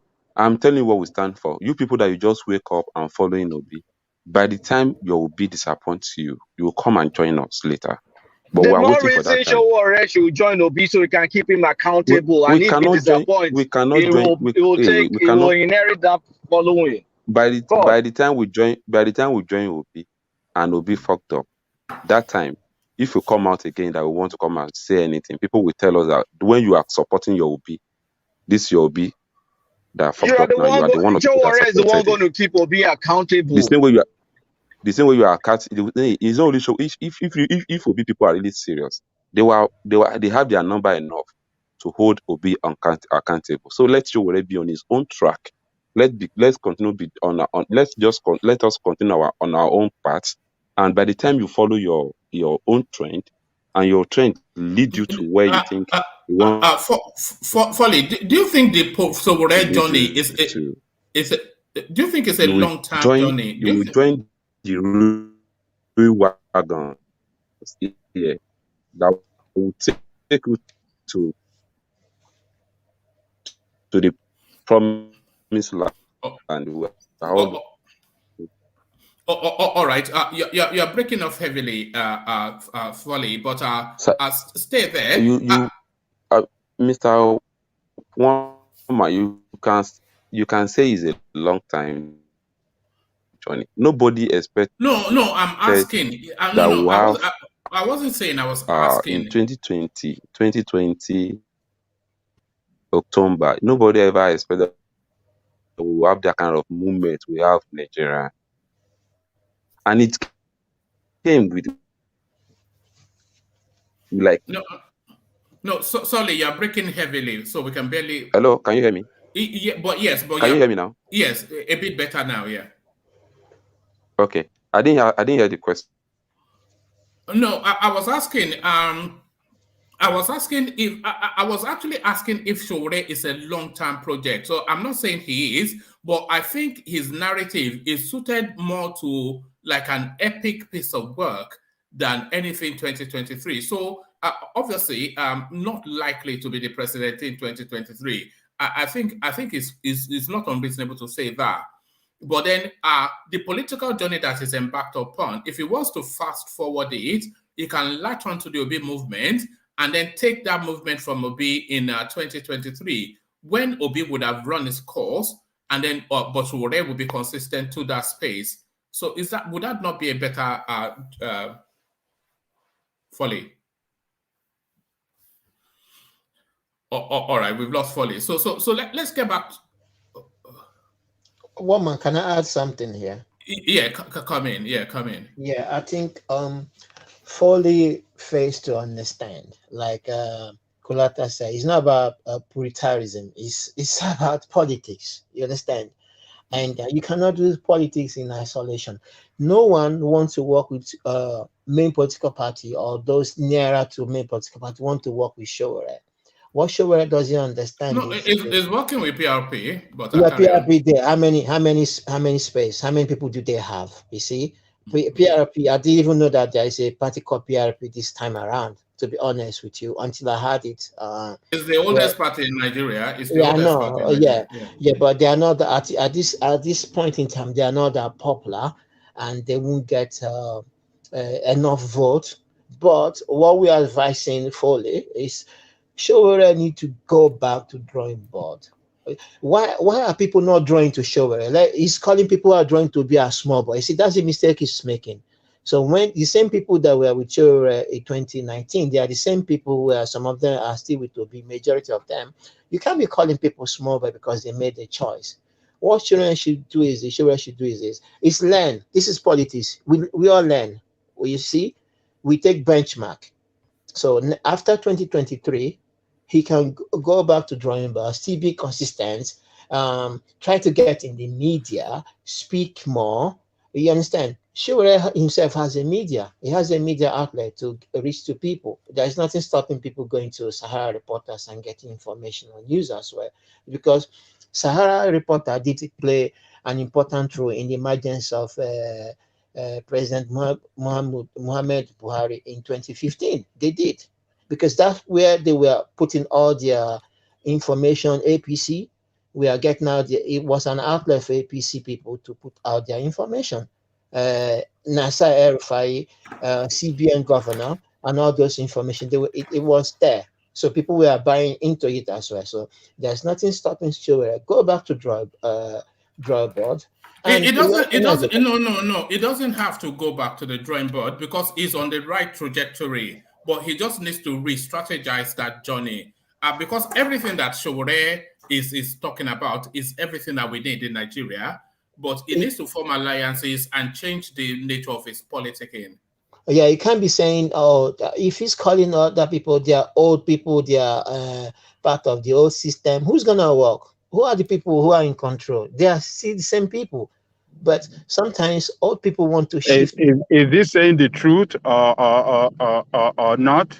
When he called No, them old guard, are they not? What are you no, you talking about? can't say. Say, No. Mr. Answer the Adeleko, try and question. Are understand they me, not right? old guard? Listen, Are they not old guard? Are they not the same no, people? What is it? What is your they are rep saying wrong? politicians. It's, What is your rep saying wrong? So what is saying? listen, What before you is can saying take, is wrong? Is that what you're saying? No. The way he explains politics, it doesn't work in Nigeria. That's what we're saying. Hold on, guys. It's not. Hold on.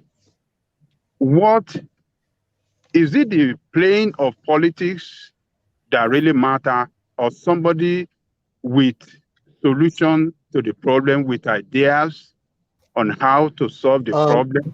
And can win what as really well. matters to you? And can win. You must be able to win the election as well. You can have all the politics, but you must be able to win as well. What is it? Okay, those that have been winning with their politics that they play right, according to you guys, what are they giving to the nation? No. I'm saying, I agree with what you're saying, that he has to have the right policies. But coupled with that is the ability to gain traction with the people. That means winning elections. You can have all this good stuff all you want, but without being able to win, is a waste of time. No. What you guys don't understand and what you don't want to share with, I mean, what you don't want to, and what you don't want to know that is going on in that country is that you have a system that doesn't want fresh, new blood to come in and, change the direction of the country.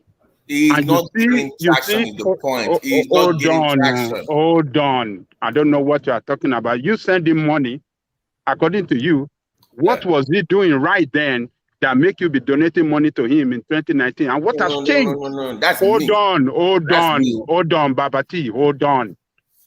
What has he done wrong now that you didn't see in 2019? Or you people are not resilient people?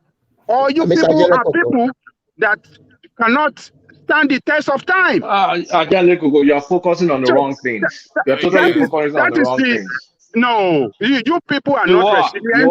You're focusing on the wrong thing. You people are not resilient people. Hold on, Adeleko. Let put it to you. Put it, the reason you're focusing on the wrong thing is, of what good are all these good plans and good ideas if you don't have a following?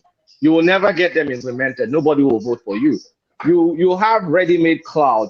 You can evangelize to them when they're on your side, but you're almost kind of like saying, oh, you people should realize this guy is good and you should move. That's not how life works, except one of the ignorant of how life works or how politics works.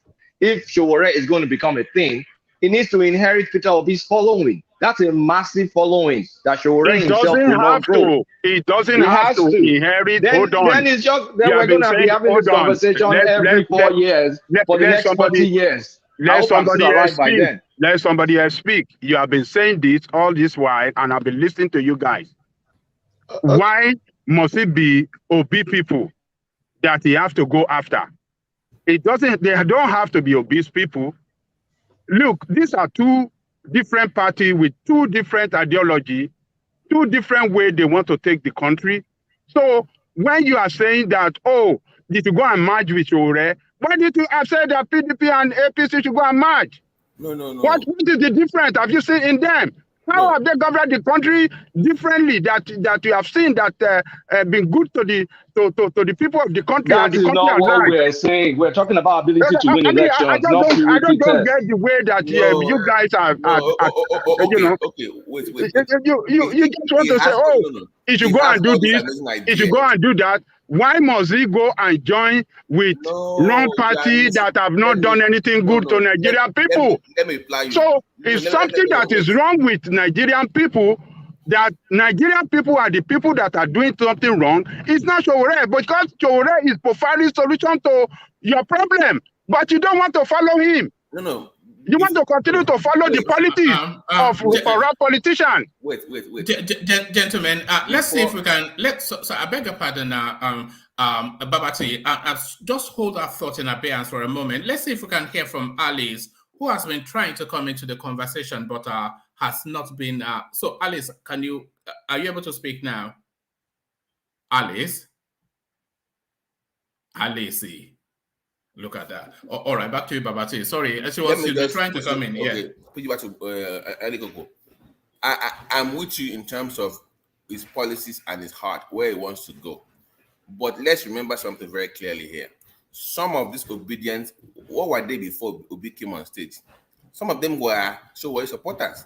Let's not forget. No. To you. You said you like. Hold on. You said you like. Yeah. You said you like. Yeah. But what is the problem for you to follow him? Hold on. What is the problem for you particularly? Forget about other people. What is the problem for you particularly? Okay, let me reply you. Yeah, tell me the problem for you particularly. Don't talk about other people. Let me reply you. I have said on this platform that he has not improved his craft as a politician. He still has that mentality of being an aluta. He has this issue with transition from what he was before into politics. And I gave 2 examples, not their politics per se, but the way they moved. And I said Oshiomhole, for instance, where he was a labor guy, but he moved into politics. So you can see that transition, not his politics per se, but how that was done is my concern with Showore, and I've not seen that done enough. And the evidence of that is because it's not gaining traction. Once you move into that political space, I need to see people following you in mass. And not only he has lost his own followers to Obi as well, because he had a very huge following in that Edo space. That Edo space used to be Showore dominated before. So what can dictate to you who for you to follow, according to what you are saying now, is just the trend. No. When you see the trend, that is where you go. That is what you are looking for, according to what you are saying now. And that is just. I mean, let me ask you. No, because I know you love Showore so much. Let me ask you, from 2019 to right now, has Showore increased the number of followers he has from 2019? Is it the follower that really matter to you, or how are you going to win? Hold on. Elections. You must have followers. I am asking you a question. Hold on. I am asking you a question. Right. Is it the number of followership that really matter to you, or what you see in him, the solution he has to to our problem, and the capacity that he has demonstrated as a person that hold on now. Okay. Hold on. Is it the capacity that he has shown as a leader that can solve problem, or just the followership that matter to you? What is it that really matter to you in this situation that we find ourselves in this country? No. To me, I'm sold on Showore as I believe in him as a person. But also you gotta have people that believe in that will vote for you en masse for you to get into office to enact those things that you speak of. You can have the best ideas in the world, but if you don't have anybody following you to vote for you, what is the point of Babati, can I ask you a quick question? Showore have to play tribal politics. All these people. Hold on. Babati, let me ask Babati a quick question. He doesn't play that tribal politics, and as such, you don't see strong followership behind him. So he's not playing the politics right. Babati, can I ask you a quick question? Babati, hold on, Babati. Take a question from Kulatak. Yeah, Babati, just based on your own personal politics, are you interested in grandstanding, or you are interested in pragmatism, being able to pragmatic way of getting ideas you care for your interest to be executed by one politician or the other, or you're interested in this ideology till death, even though you can't grow a following? What will you do? Who is grandstanding? Who is pragmatic? Who is grandstanding? Who is pragmatic? Let me reply him. You see, this purity test of a thing is not practicable in Nigerian political space. You can't have a purity test. It does not work. So even I'm not really fully with Peter Obi, to be honest with you. I'm not the biggest fan, but it's like he's the skinniest kid in fat camp. That's the way I see him. He's still one of them, but at least it's the best that we can do for now. For now, that's the opportunity for now. But Peter Showore, unfortunately, has not only he's lost traction and has even lost members to Peter Obi. I would have said, don't abuse the guy, don't abuse the movement. Hopefully, maybe Peter Obi loses, then you can then move into that space with them, bring them into the fold. That's what you do. You don't go against the people that you need for in the future. It's counterproductive. So I would say, to your question, I would say yes. His own approach to things does not work, and so it clearly does not work. And all this purity testing is not practicable. You must get people like Peter Obi or people that have had that kind of experience in that environment, and vote for him. And hopefully, you can put his feet to fire. Have Showore join in, for instance, and put his feet to fire. Like, okay, we have the people's movement by you. You must do our will and take it from there. But Showore right now is not getting it. As a matter of fact, the man is losing traction right now. He's not getting anybody so far for the last 4 years. And I don't see any improvement with the way he's behaving. So what's the point? You can have the most amazing ideas in the world, but without followers, that means you need to change something in your own movement. That is on you, not the people. Babati, the way you are changing position is so surprising to me because hold on. Let me tell you. You have said it here before, and a lot of you have said it as well, that a lot of his supporters have moved to Peter Obi. Yes. They have and who are the majority of people behind BC? Tribal support. So if Showore is that a person that is playing that tribal politics and is having followership, it will not resonate with you that, yes, it's it's attracting followership. But this guy is stable. Hold on. This is a stable guy. This is a very consistent guy. This is a more reliable guy than every other, and with solution to your problem, with capacity to lead. But because it's not playing that tribal politics, which we should eschew as people, and you people are saying that it's not playing the politics. I don't get it with this generation, man. I don't get it with this kind of people that we have in Nigeria. Are we doomed people? Is it the politics they play that really matter to you, or someone that have the capacity? How would you win if you don't play the politics? How would you win? One of the candidates. How are you going to win? One of the candidates that been positioned as the leading candidate is never found to talk with you people, to interact with people, for people to question him. But he's still being positioned as the leading candidate, and you believe in him. How is he working? I don't get it, man. No. How is it so far? Is it working? It's not working. So what's the point? Yes, man. If it's not working, you change, you modify your stance. Babati. I'm hearing you. Let's say from Folly. Folly, come in. Folly. Yeah, Babati. You know what? I don't know why people think by winning election it has to be the number one target for a candidate.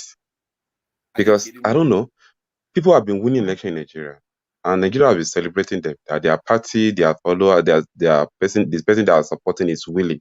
It has not led us to anywhere. For the first time, we've seen somebody that will have a vision that can lead Nigeria to a particular destination. We are not care whether he win or not. We are just supporting that movement. You're willing that you have been winning that have not taken us to anywhere. We are not ready to do that any longer. We want to follow the organic someone that is ready to lead us to a destination, not by willing.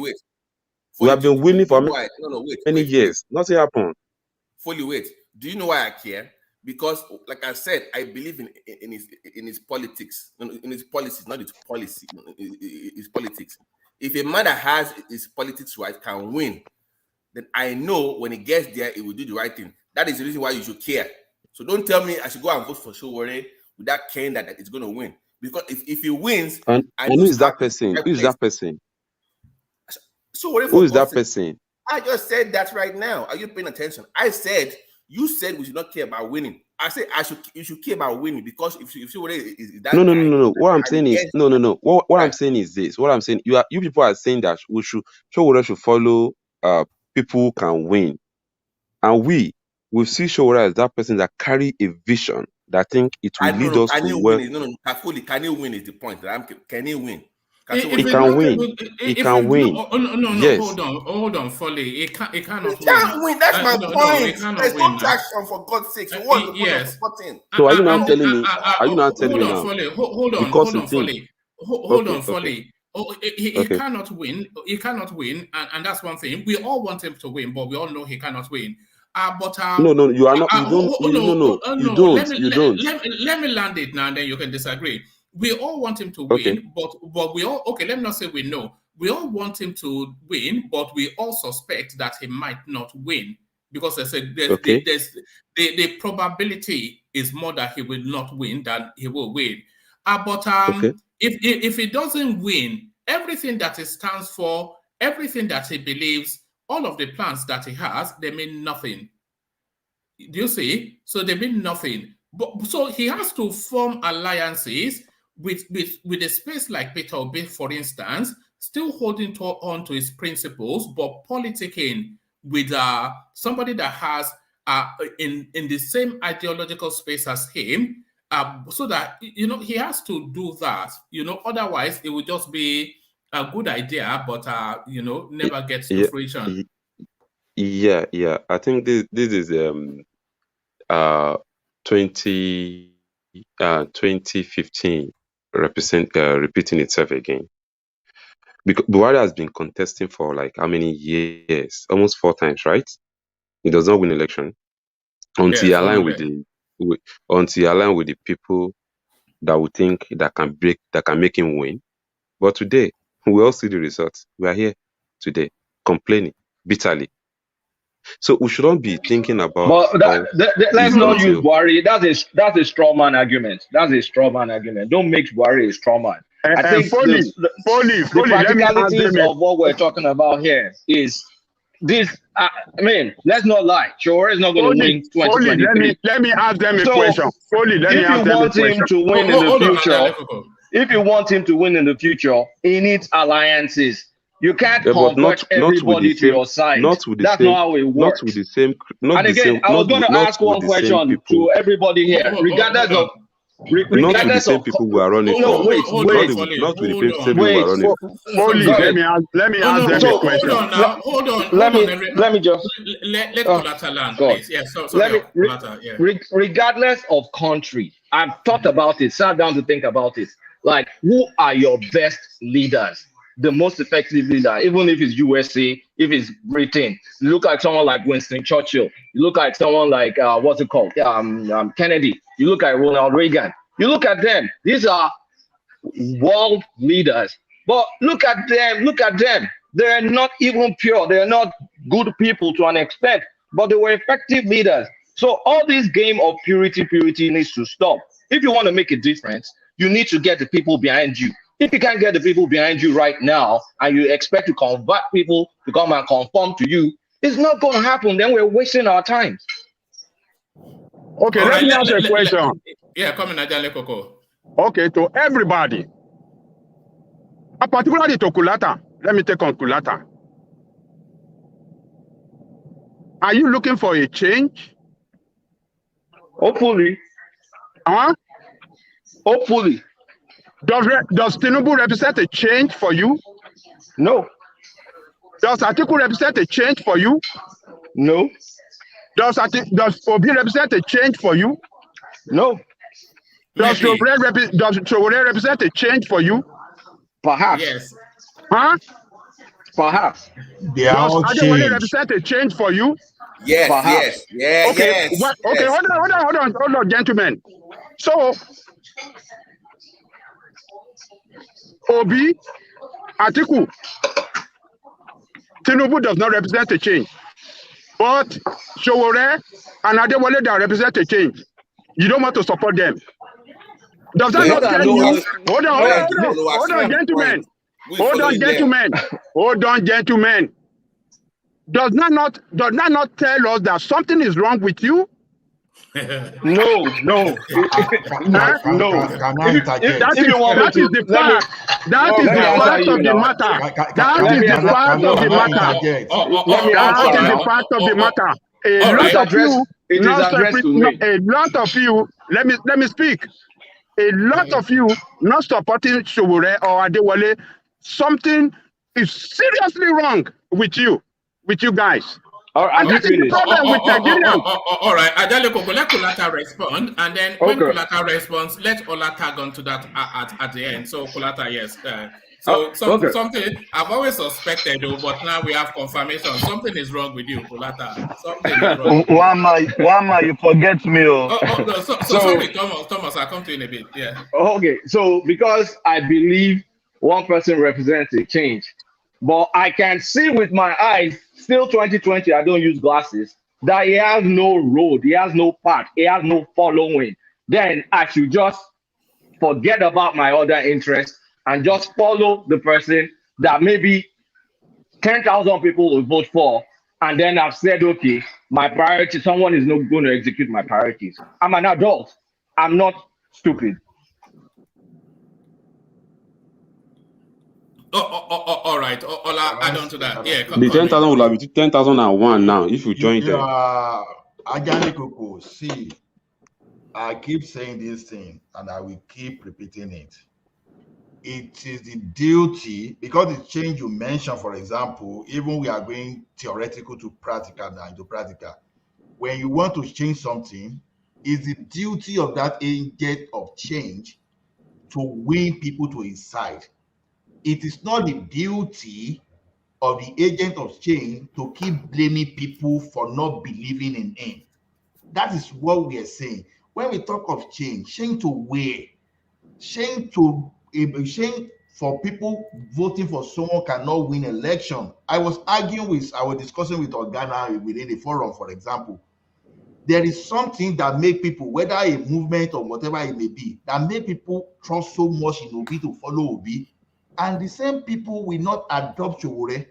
That is what we are saying. We cannot just say, oh, this guy, we don't know this thing. It means that you not convince me. If I still go back to that old thing that we believe is bad, it simply means that the change that is coming to me is not the type of change I want. The change is not able to convince me to come and adopt that new culture. So I think this idea of Sowore, honestly, personally, from my angle, I think we have exhausted this thing because this guy is not doing the right thing to make people to win followership. Go and do that. It's not that I can say, hey, we cannot do this thing. But would I just follow Sowore just for the sake of following him without even knowing where I'm following? So that's all I have to say. All right. Let's hear from Thomas. And then I want to go back to the debate because they spoke a lot about the deficit. And I'm curious to find out what people are making about that. But Thomas, let's hear your voice joining us from Nigeria. Thomas. Good evening once again, one man. Yeah. It's unfortunate that we are saying we want to go away from this status quo. Oh, God. Peter Obi, stupid Peter Obi, stupid Atiku, and stupid Tinubu. But Sowore present himself to us as a good candidate, even though I know he can't win election for now. But I don't think we should be talking down on this guy. We should be encouraging him much better. That is my opinion. But if people are saying I know he can win, but I will never talk down on him. I will never talk down on him. Ajaliko go just ask a reasonable question now. Is Peter Obi a change? Blatter no. Is all of them are they change? Blatter no. He says Sowore. Blatter said perhaps. That means perhaps. That means he may have something to offer. Adewale is my candidate. I would say yes. So I would not like, as we can say, Peter Showore is in our category of age and our ideology. But if we are talking on this guy, I think it's not fair. It's never fair on him, in my opinion. I think we should be, even though we know he can't win for now, but we should be encouraging him more. So what Showore is passing through, can we pass through that? Thomas. So that is just my opinion, Wama. Thomas. I just kept, I'm not Showore fan. You know me, I'm not Showore fan, but talking down on him is unfortunate, is unfair. Thomas, BT here, please. Let me just make something very clear here, just to make sure everybody knows what I'm saying. There's the politics and there's the policies. I think even K here, we agree that Showore has good policies. We are talking about his politics. That's the problem. So nobody's talking down on him. Let him modify or change his politics, not his policies. That's what all I'm saying. His politics is not getting traction. Is all I'm saying, talking about, not his policies. I know he has a good heart and he wants to do good for the people, but nobody's following him because he's yet to get his politics right. Once he gets his politics right, beyond the tribal sentiments, then I can then say, okay, let me look at him again. But until then, it will be where it is. So let me just be clear. We are discussing his politics, not his policies. Thank you. And to take it further, what we're recommending is we have a large number of voters that don't want anything to do with APC or PDP, but they found Peter Obi as their candidate. So if you want to leverage on the number of people that are more dissatisfied with APC and PDP, why don't you tactically, it's a tactical move, pragmatic move, move towards that side of Peter Obi, still stay with your ideology and everything, and whatever happens to Peter Obi, if he fails, try and inherit it. If he passes, you can still join that space and make him more pure, so you're visible and you'll be the sole inheritor, the natural successor to him. That's all we're saying. Practical politics, not all this, everybody come to our side, everybody come to our side. That's not politics. Nobody's coming to your side if that is not obvious enough. All right, brilliant. So let's take it back to the main topic of the day, because of course we were discussing the debate. So let me take you back there. But on my way back there, let me acknowledge the coffee buyers. No surprises. Ayo, of course, has been holding that space steady. So as ever, Ayo in that space. But Ayo this time around joined by Meadowman. So Ayo and Ayo and Meadowman. So Ayo and Meadowman. So they've done that so far. So well done. Thank you to the two chaps. Anybody that wants to join, go ahead and do exactly that. And if you see how liberal they have been, you'll be as equally liberal. So let me take you back to the politics of it. So there was a space that I paid particular attention to. The question was, how do you handle the deficit?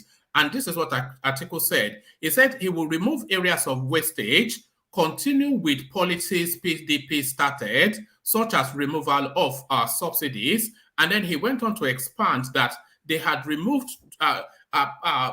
subsidies in 3 to 4 tranches on their in their administration, under their government, before Buhari took over, and then they abandoned the phasing out of it. So that's what he said. It says they will remove. It says remove areas of wastage, continue with policies PDP started, such as removal of subsidy, privatize government assets like refineries, CBN remove multiple exchange rates. So that was what he said. He said a bit more, but those were the ones that I noted down. Obi said every country owes. He will deal with oil theft, subsidy, multiple exchange rates, cut cost of governance, borrow money for investment. So Kwankwaso, he says, we will do whatever it takes to have an inclusive government. He spoke about the budget, and then he said, I paid all the debts in Kano.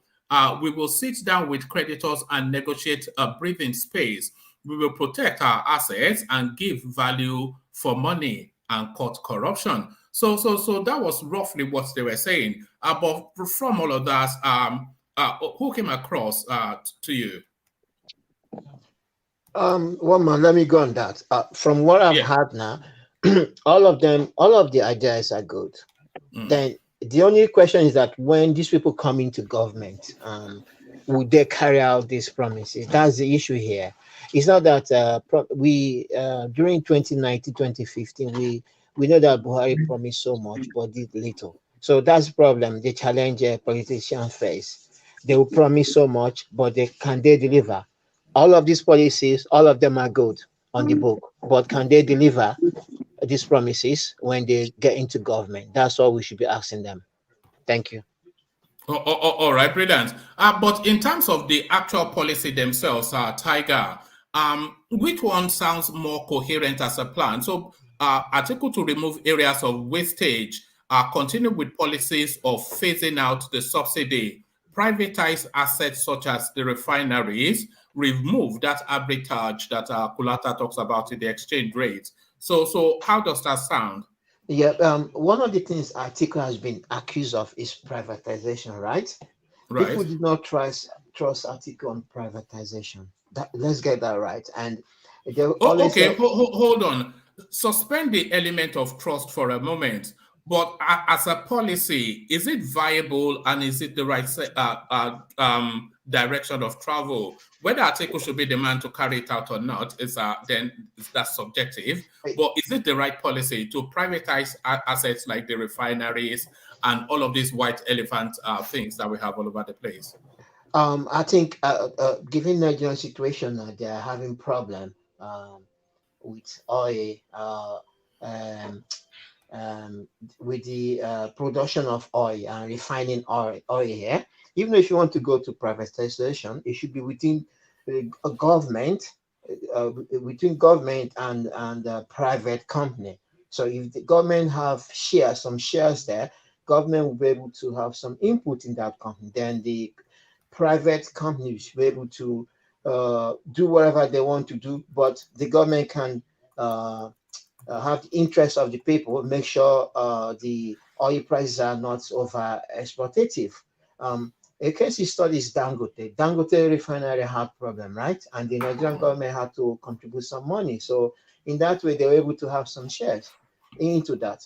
So Atiku idea is good, but like I said, it doesn't really work. Privatization is good, but when you become a national asset, refinery is a Nigerian national asset. I think at this point in time, privatizing it is not the best idea. So what government should do, they should go in partnership with a private company to build refineries and remove subsidy if there's subsidy. But I don't believe that he's honest. They're saying when PDP they were around, they've been removing subsidy link by link. They did it under Jonathan, did they not? I think No, they they didn't do it. They wanted to do it. Then there was protest in Ojota. Remember that big protest nationwide that some people said, including Erufai and Co, and including saying, oh, there's no, including Buhari himself saying, oh, there's no subsidy in oil. That is all lies and all that. So they didn't carry it out. I think they didn't carry it out. I think they just increased the petroleum price in Nigeria. I think by 20, I don't know, by 21 pence or 20 pence, I can't remember, but they didn't carry it out. So Atiku did not say the truth. They are saying they've been removing limb by limb. They didn't. All right, and to Peter Obi's as his panacea to the deficit, he says every country owes. He would deal with oil theft, the subsidy question, of course, the multiple exchange rate. It will cut the cost of government and borrow money for investment. So I think the cut the cost of government and borrow money for investment was the only really deviation from what Atiku already said. But what are you making of Peter Obi's plan to tackle the deficit? Yes, let me start from the level of oil theft. Oil theft has become a big problem and big challenge for Nigerian government. So it means that with the oil theft, Nigeria we are not able to produce the 3 million capacity the OPEC assigned to them. If they're able to eliminate that, number one, eliminate oil theft, cut government, because we know so many functions, Nigerians, especially in the civil service, they are doing too much. One, you can see 10 people doing the same function. And because they are not being paid, some of them are not even going to work. So they don't even come to work for 2 months, 3 months. So if we're able to marinate, like have a system whereby cost of governance can be cut down, people are not doing the same time, people are not the same functions, people are allocated their functions, and then they'll be able to save money from waste. There are too much wastage in Nigeria, and also the Nigerian people don't know they build an infrastructure. Maintaining infrastructure is a big challenge in Nigeria. You find out over 5-10 years time, the infrastructure starts decaying. So there's no level of maintenance in Nigeria.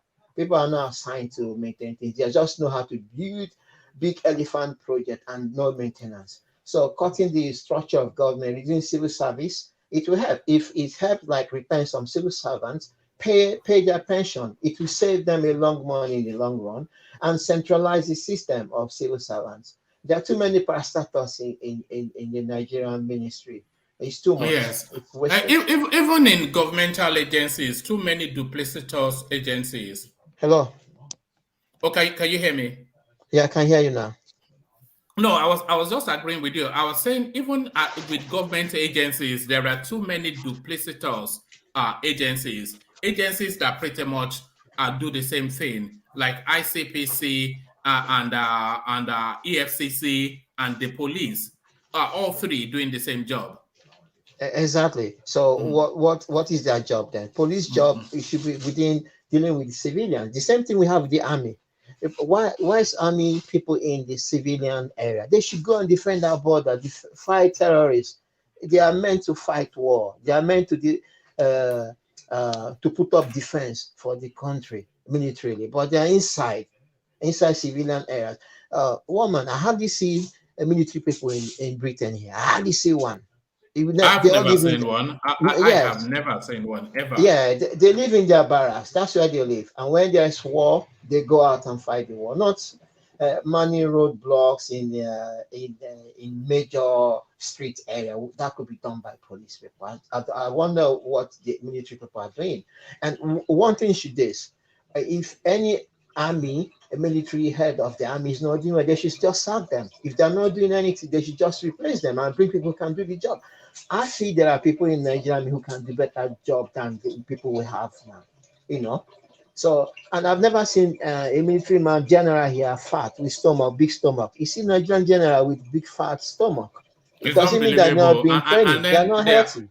They're always sleeping at all these seminars. Anytime you see pictures of them, it's like they're just slumped over sleeping, the generals. But Peter Obi's saying that he will borrow money to invest. Is the country not already over leveraged? And can he not start the investment from all this cost cutting and savings that he has already identified? Because I think if he's able to carry out the slash against the waste that he has insisted that he will do, he might well not need any cost to borrow money. So what are you making then of all this borrowing template that he says will carry on? I think Nigeria need a catch-up. Nigeria will still need to borrow money. Borrowing money is not the problem. It's what you do with the money. If you make investments, put proper infrastructure that people can pay money, you can derive some amount of taxation or employment. People can be engaged in that sector, then they'll be able to pay tax. So that would be okay. But if you just put up borrow money for, building road to Niger, and you forgot the industrial locations in Nigeria where what they need, and build electricity. We need electricity generation here in Nigeria, because if you put good infrastructure, roads, there's power. Believe me, Nigerians will do the rest. They will do and security. Nigerians will do the rest. You see, Nigerians, especially people who are into real estate, they are developing towns in Nigeria. Nigerians will do the rest. So borrowing money, if you borrow money and use it for investment that could generate employment and tax for people, or that can, bring development, that will attract investors because you have infrastructure. Countries like Kenya, they are one of the top investment destinations in Africa. Egypt number one, Kenya number two. So if you have infrastructure, people will come there and make investment in your country. So yeah, borrowing money is not a big deal. It's what you do with the money. And to Kwankwaso's idea, we will do whatever it takes to have an inclusive government. He spoke about the budget, how he handled his budget judiciously in Kano. I paid all the debts in Kano. We will sit down with creditors and negotiate a breathing space. We will protect our assets and give value for money and cut corruption. Does that answer show an indication of where the question was pointing? Because they were asking him how we will handle the deficit. So does that answer address that? I don't know what he meant by inclusion government. It Does he mean was just that? talking nonsense. I was talking about that. Yeah. So I think he meant to say that people who were not included, some areas who were neglected by Buhari, so maybe some regions or particular places were neglected by. No, but that wasn't the deficit. It wasn't that question didn't fit in with the that answer didn't fit in with the question being asked. Yeah, it didn't fit in, and I don't think creditors will give Nigerian breathing space now because they've borrowed Nigeria a lot of money, and what did they do with the money? So and with the consequences that some Nigerians are corrupt and they're able to trace money in their account, even though within Nigeria. Imagine the guy who got corrupted about 80 billion naira. Imagine how did he get into that? So I don't think the World Bank or China would not. I don't think so. Rather, China will give them more higher interest to pay. So and I think we can't even service our debt. So, but let's see what is either one of them, either Tinubu, Atiku, or Obi or Kwankwaso. Those are the four people we think because of their voters' capacity that might come in to be Nigerian presidents. Let's see what they can do. But I don't think any foreign body, bank, or any creditors will give Nigerian allowance. They don't do that anymore. Rather, they will give them more interest. And China has been seizing people's property. They will come and take up a Nigerian Ports Authority or whatever and say they will have that to be controlling that. So, yeah, go on. Yeah, I think whoever is coming in now, it's not gonna be easy, but there is not gonna be speedily development for whoever is coming in because they need to reorganize many things that the Buhari government has done in order to set up a good foundation so that they can keep the ground running. But it is going to be, I think, for the next 4 years, it's not gonna be easy. They might even come in and put in some austerity measures measures in order to have some resources to build upon. All right, and I'm not sure if I asked you, did you think that the next president of Nigeria was sitting on that rostrum? Was the next president of Nigeria sitting on that rostrum? It's difficult, one man. We can only say we don't know. Let's come 2023. We will know. We'll push you. Respond instinctually. Your gut feeling. What's your gut? Okay. It's your gut feeling telling you that. Yeah. I don't. To be honest, I think it's gonna. To be honest, it's gonna go second round. When you go second round, then it becomes then. When you go second round, according to the voting pattern, we will know who's gonna get there. I don't think anyone's gonna run away with it in the first round. I think there's gonna be second round voting. So I won't like to make a prediction, but I would say it can go both ways. It can go, I think it can go Tinubu, it can go to B, I can even go to Kwankwaso. Like you said, someone was making reference that the body language between Kwankwaso and Atiku weren't good, but you can see that. But you can see that from that they want to fight to finish the northern vote, because both of them, that's where they have their stronger voters from. So they are fighting there to occupy that space, because if they're able to occupy that space, then they stand a chance for second round. But if they don't, then imagine if Atiku and Kwankwaso share the vote in the North, Tinubu will become president. That's how I see it. If they share the vote, because they won't have the full capacity, voters' capacity to form the presidency, to become president of Nigeria. So yeah, let's see how it goes. 2023, by God's grace, around the corner. We can't wait, because this has been it's taking a lot of energy from us.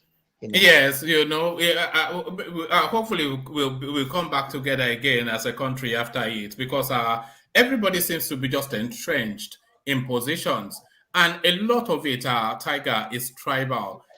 People will excuse that, no, this, that, and the other, but a lot of it is tribal. I'm leaving very soon. Can I just make one more point before I leave, guys? Sorry. I'm sorry. All right. Let me come to you then, Babati. Let me just just to address Foley, please, Mr. Foley. First, with all due respect, don't run away because it's here. So yeah, Foley, AAC is a political party, not a political movement. Okay. Once again, AAC is a political party, not a political movement. And do you know the job of a party? The first job of a primary political party, winning. You have to win first to implement your policies. Without winning, all the things you have does not make any sense. You will be on the streets. So take your mind off Take It Back movement. Forget that movement. You are now AAC. Focus on being a party and what it takes to be a party. That is the most important thing that you have to do. Your mindset has to change. It is a party, not a political movement anymore. You have evolved past that space. Thank you, Omar. Did they ever told you that they are? Did they ever told you that they are not a political party? Yeah. Can I respond? Yeah, Foley. Can I Go respond on. to you? Go on, but hang around for the response, Foley. Babati. Yeah. So yeah, Foley. Yeah. But Thank God.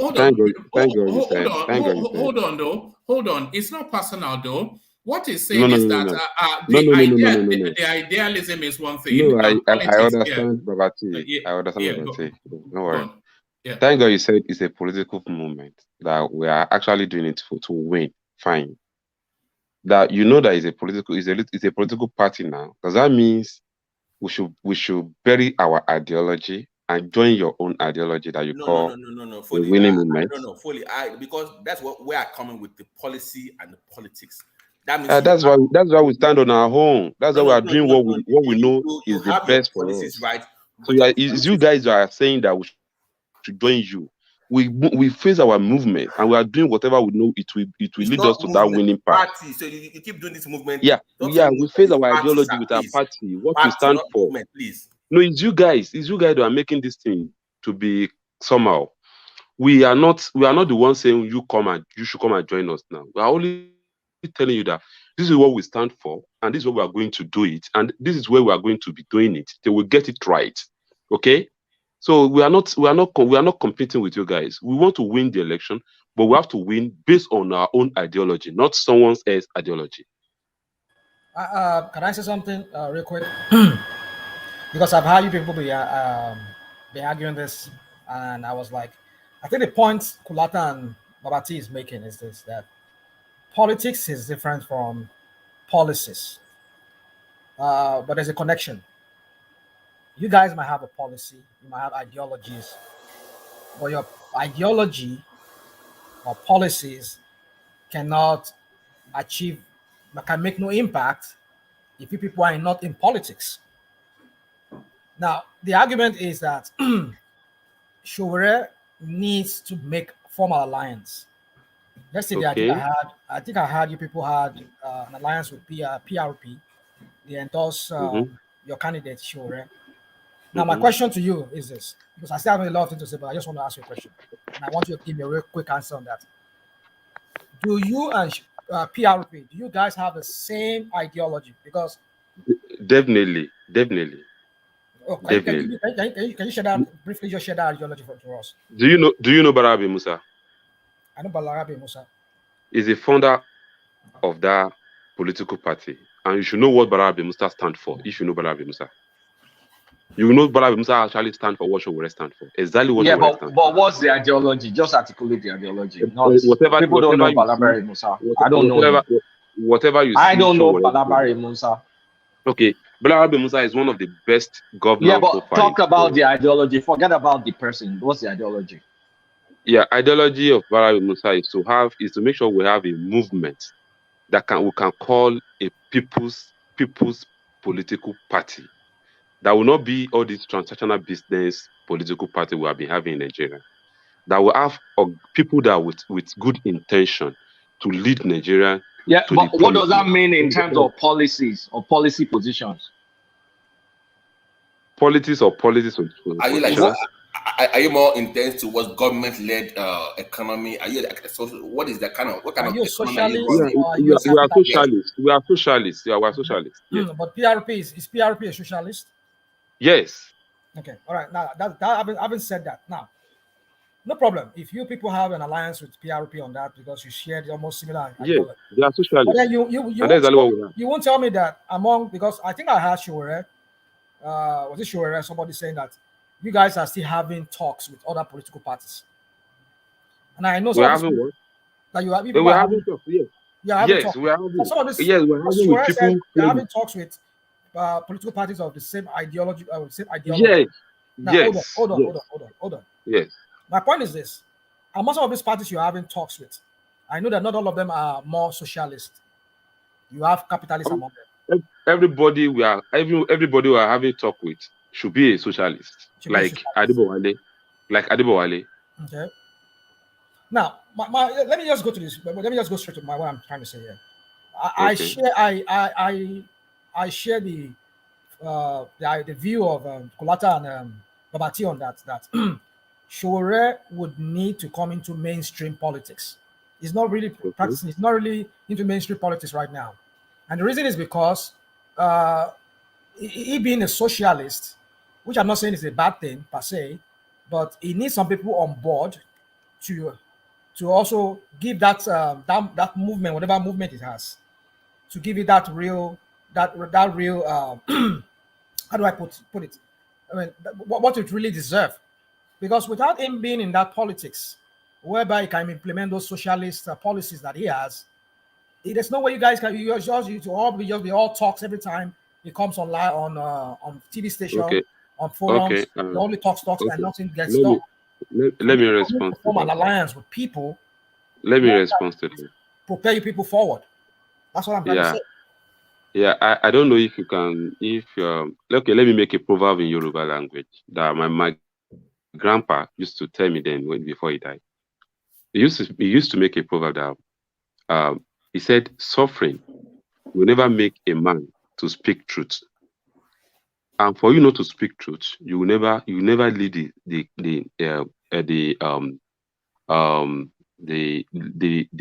never escape suffering. So it's better for you to speak the truth so that you can escape it than to continue deceiving yourself. That by you continue lying to yourself and you think the suffering will stop one day. At this junction, we don't need to deceive ourselves. People have been aligned to each other in this political party has been aligned in this country, and they have been giving us the worst results. So why are we not looking for people that share the same idea with us, and let's continue moving ourselves till we get it right? Nigeria were looking for somebody that will come and rescue them, but the problem is this trust is no more there. If an angel come down today to promise Nigerians that he's going to give them honey, give them life, Nigeria will still doubt you.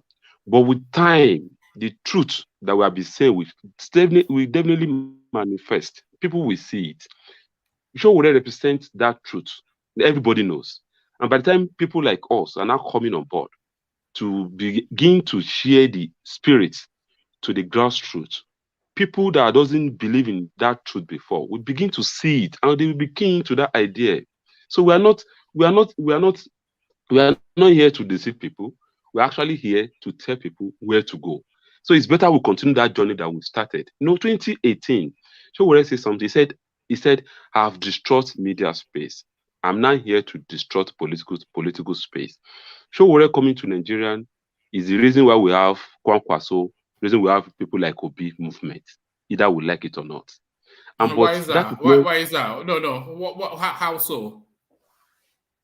Oh, Okay, if Showore didn't come to Nigeria, many youth today would have known what they actually need to do to the politicians. Because NSAS actually opened us to another realm of politics in Nigeria. It's only Obi asthmatic the movement and he take it over. Fine. We love that. We love that people are even following, people are even waking up to see the reality. People that doesn't even believe in voting before are now trying to come out and vote in 2023. That's what we want. We want people to be reawakened, to see politics as that thing that affected their life. Fully, That you get involved in it. Can I quickly say this to you? 2019. Yeah. You know that Showore made an alliance with the Labour. Do you know that? At least he went there. Let me not use the word alliance, but he went there seeking for their vote. There is no. Hold on. Let me land. No, that's not true. They didn't have alliance, and you keep saying you want us to land. Where are you landing at? Hold on. Let me rephrase my. I just said it that maybe not an alliance. In 2019, when he was campaigning, there's a place he went. He had these labor people around him. A lot of them had their work, and maybe their factory or whatever. Yeah. Let me tell you something. Hold on now. Hold on. Fade, let him land this, and then you can correct him. There's a video which he was doing live then when he was going around campaigning back then.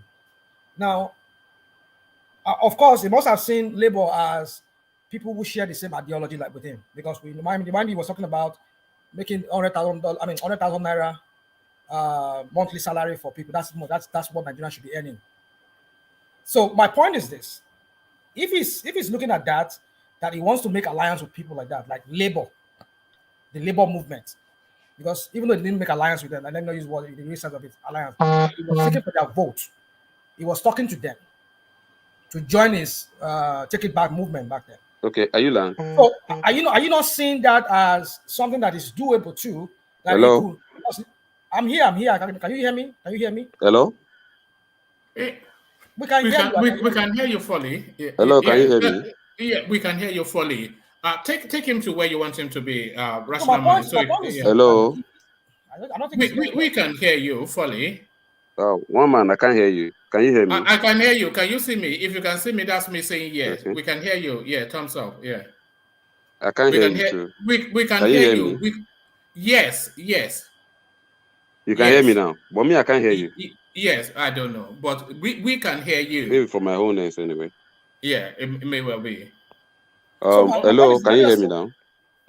We can hear you. Go out and come back in. Okay, I don't know if you are listening to me. If you can hear me, I will answer that question. There is difference between Labour Party and Labour movement. As I'm talking to you, Labour movement are not yet supporting Labour Party as at this movement as I'm talking to you.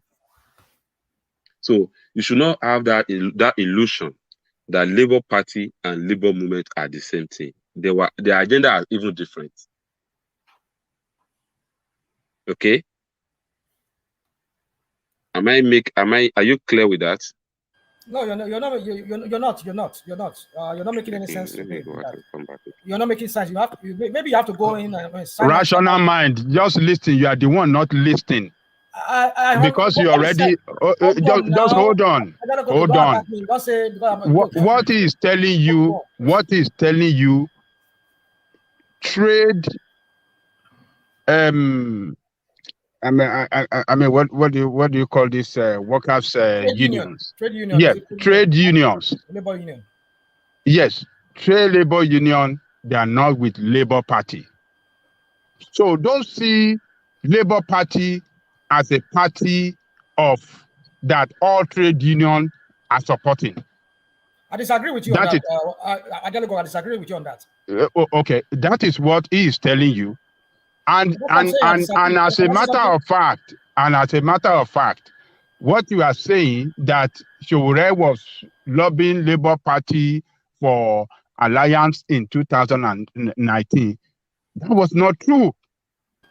I'm not saying Labour Union per se, but There's a video. You say Labour Party. You said Labour Party. No. Maybe You said he was trying to form alliance with them in 2019. Hold on.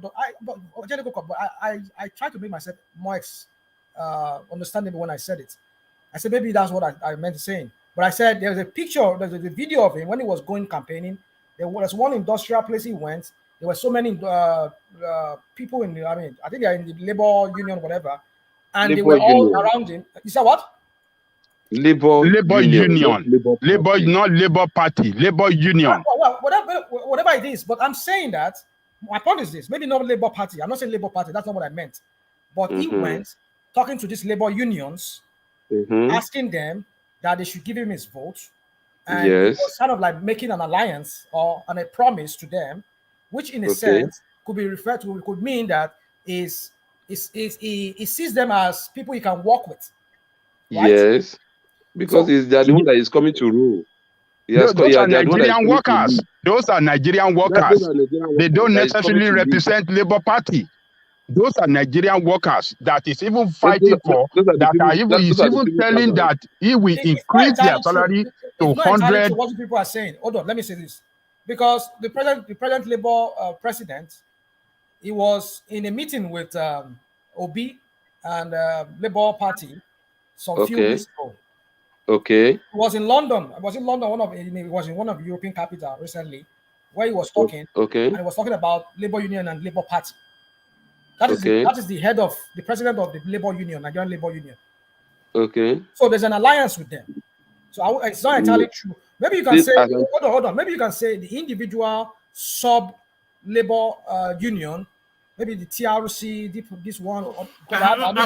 Sorry, Rational Mind. Are you saying the distinction that Ajanle Koko and Fode are making? Yeah, they are distinguishing between Labour Union and Labour Party, and what they are saying is to rest relationship with the Labour Party, with the Labour Union, is essentially a symbiotic relationship, because that is his space anyway. He's a pro-worker sort of a person, and then the unions, of course, they want the best for their workers. So that's it's like saying that somebody has gone to canvass with I don't quite know an analogy that makes the point, but I think you get the point. The Labour Union completely distinguished and distinguishable from the Labour Party. Well, I just believe that. And even recently, earlier this year, when the labor unions were demonstrating in support of ASU strike in Abuja, Shore was there. Obi is you not didn't there. see Obi. Obi was not there.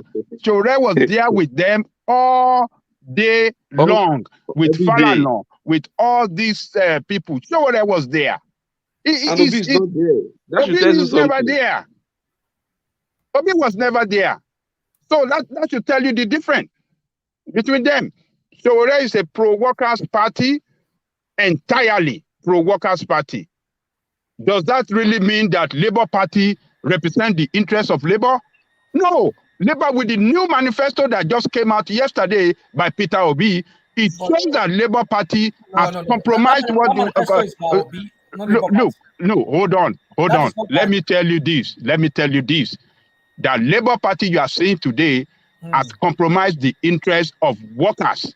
They don't represent the interests of workers anymore with the manifesto that Obi released, because that manifesto is purely pro market driven economy, and that is not what the Labour Union stand for. So take it out from your mind. Labour Party is dead. They are not representing workers of Nigeria. Showore is the one. It's representing Nigerians. Representing Nigerians and the interests of Nigerian people. That is it. Just get it right. But for you to say that Showore should come and play politics the way they are playing it in Nigeria, I think you people are just shooting yourself in the foot, because politics of corruption, politics of looting of state resources is not the politics that Showore want to play. And Showore will never form alliance with those kind of people that you are expecting him to form alliance with. ẹ̀yin lẹ máa pẹ́ ń bẹ̀ ẹ̀yin lẹ máa pẹ́ ń bẹ̀ pẹ̀lú àwọn you people, let me tell you what is happening.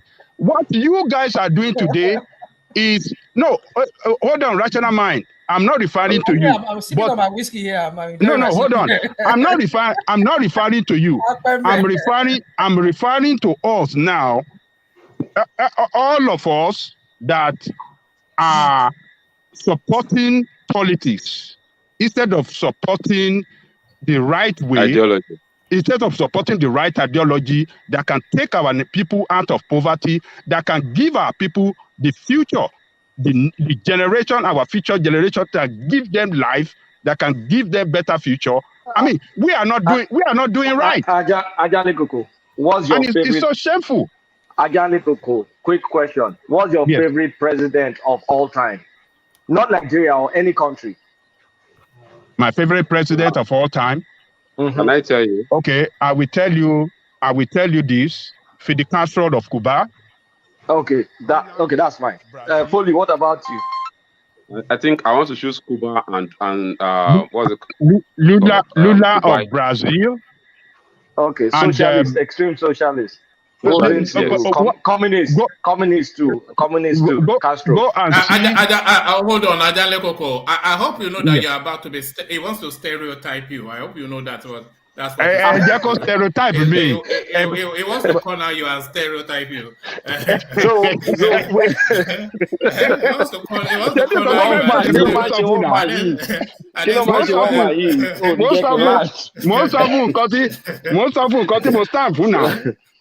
So you stand for communism.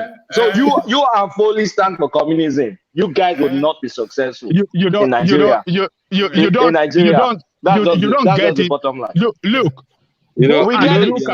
I think we get it clear enough. You are communist. That's it. You can describe me. You can describe me. That is it. Now Castro is a communist. Hold on. That's why the people in Cuba are suffering. Hold on. Communism is what transformed China to what China is today. All right? Just hold on right there. Hold on. Lula, you cannot describe Lula as a communist. But Lula is a socialist, and we have seen what it did. It was during this time that Brazil became one of the best economy in the world. It was during this time that it transformed. Hold on. It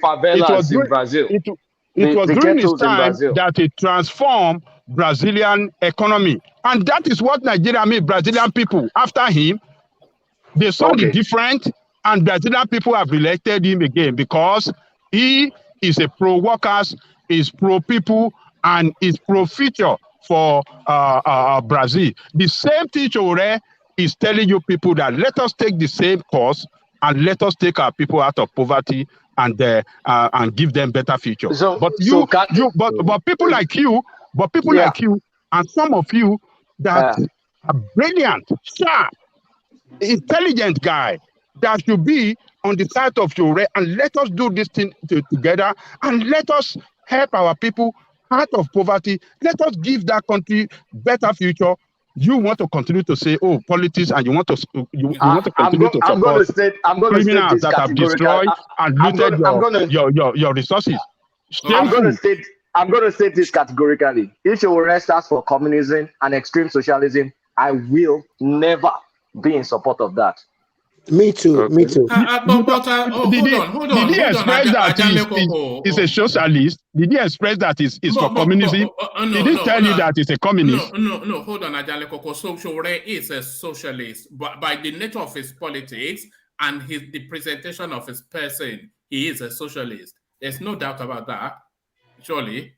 That is not my own ideology. I don't believe in extreme socialism. I feel there should be elements of socialism in the society, but the society should be largely market driven, and we help the people that need help.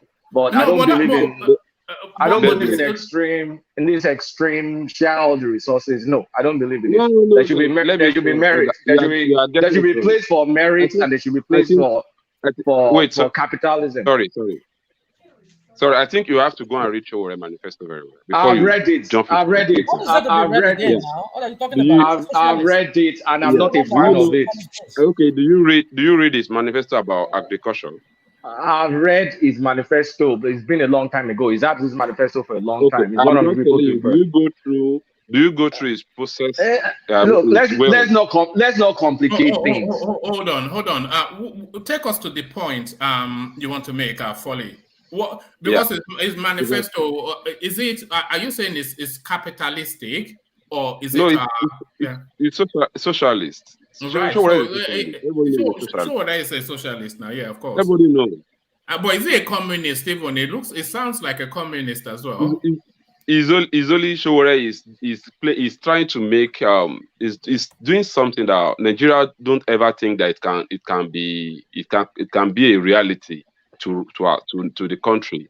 That's why people don't really see Showore as if he's actually making a lot of senses with whatever he said he wants to do, because they never see that coming to Nigeria. They make us believe in the way we are doing things, that things cannot change. We have to continue this way. So if anybody is coming another way of how we are going to get it right, Nigeria don't believe. People like my boss there, he can't believe that kind of ideology that it can actually come into the system and change the whole narrative.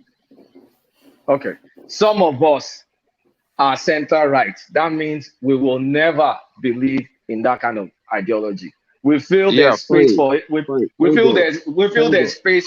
We feel there's space for who represents your ideology. Who represents your ideology?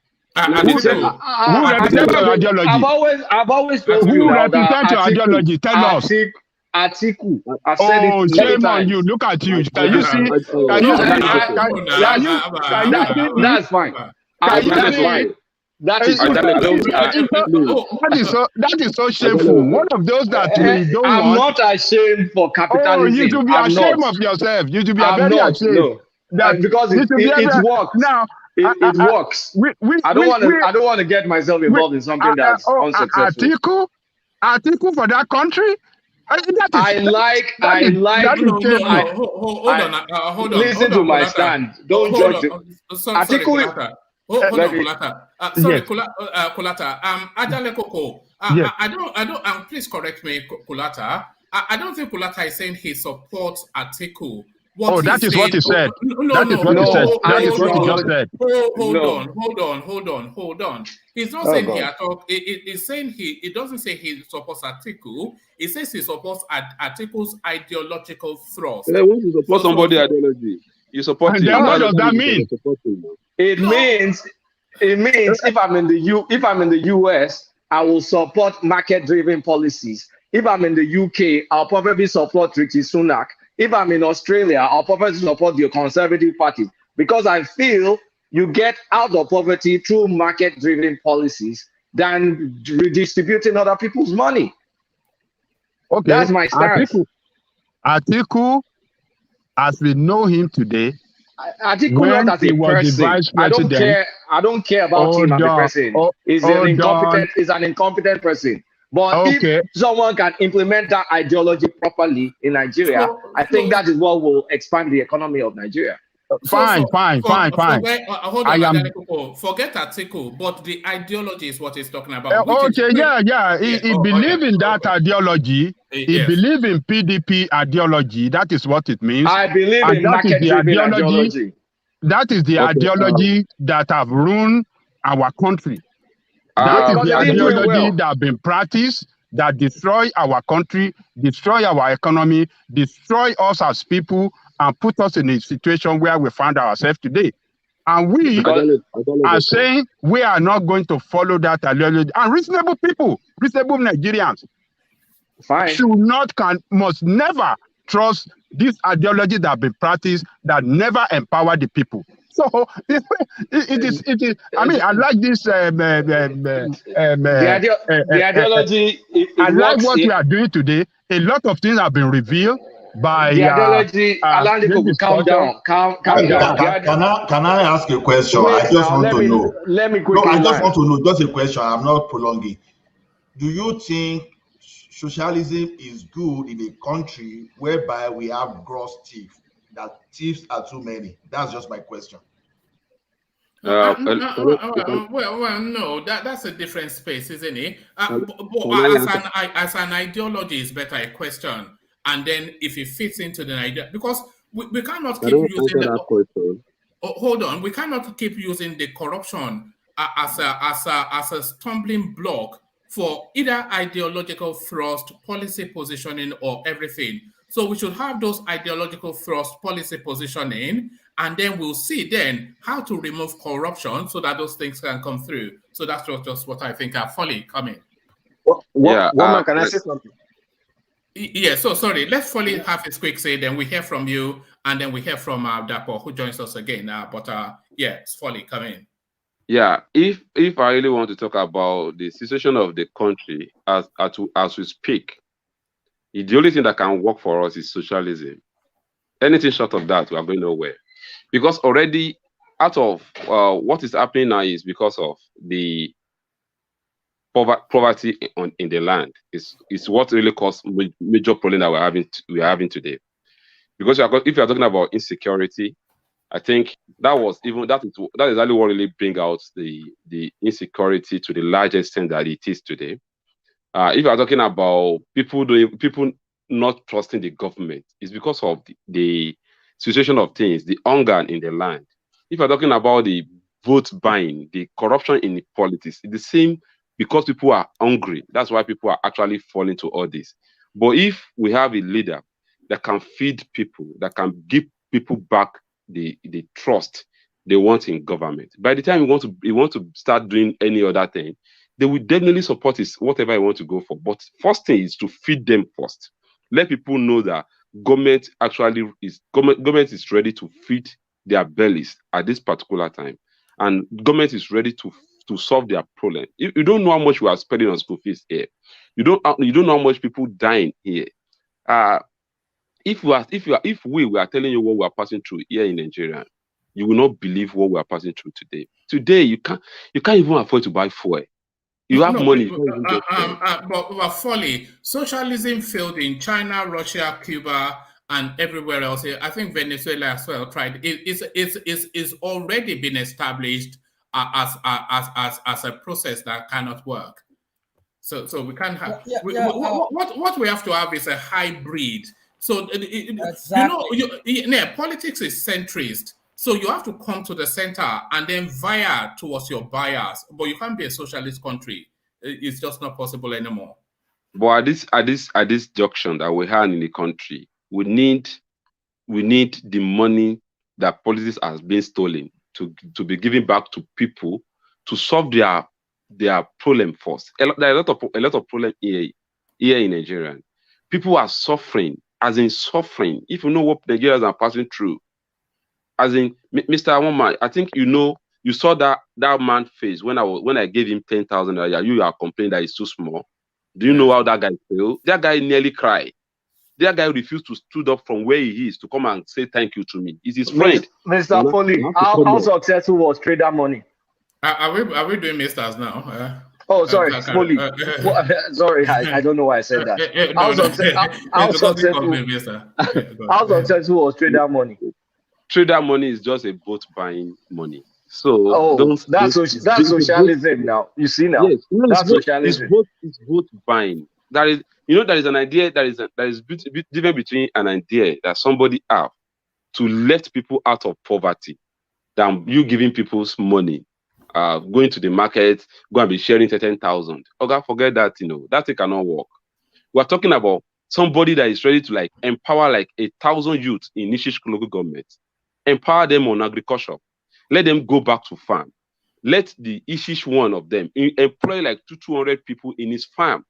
Let them bring out products. Yeah, but fully working in farm doesn't mean it has to be socialism. You can have a market-driven economy. In fact, that's capitalism, really. That's capitalism. Because look at America. America is a mixed economy. America is a mixed economy. Foley, let me say this. Foley, let me say this. Foley, let me say this. Hold on, Foley. Yeah, come in. Foley, let me say this. You see, Kulata have demonstrated what I've been describing by Nigerians as, their state of instability in what they really want. Earlier, when I asked him that question, that does Atiku represent change that he wants, he said no. Yeah, but that's a But person, not an ideology. No, I won't let you conflate my words. Ideology is different from person. Okay, hold You're on. conflating both of them together. That's not fair. No, wait. You are. That's exactly what you're doing. Oh, okay. Let me. Can I land? Or you don't want me to? If you don't want me to talk, no. If you're going to conflate ideology and person, no, I won't. Hold on. That point is taken, Kulata. Land the point. And then after Ajale Koko lands the point, I want to bring the super chats into the conversation because people have been super chatting into the conversation. And then I want to bring X0 and Dapo into the conversation as well. But land that point, Ajale Koko. So, if he does not represent the change that you want, but him represent the ideology. He represents the ideology that is selling to you. I mean, can't you see the contradiction there? Contradiction of position. The person that represents that, hold on, let me land. The person that you see on that ticket carrying that ideology is not your candidate, but you like the ideology that you represent. Where do you stand? Where do you stand? So if one person, wait. You asked me a question. My ideology. Hold on. Showore represent my ideology. The ideology that Showore stand for is what I believe in, and that is why I'm voting for Showore. But you are saying that. But Atiku represents your ideology, but you won't vote for him. Adale Koko, hold on. Showore represents the ideology that you believe in, and that is why you are standing by him. And that is why I will vote for him 100 times.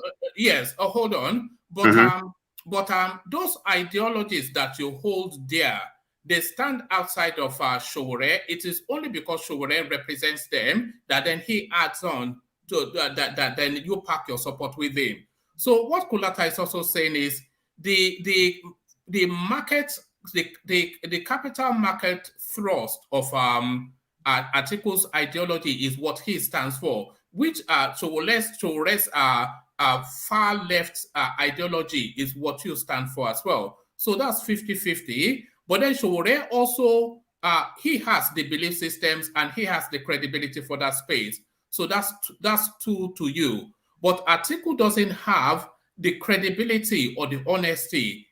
So Kuraka doesn't support him. So it's an ideological thing, isn't it? You stand for two ideological thrusts. That's the thing. But let me bring this super chat in because hold on. So he doesn't have a candidate. He doesn't have a candidate.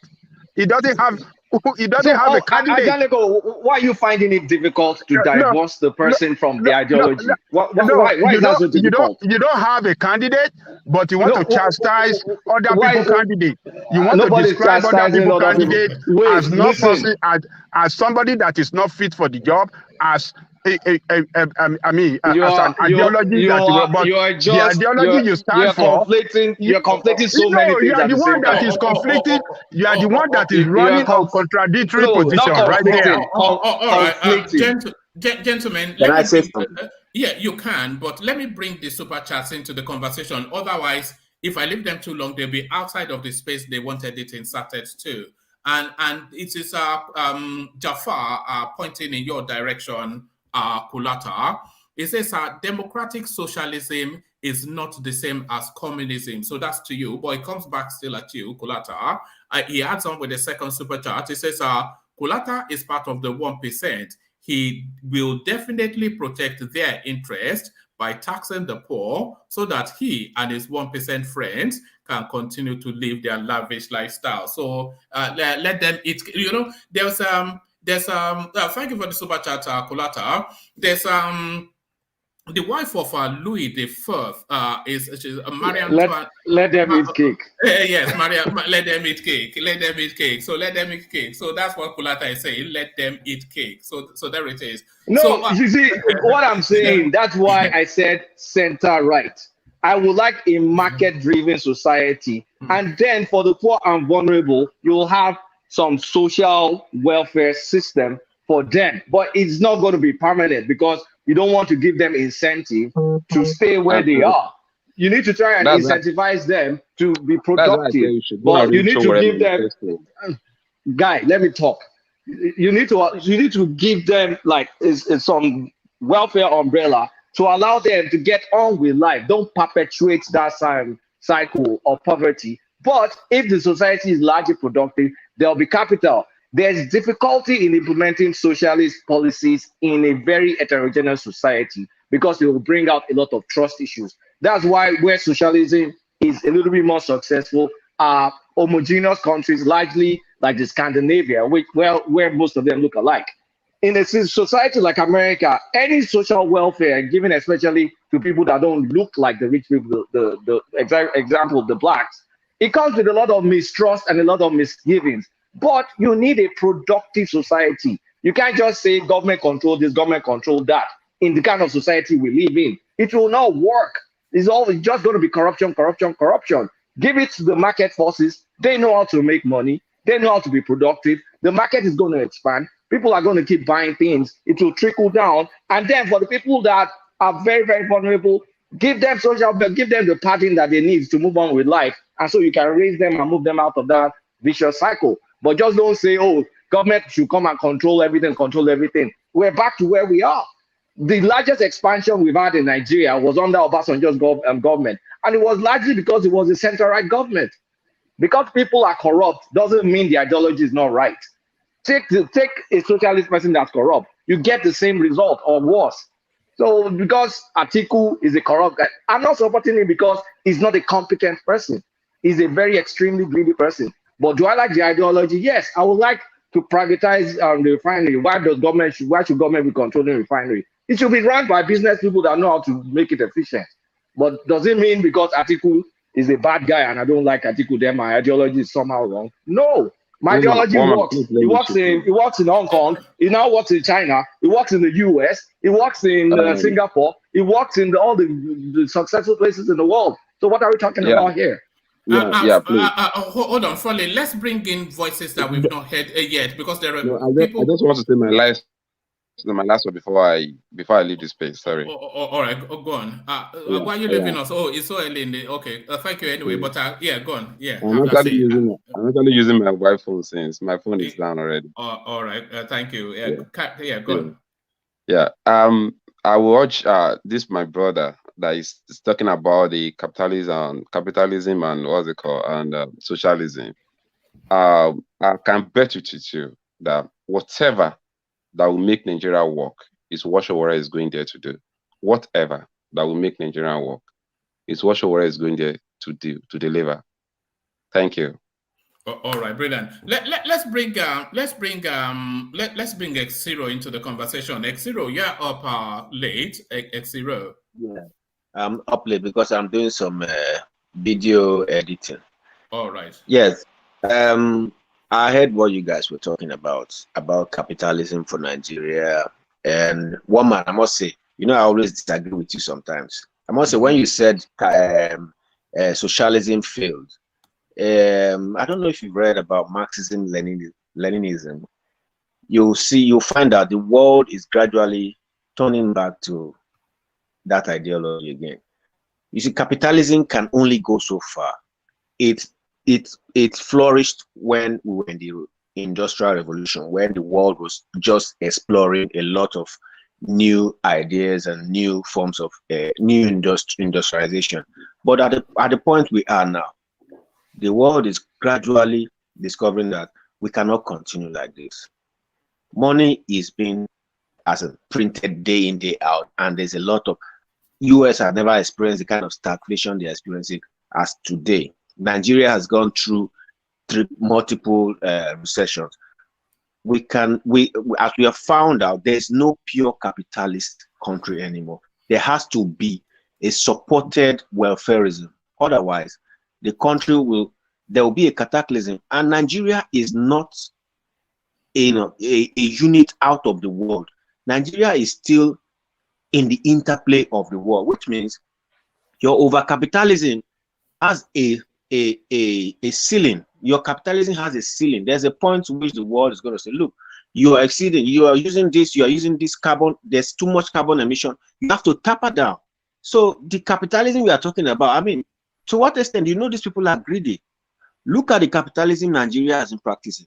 It only favors a few. That means the government must intervene. If a government is sincere, you must think about the labor and don't allow a few people to just take over everything. Look at Dangote. Is that capitalism? That's not capitalism. You just gave somebody the rights of the whole country.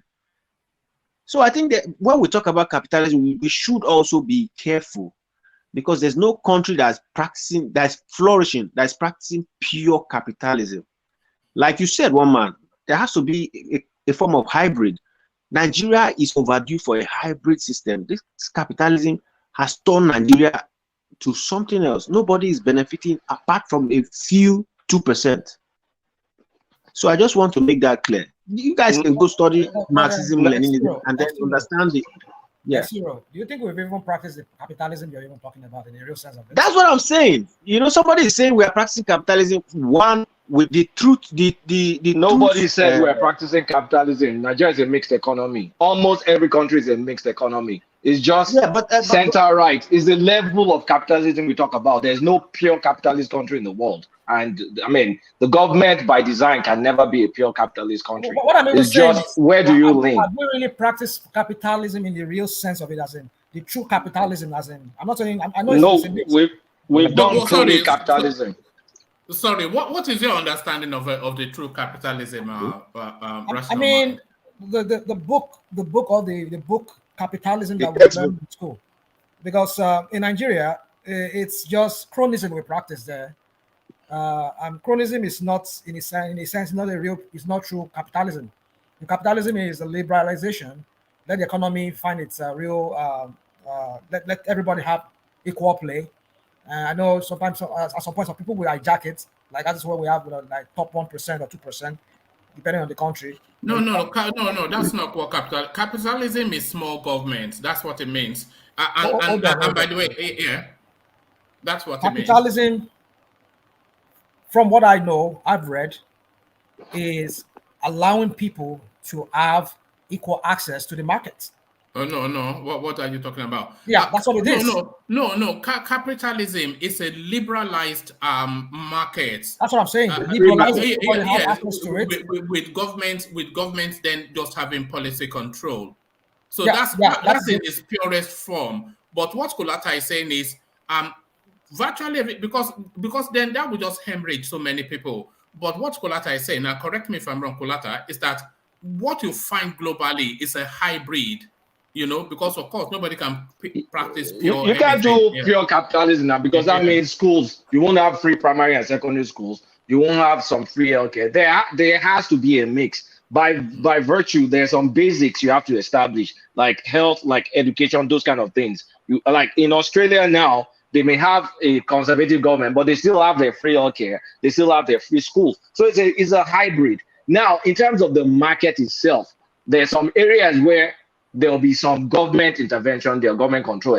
For example, defense, security, and also government has regulatory roles. You need strong regulators, so capitalism can go wild. But it's just the degree. It's a curve. What part of the curve should be capitalist? Because there should be social benefits. That is, standard. But do you now want to shift way to the left, or maybe slightly to the right, where you allow some more capital-driven things? People have found out, as in recent times, the most successful economies have shifted to more market-driven things, including China. So what? I mean, why won't I like that if it works? I'm not saying go extreme but what capitalism. I'm still trying to say here is this: that we are not practicing capitalism.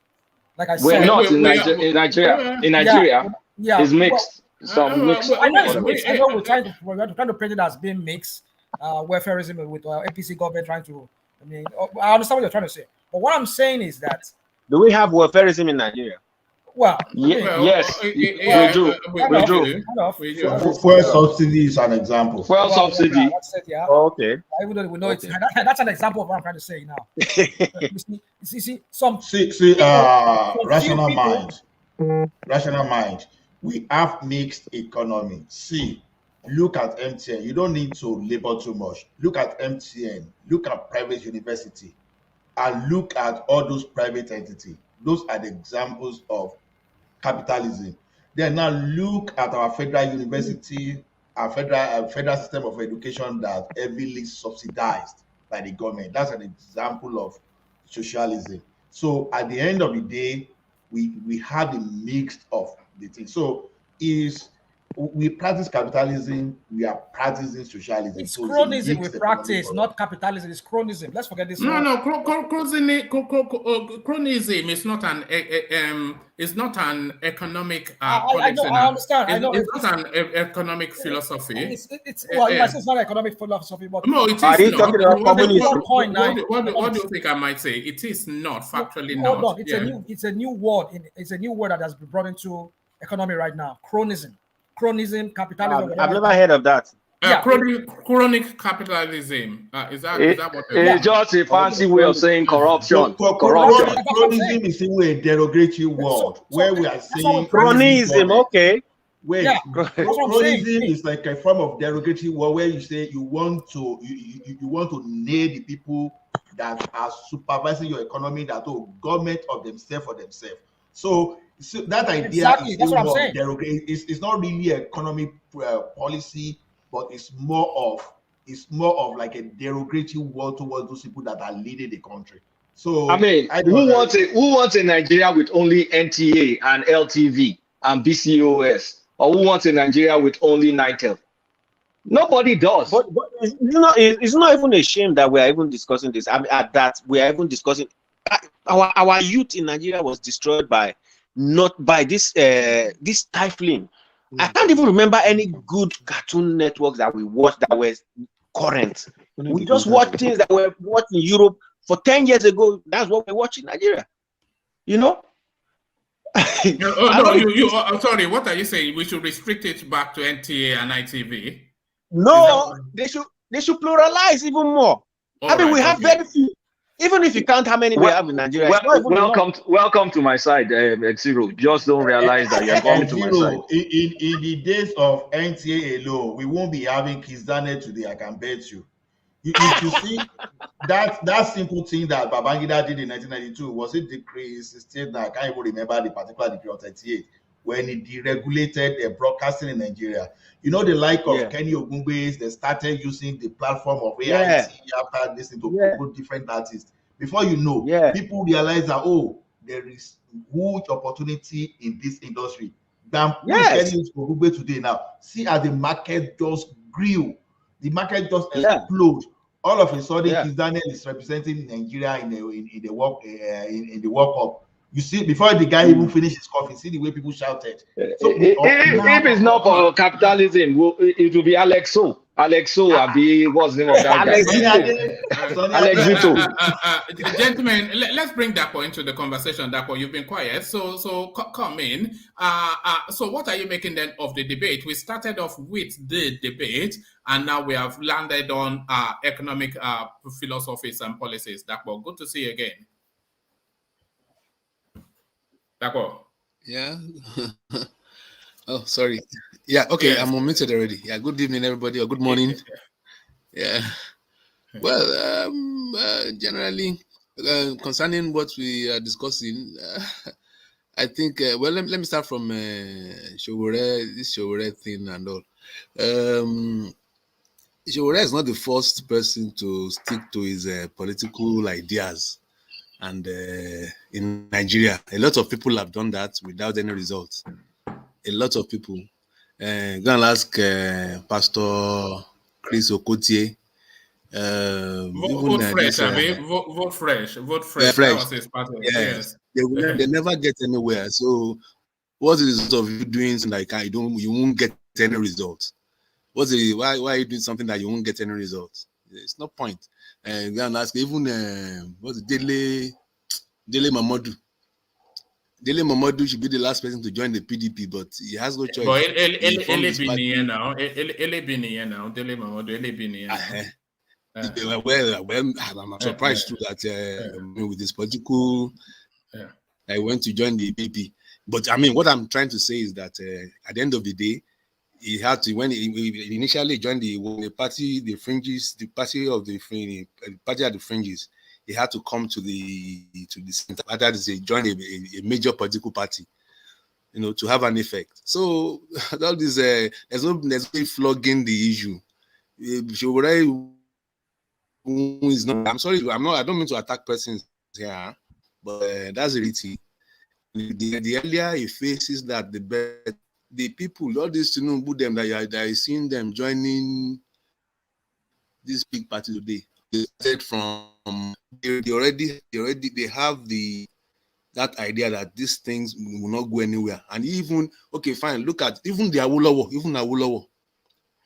He stuck to his political guns, and at the end of the day, where did they get him? So that's why I believe that's why Tinubu changed his strategy.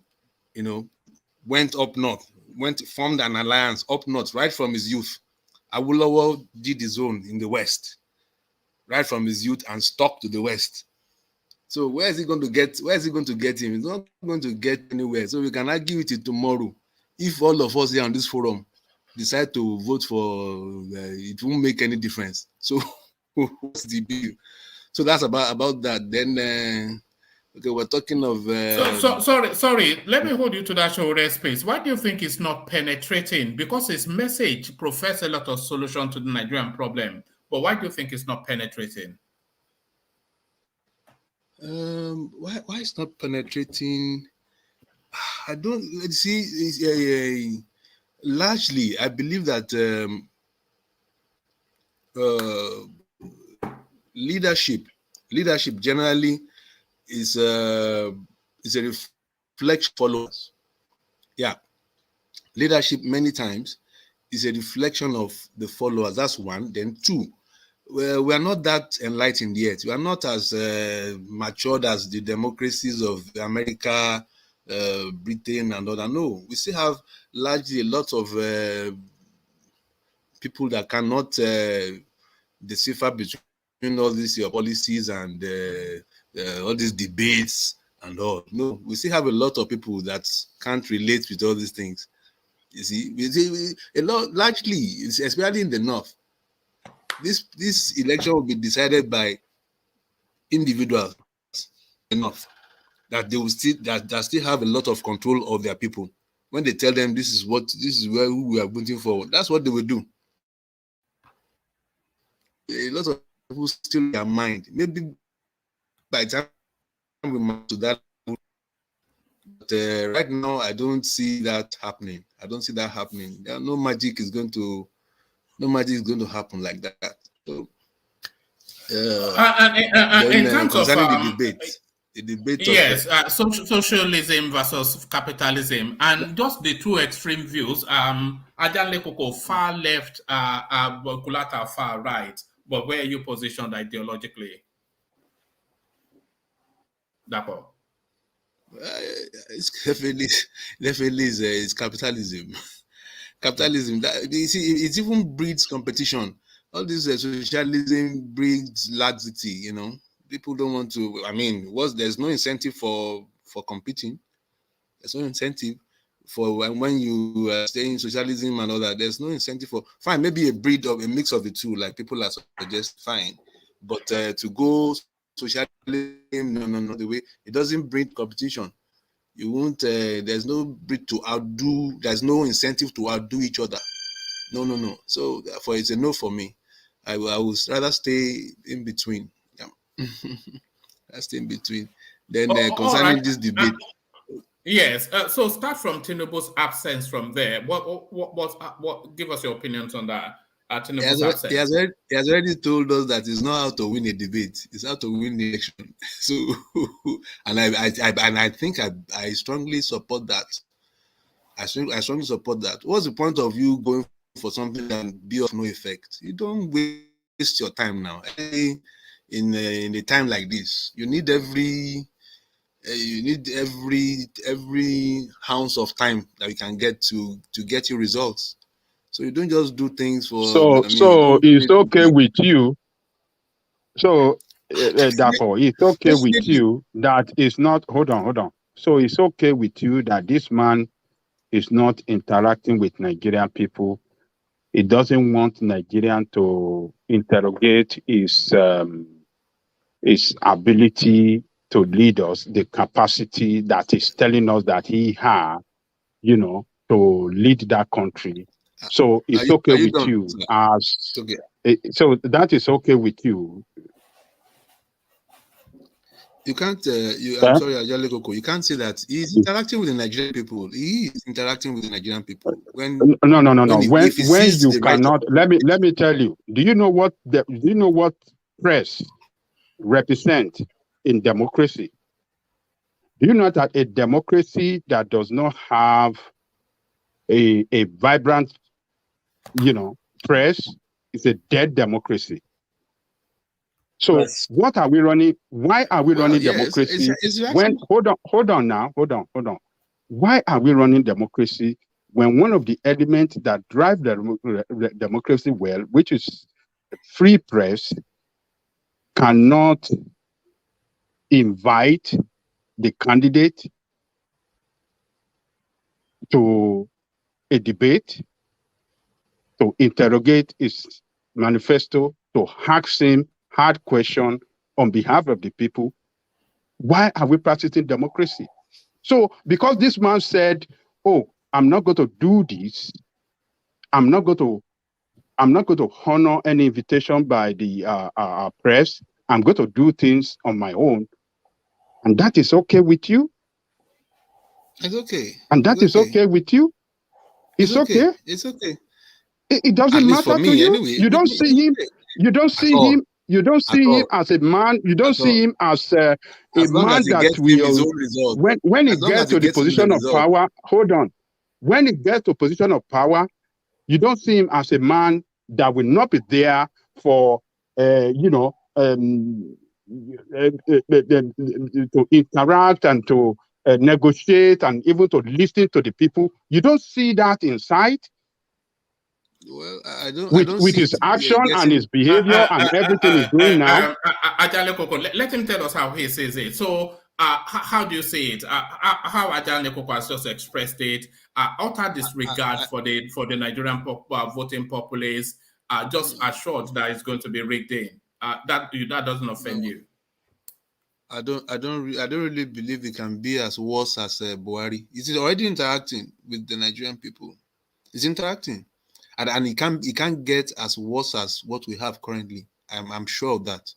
It can't get as worse as what we have currently, and it can't be inhumane as this current government. I don't think it can get as bad as. What gives you that assurance that it can't be worse than Buhari? We were having that confidence in Buhari that it was bringing change to us in 2014. But what have we got in return? What is that giving you that confidence that this man cannot be worse than Buhari?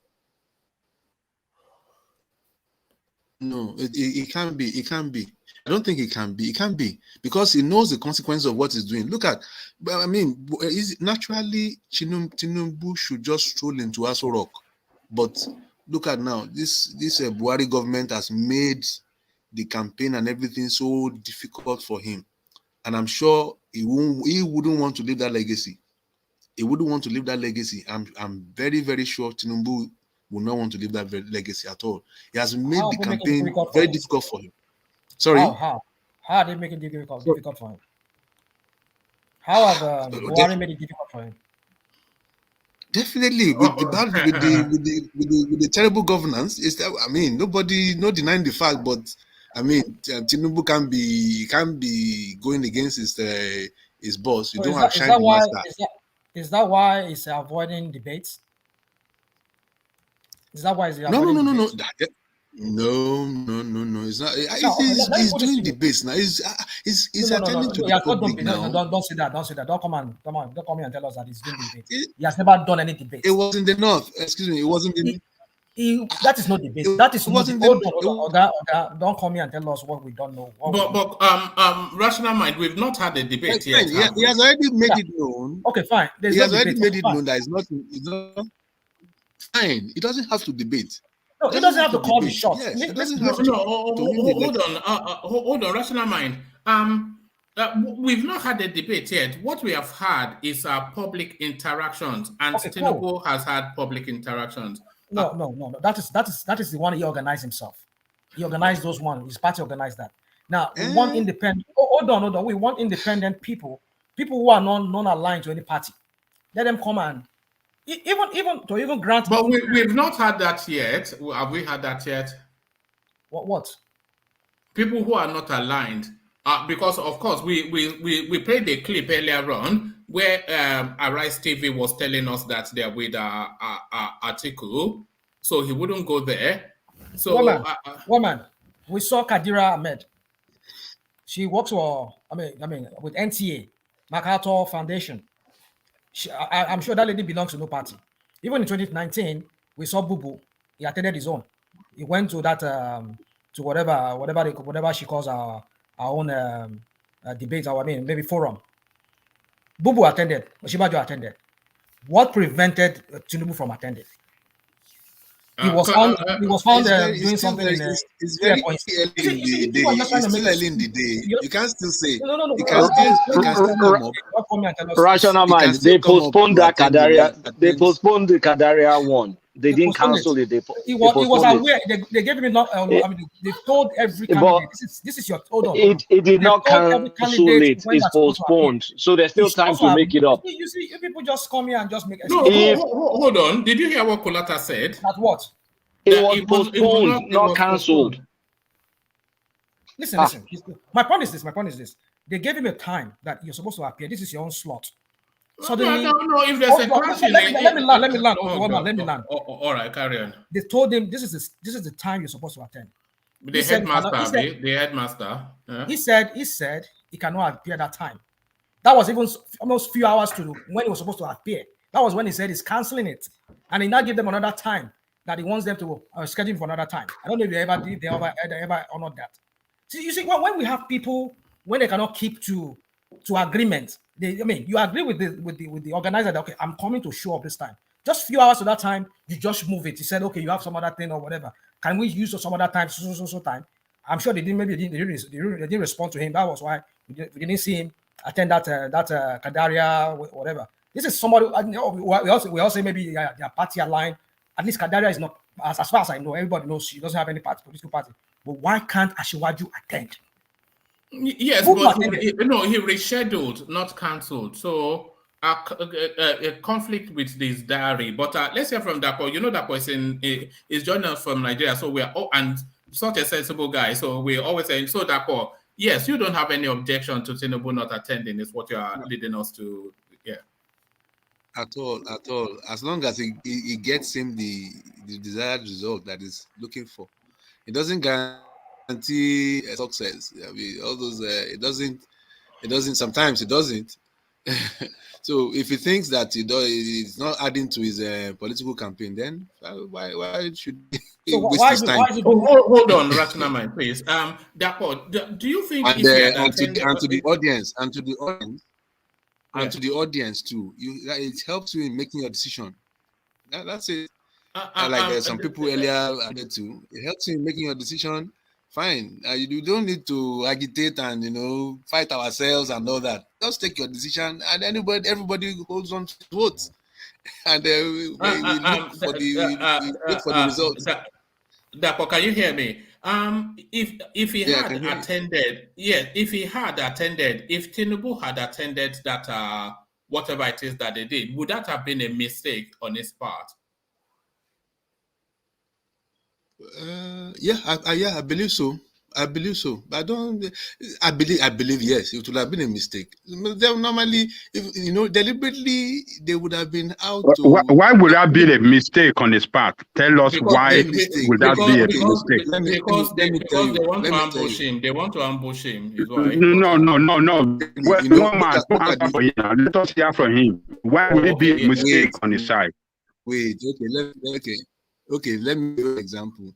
Look at the first one they had. I don't know whether it's Arise TV or channels that Dino nearly entered the business, and Peter Obi had to. He lost. Let us talk about today. It. Let us what happened today. Let us focus on today's debate. Why would it have been a mistake on his side if he had attended? It's citing an example to make the point. There will be nauseating people in that will be ready to enter his nose. That will be ready to make him want. They want him to make a mistake. They want him. He's the man to beat. Is the most discussed politician as we. The most mentioned on social media. The most everything you can criticize, anything. So it will be definitely, especially you and the opposition, you will want to enter his nose. Can I say something? So let me ask you a question again. So Atiku was not at that one that you are talking about, the first this thing, but Atiku came in today. Did you see any attempt to enter Atiku's nose or to embarrass Atiku? Atiku is not the main man now. Atiku is not the main man. No, hold on, one man. Atiku is look, not a man. Atiku has lost the election before he started. Who would have entered his nose? Who would have threatened him? Who would have done any? Look, that place is a well-organized place, is a well-secure place. Look, this guy is demonstrating that he lacked the capacity to articulate what he is lying that is going to do. He lacked the capacity to answer the question, to answer hard question. And we have seen him every day. But everywhere he goes, this man gaps every day. He does not. Mentally, he's not fit, and that is what he's running away for. No, he's not fit mentally. All right. Sorry, Dapo. Let Rational Mind come in, and then you take the floor back. Rational Mind there. Okay. If you ask Buhari and his people, his presidency, when they were confronted with so many things they promised us in 2015, what we hear from them is, did we ever hear Buhari say something like that? Did he ever say he was going to turn $1 to $1? Did we ever say he's going to do this? We hear them say all of this because why? Buhari was not challenged to those things that APC threw to us in 2015. We didn't hear him come on rostrum or whatever on podiums and talk about these things, say it before Nigerians, debate it before Nigerians. We didn't hear him do all of that. That is why he's able to get away with those things, saying that I never promised that. Now we are making excuses again for the second time again. Somebody who says he's going to do this, going to do this. We want to challenge him on that. And besides, even what we saw today, it's not even a debate. Everybody sit down, they throw question at them. And I'm sure it's the same question that they throw to every one of them. They will say what they want to do on that policy that's being thrown to them. It's not like it's not like a normal debate whereby somebody asks a question and the other person attacking. No, it's not like what you saw here. So what is Tinubu? What is Tinubu? What was he afraid of? This is not a debate. This is just a forum. Everybody sit down, ease up. They're all sitting down in their chair and they are being asked similar questions. So what is Tinubu afraid of coming to talk about? If not what Adelekoko said, this man cannot articulate whatever he said. All these things he just said in whatever manifesto he has, it's all lies. And people come and people start telling us all of these things. To me, it blows my mind that some of us speak the way we speak and we make excuses for this man. Realizing what Bubu did and he's lying that he never said all those things. What are we talking about here? All right. He already has a manifesto. He already has a manifesto. Everything is written out, so nobody can deny anything now. We just go back to his manifesto. And this is what he told us you're going to do. So like Buhari, I'm not sure Buhari has one. I'm not sure. If he has one, maybe his party. Buhari But did. personally, No. Buhari did. He had. Hold on. Gentlemen, let's hear from Dapo a little bit. Dapo, carry on. Yeah. Yeah. Dapo, So, so you can't really deny anything. He already has at least written out, signed, authorized by him. So you can't say that, you know, they normally say Buhari said one naira to $1. All those things are not written out, they are not spelled out. Well, show me where is he on social media, or where, I don't know. So but this time around, nobody can deny anything. There's a manifesto already. None of the candidates can deny anything. That's one. Then two, I even believe that the way he even avoided the debate, it stands him out.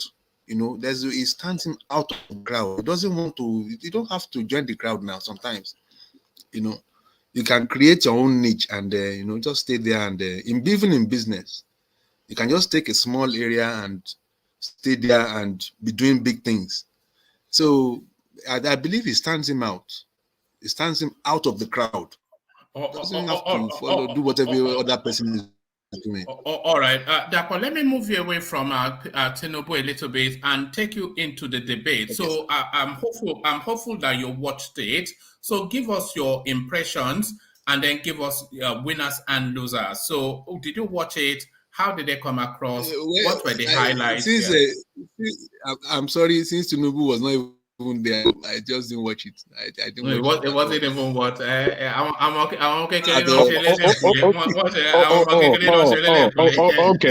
Okay. I can see where Dapo is coming from. It looked like it's a pro-Tinubu guy. He just expressed it right now indirectly that since Tinubu is not there, he wasn't interested to even watch it. So Dapo, tomorrow. I mean, what else would they say that they had not said? What else would they say that those people have not said? Atiku just appeared for the first time today. Why didn't you want to hear from him? Your man,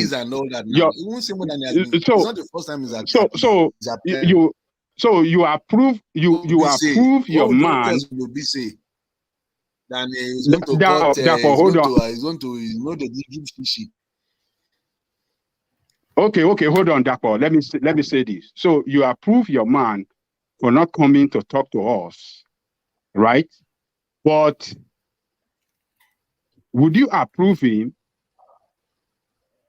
as he's going to London to go and sit down in Chatham House and talk to who? Who will he be talking to in London? Will he get vote from London? Why is he going to Chatham House to speak? To speak to who? What? I mean, what will he be going? What is he going there to do? Who is he? Who is that? What is that? Who will he be talking to convince to give him vote in London tomorrow or next tomorrow? I don't know when he's doing this. So you approve that to go and talk in London, but not to talk to Nigerian people who will vote for him in Nigeria. Work has already started. He's telling you that work has started already.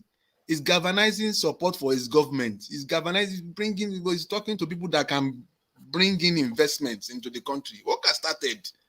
Chetty better now. Look at the way he's organizing. Oh, he's already. Look at the way he's even organizing his campaign. You will see that it's inclusive. It's inclusive. Very, very inclusive compared to other candidates. Very, very inclusive. Oh, okay. Very inclusive. So it doesn't matter if he doesn't talk to us here, but going to London to talk. Speaking to us now. He is not speaking to us. If he cannot stand down on a debate, if he cannot debate with others, if he cannot participate in what are you saying, Dapo? Look, I'm not debate. I want chop. Now results. Now put food on my table. Give me a conducive environment to work. You get it? Not be debate. I want chop. It is not. Look, we are running democracy. We are running democracy, and in democracy, debate is very important. A candidate that cannot stand in front of people and tell the people this is what I'm going to do, and answer questions from people and articulate what is promising the people is not a serious, is a LGBT candidate.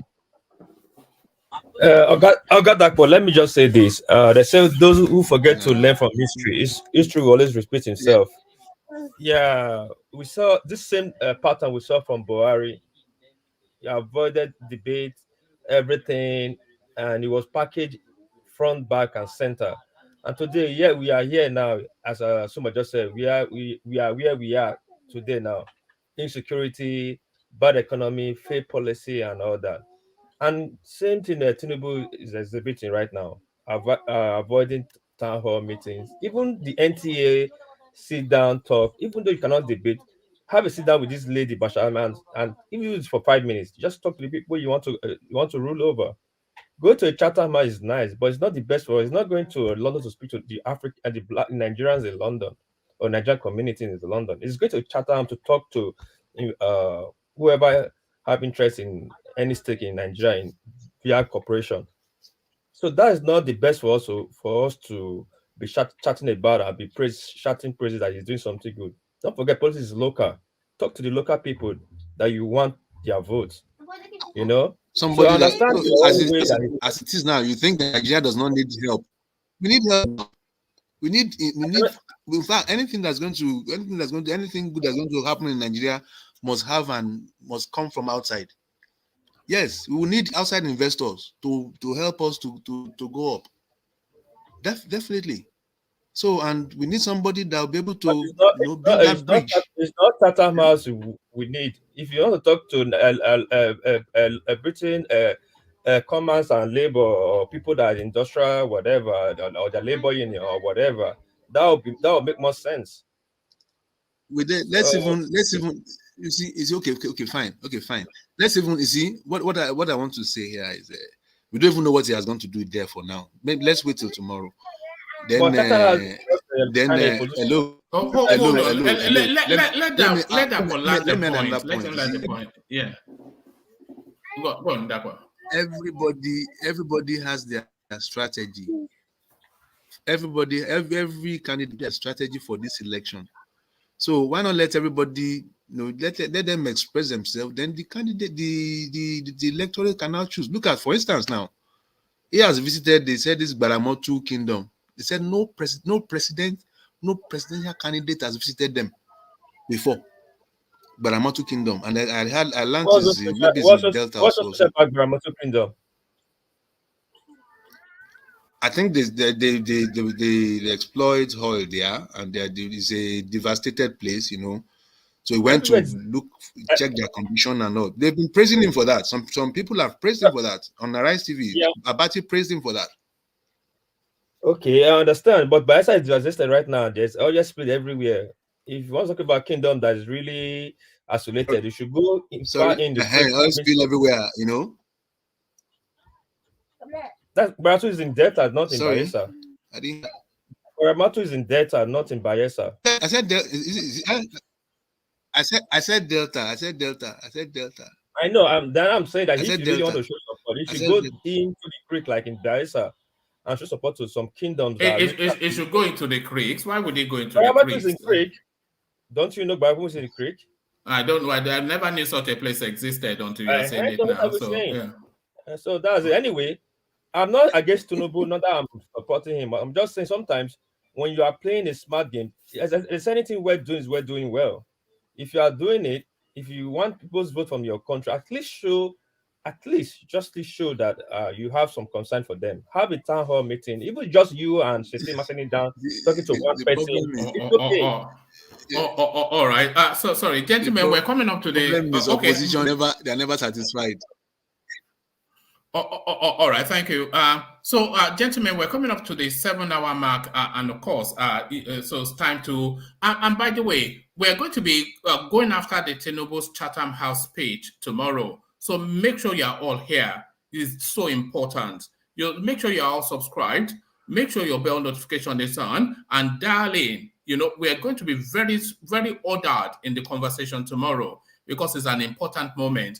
So we seek to start round off, where we're landing. a 3-minute window monologue without interruption as closing remarks. So a 3-minute window without interruption to land on Ajanle Koko to round it off for us. So we kick off that 3-minute window without interruption with the person that joined us the last, which is Zach. So Zach, you came in just at the last minute, but let's hear from you. Zach, good to see you.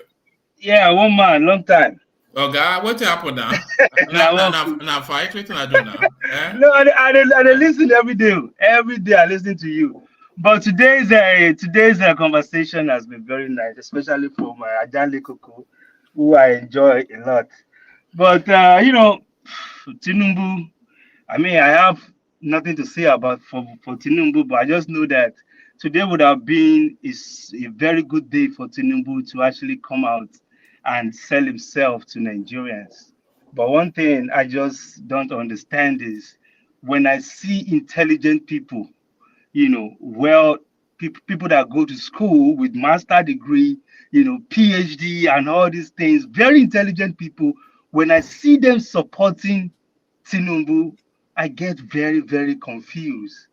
Like, if you have your own company, would you actually allow someone like Tinubu to be the head of your company? The person will say no. So why do you actually want someone like Tinubu? I mean, I will not go against Tinubu concerning, based on his health issues. No, I will not do that. But what I'm just saying is, at this particular point in time, Tinubu does not have the capacity, to lead Nigeria. He has shown us times without every day. Tinubu is showing Nigerians that he cannot sit down and and answer any simple question successfully. He's fumbling every single time. He had the opportunity to address himself. Tinubu is saying something else. I mean, this man cannot do it right now. Why can't you just focus on someone else? But at the same time, you cannot actually tell people who to support. This is democracy. You are free to support whoever you want to support, fine.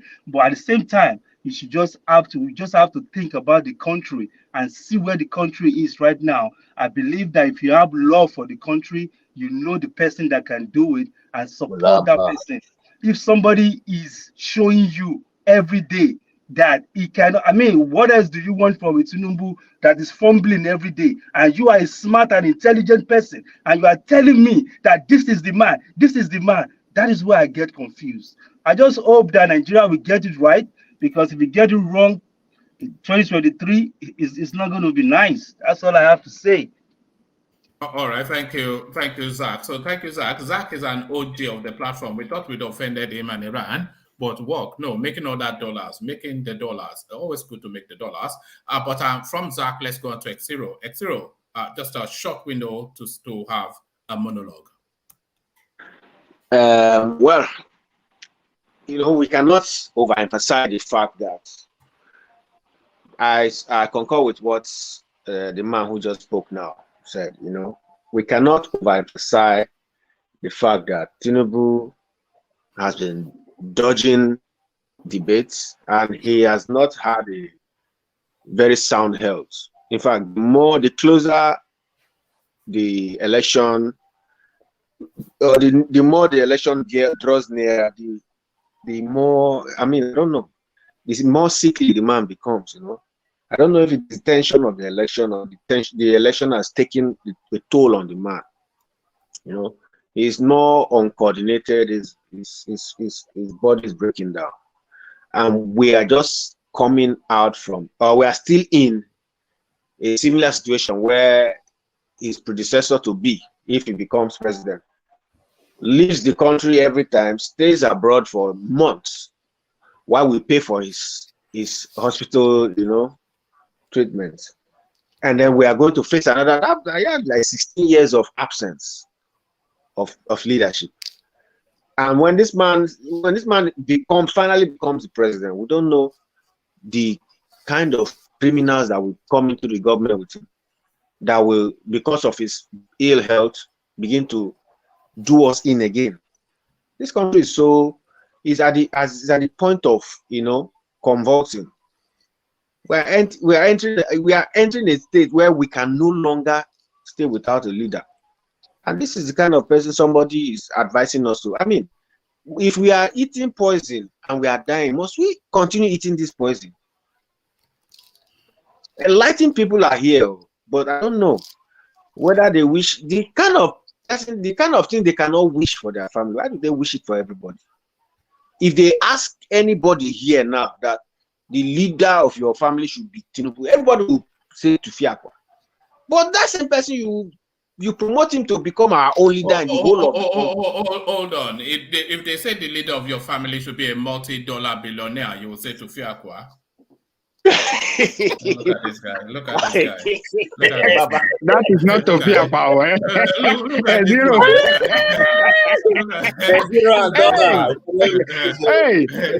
Hey, Zero, I believe you will say, oh, this is our son. This is our father. We have to stamp our father. Money. No, well, I guess you guys get the picture anyway. I'm not saying this because I don't like the man. I'm not saying this because I don't like. Well, what you cannot wish for your immediate family, don't wish it for the whole of the country. You know, this kind of leadership is a leadership that put us in the mess we are in. The same kind of old people. I don't know if Tinubu is going to be different, but you know, from what they can. But I know that he has almost taken everything in Lagos to his property, to himself. You know, and this man takes Nigeria to himself. He's finished because his politics. The man knows how to. No. This man is very, very, very smart when it comes to this politics, because he can prevent you from voting, and if he enters that place and prevent everybody from, we are finished. You know. All right. That's my message. All right. Thank you. Thank you. Thank wait, you. Wait, is he sick or is he smart or is all of the above? I'm confused. I don't know, because his politics seems to be working for him. The man is smart. He's capable of doing so many dangerous things, but he's sick. But you're afraid of him because he's smart. It's just kind of not smart in the normal sense, but in the crude sense of Nigerian politics. Smart is smart. Nigerian politics, the people that survive Nigerian politics are the ones that are cruel. That can do anything. All right. I did say 3 minutes, X0. Thank you, X0. But it's just the time, 7 hours and 4 minutes. So let me see if I pretend like I have a life. But Alice tries to join. So Alice tries to join us again, and we're so determined to hear from her. So Alice, you know how it usually works. You just open the mouth and then utter words. They call it speaking. Try that, Alice. Look at that. Go on. You can do it. Go on, Alice. But she's been commenting in the comment section now. Yeah. No. She's been clicking on the hyperlink, but I'm not quite sure why we cannot hear from her. You know, Alice. All right. So there it is. So no Alice tonight for you guys. So thank you. At least you tried. That's the main thing. You tried. So thank you, Alice. Let's go from Alice to Adewale. So Adewale, we're about to round off. So a very just short closing remark from you. Thank you, Woman. Greetings to everybody in the studio. I kind of joined late today. Interesting topic. If I may, I think it's all about the today's town hall debate. The right, Woman? Yes, it is. Great. I was watching it, but after some time, I left to watch the Senegal and England match. Anyway, so the discussion today is about who won that match, Adewale? England won the match. Africa here, won last. 3-0. There's nothing Senegal could do. They were just they were not there. That's just why I put it. They play with a superior team. That's just it. Anyway, I don't want to waste everybody's time. So this is where I look at it. It's in twofold. One, if if I had to be the Tinubu's handler, I wouldn't want him to join any public debate for now. The chances is that there's this musician that sang this song. They said, "Aye reti eleya." Oh, you know that song, right? Ẹ̀yin àgbà. Only So, Ajale Coco has the license to sing. Ayé retí ẹlẹ́yà mi o, no, wọ́n no, retí that's not even ẹlẹ́yà the mi song. o That is not lójoojúmọ́. way before that one came out, sir. That's That one Sunday was now. Admiral Adekunle, I believe. And he Oh, said, "Ayé retí ẹlẹ́yà o, níbẹ̀lẹ̀ fi tolúwa sí." You know Nífẹ̀ẹ́nu the song. wá sí Yeah, o. that's the song. See, Àpàlà That's kọ́ a, nìyẹn, àpàlà. no, it's a juju. no. See, It's a juju. you guys are old school. How come you That don't was know? in You the don't remember 70s. this? That was maybe 72 or 73. I mean, yeah. You Yes. see, that was I think Dele Abiodun and Shina Peter something. I'm not so No, sure. Adewale, what's the name of this Baba? Prince Adewale, I mean Prince Prince something, Adewale, Prince Adewale or something like that. I something can't like that. Yeah. Yeah, So yeah. that is the way I see the society expecting him to mess up so that they can attack him from there. But you see, Governor Fashola once said during one of his interviews that he never mentioned it to him, but Tinubu has a way that he come across to people. His look that he had a placid look that probably you would look at him that this one doesn't even know what he's doing. But deep down, this guy is so smart that he can, outsmart you right there on the spot. But you see, if he had joined that debate today, the attention would have been about him. But how do you remain relevant in a political discussion like this? We have a few months before the election. What he has been doing is what he's been doing consistently, means dodging public engagement. And it's working well for him. Up to now, all the debates he had attended are all organized by his own political parties, right? Now, if he had attended today's debate, perhaps because there was a question, the one of the anchors asked the candidates about their health, if they will be able to disclose, their health and all that health status, and at the same Yes. time, if they will, decide to start using, our hospitals here Nigerian in hospitals, yes. Nigeria. And some of them, trying to dance around it. Some of them say, well, they're in good health. Nobody will tell you they're not in good health. And we, the electorate, we are not a medical doctor. So you can't diagnose somebody until you're able to get to the root cause of what is wrong with them. It's just about what we perceive as being sick. But we should not also forget that this particular candidate, um, except we don't have the law, the EPA law in America. I don't know what they call it in Europe or in England. I can't tell you, as my employer, you are not mandated to ask me my health status. Even your insurance, right? HIPAA laws. HIPAA laws. It won't even ask you about whether you have cancer, or they will just ask you if you're a smoker or you're a drinker, and the basic question like that. And the rest is, but then we want our electorate, public um, uh, politicians to disclose their health status. Even here in America, I could remember very well 2 years ago, or 3 years ago actually, when President Biden and President President Trump were, in the heat of their election campaign. And there was a lot of rumors around about Biden not competent enough to hold his own during the debate and all that. But we all saw what went down. It became a shouting match to the point that everybody was trying to shout each other. But that tells you that sometimes you should not doubt. For those that, of course, Tinubu is already corpse is already nailed to the cross. It's just ready to be buried to some people. While some people are die-hard core follower of, even if Tinubu cannot walk today, they will carry him.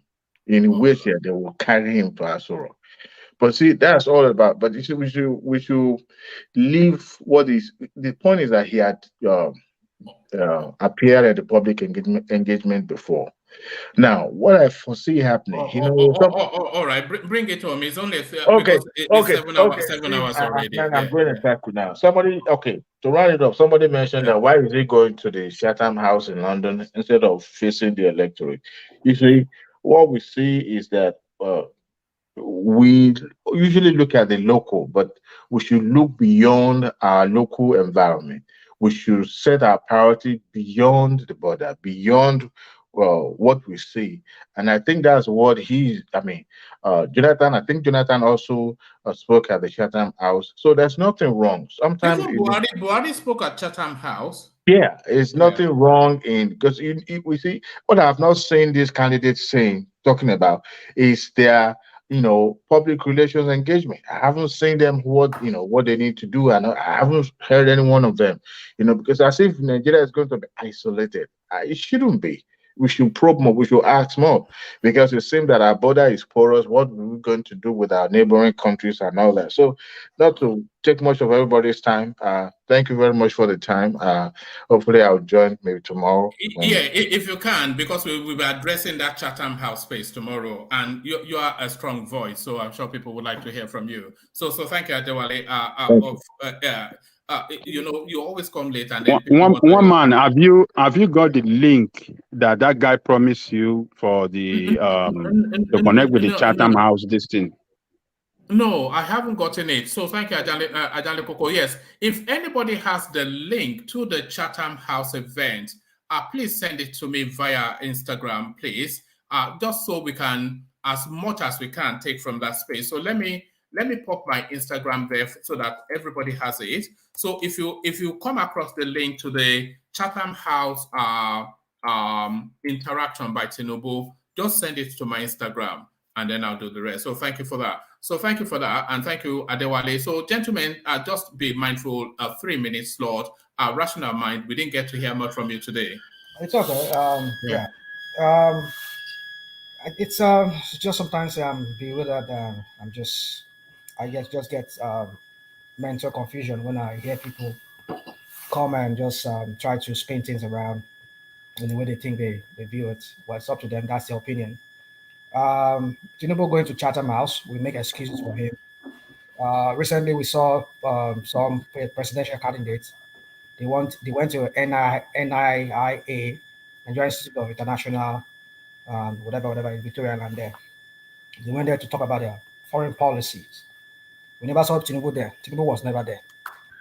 Chatham House is almost like NIIA that we have in Victoria Island. It's the same thing. It's an institute where people come and talk about foreign policy as it affects the country or whatever country. But why is this guy? What is this guy hiding? People make all kinds of excuses for this guy. Oh, he doesn't want to talk to these people, but he can go out and talk to the same media that you're trying to avoid in Nigeria, the same media or platform you want to use to launch yourself. It tells us it's up to Nigerians to figure out, to read between the lines here, because if this man is making excuses and is trying to hone the narrative, it tells us what he's going to do when he gets in there. He's going to own the narrative in Nassau Rock. I mean, many things that we fear, but no doubt, because we're going to see another despotic person in Nassau Rock who wants to call the shot, however he sees it. Does Tinubu strike you as despotic? He is. All right. I'll put it at that. He is. If I want us to talk about it, maybe some other time. Yeah. So, I just want to end it there. Nigerians, it's up to you. We'll always come on this platform, another platform, and tell you how to see things. We'll weigh things from different angles. It's up to you to make your decision. You all will live with it by yourself. I won't live with it. I'm here in the West, and I'm sure I will live my life. Good night, and everybody, and I hope to see you in the next session. All right, brilliant. Thank you, Rational Mind. So thank you, and thank you for keeping within the time. So that's Rational Mind. So thank you, Rational Mind. Let's go on from Rational Mind to I think we've heard from X0. So let's go on to Dapo. So Dapo, closing remarks. Unmute. Yeah. It's been a wonderful time. Yeah, I volunteered. Yeah, it's been a wonderful time. Lastly, let me just let me comment on some things I had again in this roundup. Out of all the candidates, I still maintain. Somebody said that Tinubu is sick, is this, is that, is that. Look, that man, if that man throughout his tenure, if he goes sick, that economy will run. Ask me why. it will run. He's the only candidate that I've seen that people rally around him. He has team. That's what businesses, countries need to survive, to go above board. I've seen him today in his house in London. They were like, people around him they were like maybe like not they can't make it less than maybe 10 or 15 in his sitting room. That there, I've seen Obi today. Maybe there were just about 2 or 3 or 4 or so, and other candidates like that. And the show rest. Who are the people around them? One man, especially a country like Nigeria, one man cannot run a country like Nigeria. Who are the people around supporting these people? So that's what I just see. If he all through his tenure, if he stays in the hospital, Nigeria will run because of the people supporting him. that's my take. So I wish Nigeria the best. I'm not particular about Tinubu, basically. I'm not particular about him, but look, good governance. That's the ultimate. Good governance. Anybody that will do it and do it right, even if it's be fine. If he does it well, good. But like somebody said today, saving is not a business strategy. It's not. Sometimes it's not. If you look at it very well, it's not a business strategy. Something like it's like keeping money in the bank and you are investing. So there are two different things. You get two different returns for the two. So that's the thing. Thank you very much, everybody. So we'll see you again tomorrow. All right. Thank you, Dakwa. All right. Thank you, Dakwa. So join us more often because I think people really respond to your outlook on the political space. So that's Dakwa, one of the fast evolving commentators on this space. So thank you, Dakwa. So from Dakwa, let's go on to World Peace. Konnichiwa. Baba Bomboy. Konnichiwa, everybody. Quickly, let me first of all, I use my trademark. Greet the people with the comment section. Mona click, like, share, and thumbs up. But don't forget to buy coffee. Do what I say, not what I do. Because when I do my own, booyaka. Anyway, I greet Ajale Koko, Oga Kulata, I greet you. Oga Dakbo, nice one, I greet you. And Rational Mind, faceless man, Tinubu fourth son, unknown man, unknown gunman on this session, I greet you. It's not really know who you be, but we still greet you. Oga Ajale Koko, I greet you, and the rest people who are not come meet, I greet them. Anyway, quick one on that Tinubu matter. I believe he will still have his meeting because I think he has not finished his campaign. He has not been to Edo State yet to do his rally and some other places. As he's not done with his campaign yet. I feel when he's done with his campaign, he will have a sit down and have a talk. Again, you know that it's a political strategy. When everybody's yearning for you, wants to hear from you, then it makes you now become so important. And I think that's what he's playing at. So everybody is asking, Tinubu is not talking. We're not seeing Tinubu in town hall meeting, and maybe be around February, a week before the election, he will do that, and he will his own. They say the best for the last. His own will not be the last topic and last talk on the town. So I believe he's making a move too.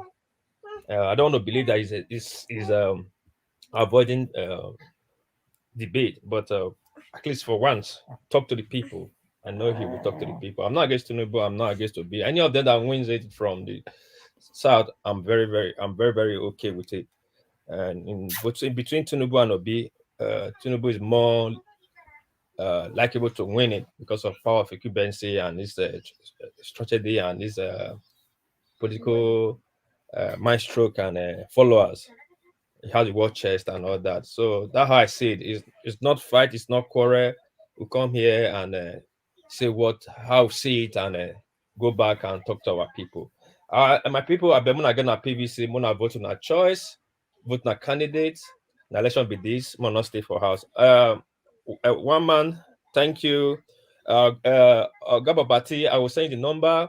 I'll send the number, wait for the number. Once I get the number, I'll send it to you people. One man, peace, I'm out.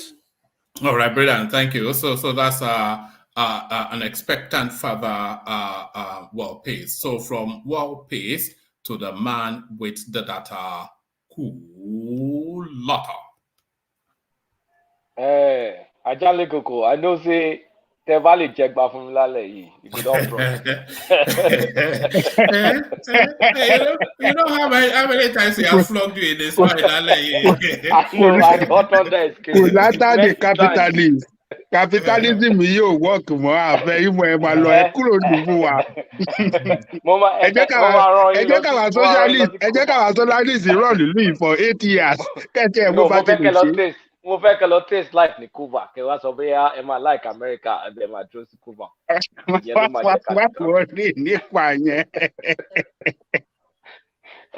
Anyway, it was a good and robust session.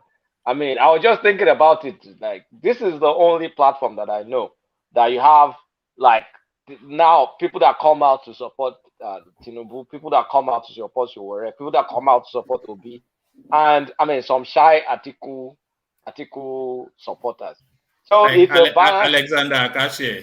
And that's why I said shy, because he doesn't come out to come and back for Atiku. Yes. But I mean, and also Solomon. It's not just Alexa and Solomon, an engineer. Actually, there are 3 Atiku people that I know, and Kwankwaso here too. Okay, so it's a very, very balanced platform. It's not. I mean, you bring your voice, argue your points, and I'm sure people are going to push back hard against you.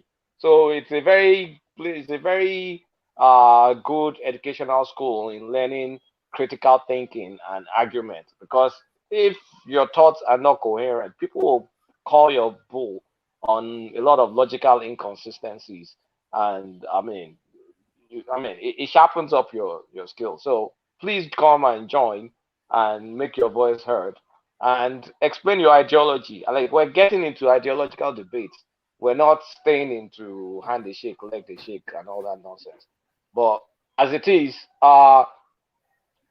the Tinubu factor. Look, the man has given you guys a choice for the voters. Unfortunately for me, I'm not a voter. If you don't like what he's doing, don't support him. Go against him. But I think at the back of people's minds, I'm starting to suspect that people have resigned that this guy is actually going to win. That's why we're seeing a lot of like people very upset and mad that it didn't show up. Because I mean, if you feel you're gonna beat him, you should be happy. But I'm thinking people have resigned that he's gonna be their next president.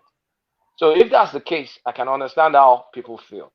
If it's inevitable that maybe by hook or crook he's gonna be the president. I don't know. It's Nigeria. So I mean, it's not too late. Push for your candidates, do whatever it is. But Nigeria will be at peace March next year. We will support whoever gets in. That's the way it's going to be. So thanks, everyone. And hope we can get the Chatham link tomorrow. And we'll record any gaff that comes out of it. All right, brilliant. So that's Kulata. It's nothing personal. Oh, have we lost Ajan Lekoko? So, no, we've not lost him. So nothing personal with Kulata. It's just the facts and data. That's all. I wonder if he has blood running in his veins. Sometimes I speculate. He might not have blood running in his vein. It's just mathematical formulas and, taxing the poor, like all of that sort of stuff. But thank you, Kulata. So the final word, of course, the father of the bride, the man with the golden gun, the daddy of them all, Ajan Lekoko. Thank you, one man. Thank you to everybody that came on the platform today. Very, very interactive session, very engaging, very purposeful. I mean, the intellectual discourse is the best of the best. Kulata mentioned it. This is the best platform where you have diverse people with diverse political leaning. Kwankwaso, Showore, I am for Showore. We have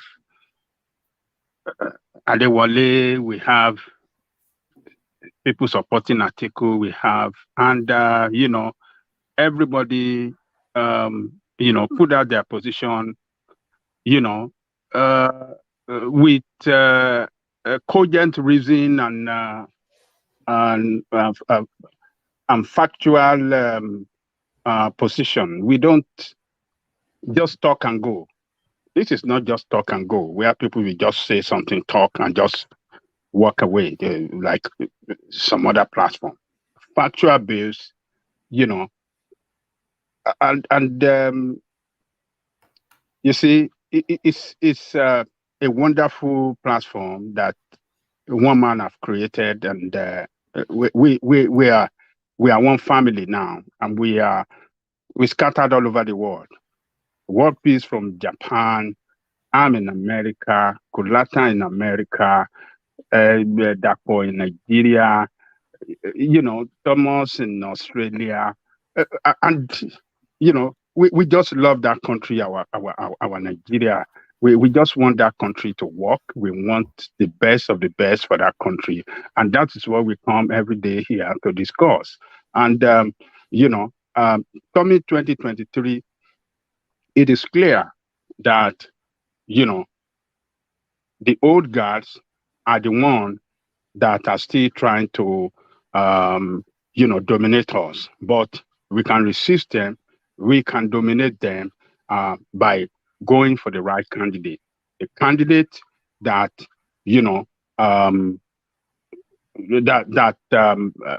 have articulated, you know, their plan, and with the capacity to lead, like Showore and Adewale of SDP. Those are the two candidates I see that can take us in a new direction to a kind of country that we are all looking forward to. And, you know, Tinubu can run from pillar to pole, but he cannot run away from his shadow. Tomorrow, what is running away from us, you know, is running away from us, not to ask hard questions from him. Tomorrow, we're going to see maybe the embarrassment will come tomorrow at the international stage, at Chartered House. Let's wait and see. I want to suspect that Reno Omokri will be waiting for him, will be in attendance with some other people to ask him hard questions. So he can run away. He cannot run away from himself. He cannot run away from his shadow. Tomorrow, we're going to see, maybe tomorrow it's going to be an embarrassing international international embarrassment for him tomorrow. Let's wait and see. If it's going to shine tomorrow, we will see tomorrow. So other than that, I will thank all of you at the commentary session. You have done well. You are the strength of the platform. Oga, Ayo, Akashi, Crown, every other person. You are the best, guys. You are the strength of the platform. God will continue to bless you all. And those of you listening to us from the beginning to this time, please do us a favor.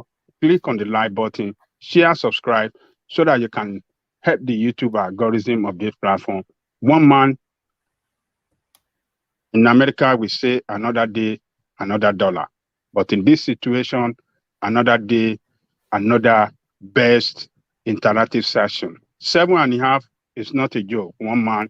God will bless you for bringing us together all the time. Tomorrow, bring us another round. I guarantee you, we shall join you, and we will continue the struggle from there. See you, one man. Good morning to you over there in Britain. Good night to all Americans. Thank you, one man. See you tomorrow. Well, all right, brilliant. Thank you, Ajanle Koko. So thank you, Ajanle Koko. So of course, you already know the routine. Once Ajanle Koko has a say, the curtain falls. So the curtain falls. So thank you one and all. A long session, but it's not at all being grueling. I think it was because of where it started, because it started a lot earlier. So because of the live streaming, because of the debate, of course. So it gives me enough of a time to get ready to go again tomorrow. So I said tomorrow, later on today, really. So there it has been. So thank you one and all for joining. Just as Ajanle Koko said, please make sure you are clicking on the. We had, well, I suspect we will have crossed the 300 concurrent viewership at some point today. But if you look at the like button, it doesn't do justice to the sort of viewership that we get around here.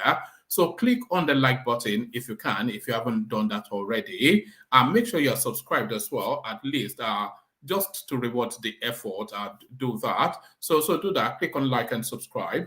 And then, of course, to the super chatters, the coffee buyers. So the coffee buyers today were Ayo as ever, and Meadowman joined them today. So to the super chatters, the coffee buyers, the in-betweeners, and the one with the intention but not the movement. So all of you want to know. So thank you all. We'll do it all again, of course, later on.